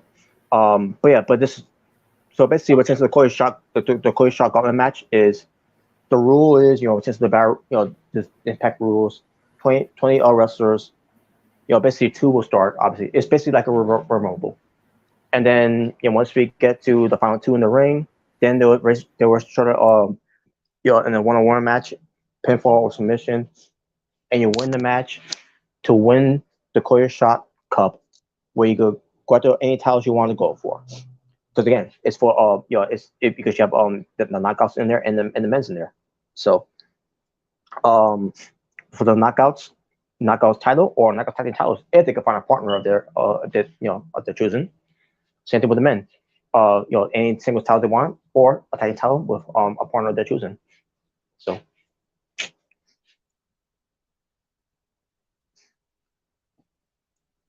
now we have the career threatening match with Mickie James and Mia Yim. And let me see here. Okay. So yeah, it's Mia Yim versus Mickie James in the career threatening match. The whole thing that Mickie James is basically being like Ric Flair from 2007 that bled into 2008. The whole thing with Ric Flair says, he was going to come out there and announce his retirement, and then he swore at us and said, "I will never retire." And then that's when this man came out there and said, "The next time you lose a match, the next match, your career is over." And it led to to this where Ric Flair had a series of matches to WrestleMania, where the whole week was dedicated for Ric Flair going to the Hall of Fame, going to his last match against Shawn Michaels, which he ends up losing his last match against Shawn Michaels, but that was never his last match because he ends up having more matches after that because he decided to go against the retirement, and basically disgrace his legacy after that, and then moving further, disgracing his legacy, having another retirement match, and then he's gonna have another retirement match later on. We'll see if that happens or not. But the point is, Mickey James is basically is basically what she's doing. She's because she lost to her match against Chelsea Green, and she was questioning herself that she still got it, whatever. She went home and she trying to collect her thoughts and all that. And then she says she's not gonna retire anytime soon. Blah blah blah. Like again, like Ric Flair.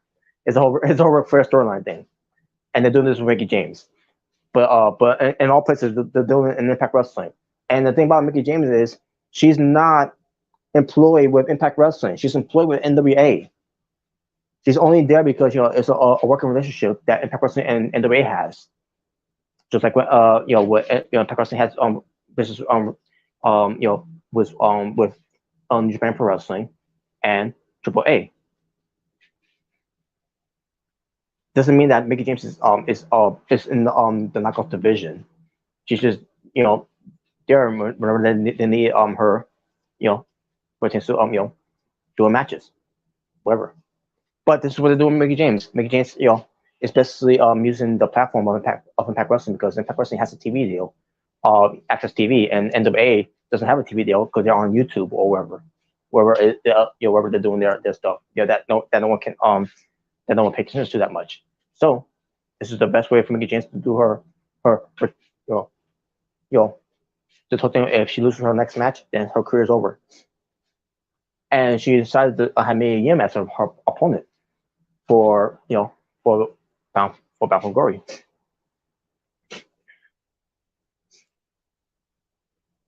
I think the match is gonna be good though, but there you go. That's basically what it is. And Mickey James obviously she's not losing because the whole idea is Mickey James is gonna be winning matches until she gets her title shot for the Knockouts title. And I think that's gonna happen. When it's gonna happen, I don't know. Maybe in 2023, for the next pay-per-view, which is Hard to Kill. Now either it's Hard to Kill or something else. I can't remember what pay-per-view is after that, but which is blend into the new year. I think it was Hard to Kill, if I'm not mistaken. I mean, it could be something else. I can't remember. But either way, that's the story where they're doing Mickey James. She's beating two women that came from the Indies, and then you had Giselle Shaw that she recently beat at Victory Road, and now it's gonna be Mia Yim at Bound for Glory.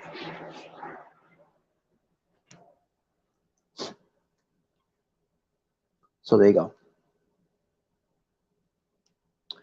I'm not sure this mentions now since I'm talking about Mickey James, but it's the Knockouts title. Her mission, her goal to get to the Knockouts title. The Knockouts Championship title match, or the Impact Knockouts World Championship. Jordan Grace defended against Masha Samavish. And I thought these two, the way they built their match, were at one point. Hold on a second. Oh, Sage. Let's hope Mickey James is not wrestling. At age, at age 70 years old. Well, based on how WWE was doing their storyline with Mickey James, when she was wrestling against Alexa Bliss, what year that was? 2018, I think it was, or 2017. It was one of those two. It was basically when Mickey James returned, where they because the whole thing of Alexa Bliss, insulted Mickey James on Raw Talk or something like that. I can't remember exactly what it was. Basically, calling Mickey James an old lady, and that's when they did the whole thing where Mickey James, have a walker and some other things they have, relating her that she's old. Now, so what? Okay, 2017. Thank you. Okay, so yeah, I'm actually remember now. It was 2017.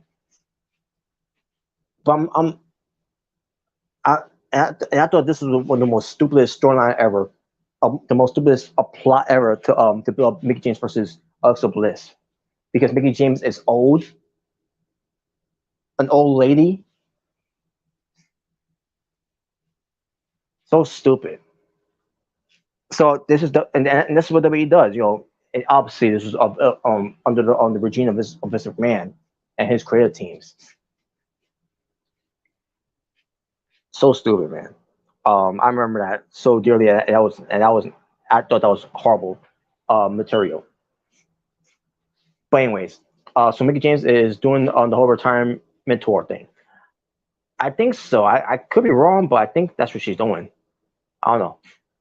It it's really because here's the thing, Mickey James. She's not that old. WWE, Vince McMahon, your dumbass storylines from 2017. But she's not that old. She's still in her prime. She's still start her youth. She's still in the best condition that she's ever been. It's not like she's past her prime. She's not like she's Alundra Blaze or something. Like seriously, Medusa, whichever you want to say. It's not like she's past that prime of her career. She's still in the prime of her career. But I digress. Basically, kind of like Kurt Angle.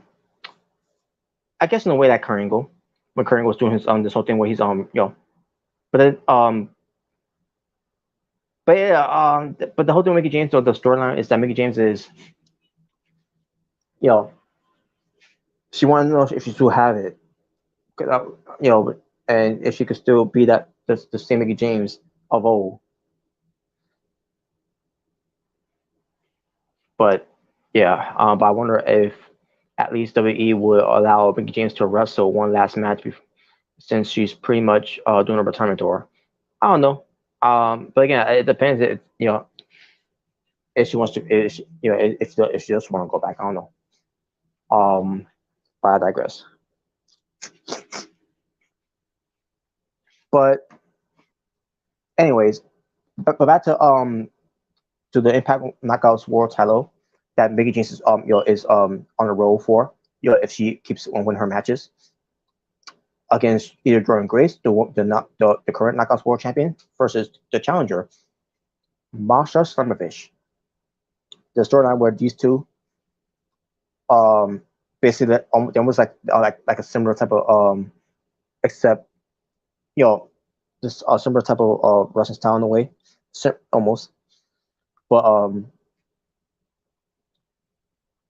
Masha Slamovich is more a violent type of women's wrestler, and it showed before she came into Impact Wrestling, and she showed it against Ali Catch from GCW. Which, by the way, Ali Catch needs to go elsewhere other than GCW. But I think she's wasting her talent for a company that I think is not going anywhere. Yes, it made me store around for the longest time. GCW, what's it called again? Game Changer Wrestling, more like garbage championship wrestling, to be honest with you. But Ali Catch is better than this. She's better than that company, and she needs to go to that go into Impact Wrestling or go into AEW. Hell, even go to NXT. Just stay away from NXT level up. no one wants to see that show. But the point is, Ali Catch, had a match against Master Slamovich, the whole thing of pick a poison in the Monsters Ball match, and that was a crazy match, by the way. Especially between Ali Catch, she could be dangerous in her, and violent and vicious, and she, I'll be lying to you if I've seen her matches before, Ali Catch.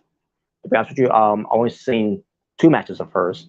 One was against Ruby Soho, which that was when they were the Hammerstein Ballroom, and I thought she was good there. And she had a match against Master Slamovich, in Impact Wrestling, and that was great too.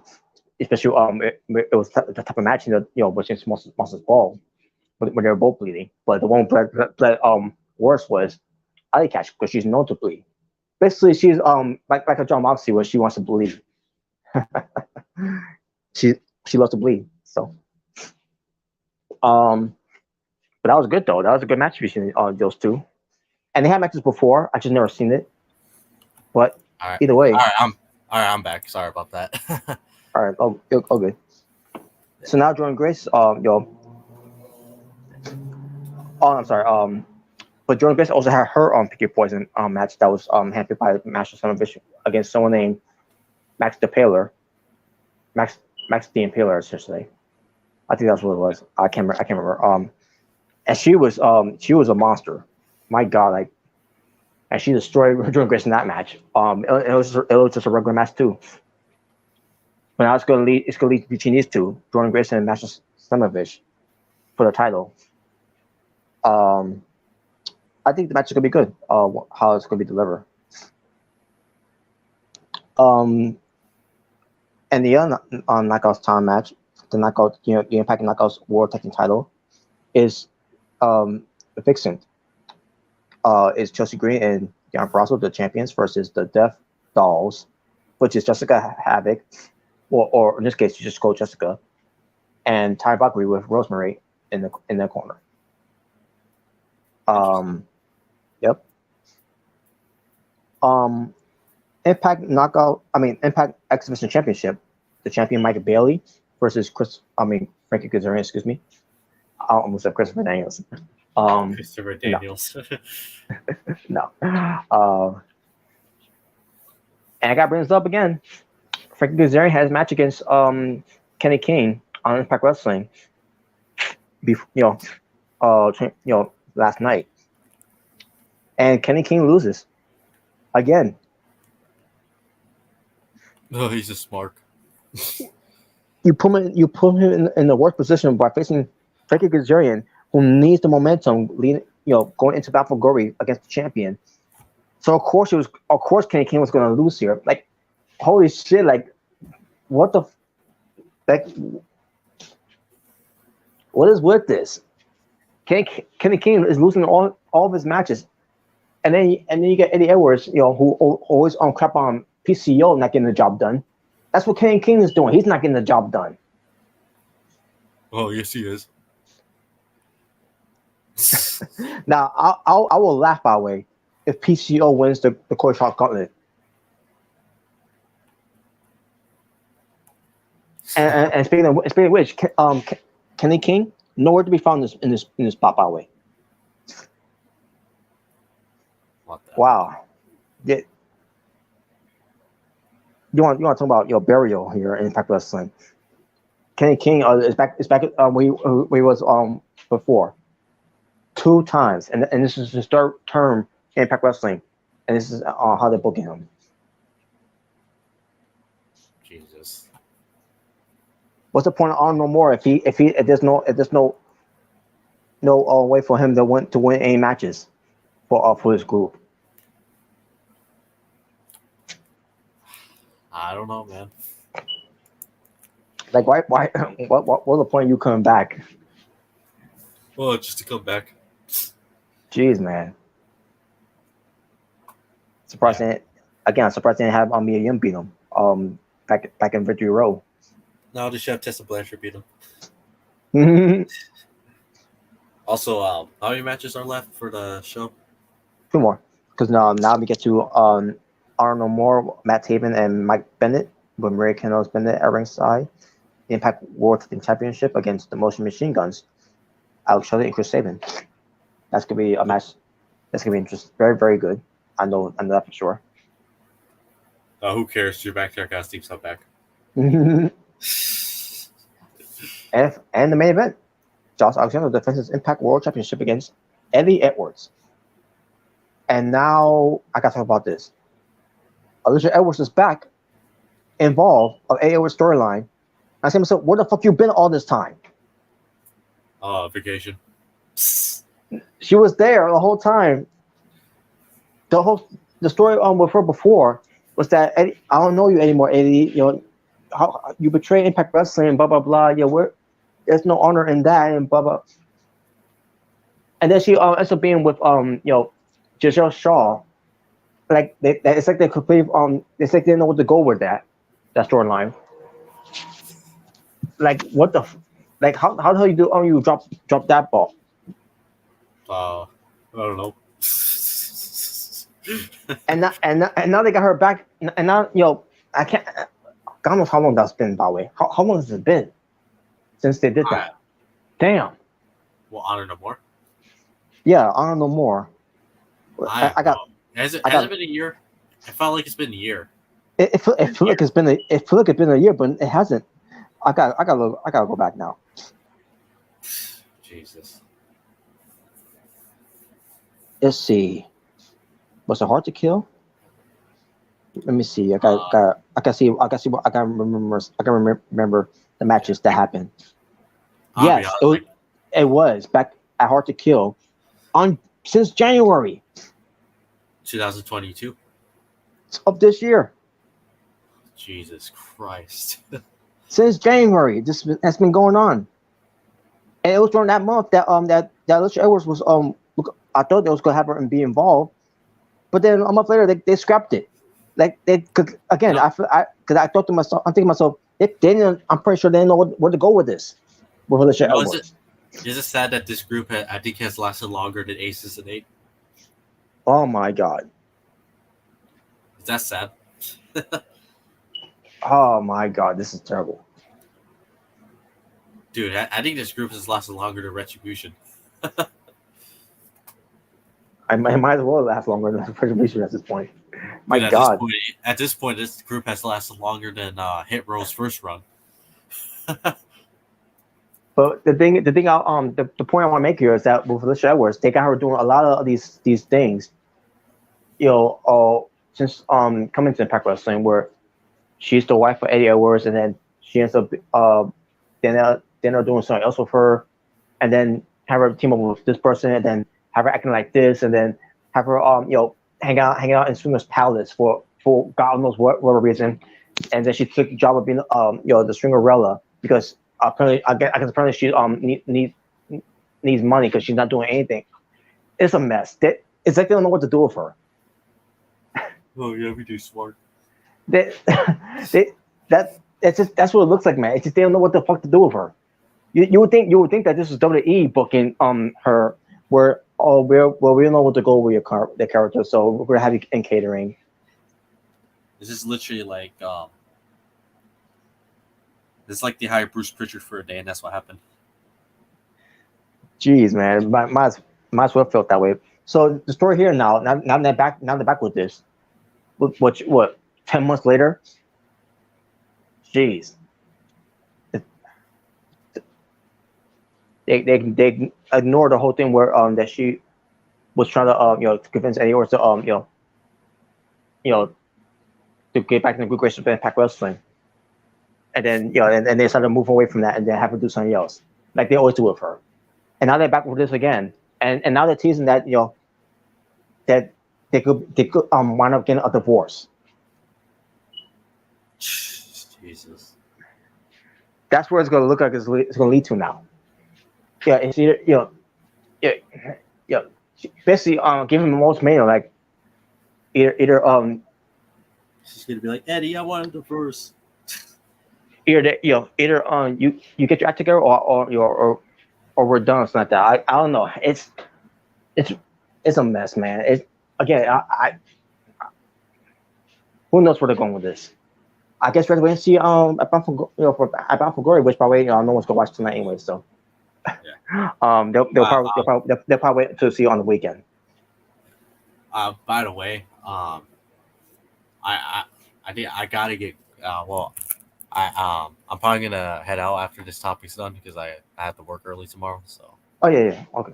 Yeah. Sorry to cut it short in a way, but yeah. But no problem. yeah. But as far as Impact goes,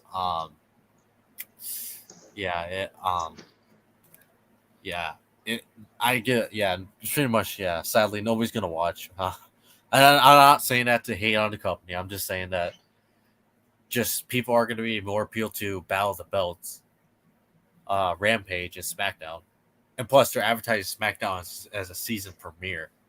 Oh yeah, that's right. They are. So it's not just some regular SmackDown episode, or it's not just a go home show, but it's also like a season premiere, which and we Raw. gotta see how. Yeah, and we gotta see how that is. Yeah, Raw's gonna be a season premiere too. Oh yeah. So and also not only Rampage, after SmackDown you got Battle of the Belts, which is like a pretty big special episode, and it looks like a stacked card on that show too. Yeah, So Rampage and then Battle for the Belts. yeah, so all I'm gonna say is, this is literally the worst day that Impact chose to air their Bound for Glory show. Literally the worst day. Yeah, The worst. they should postpone it until next week. Or just at least Sunday. That's like 2 days away. Mm-hmm. Because at least that would be in their advantage. Because at least because Saturday Extreme Rules will be out of the way. So just have it Sunday. Why not just have it Sunday? Like that's like, why would you have it tomorrow?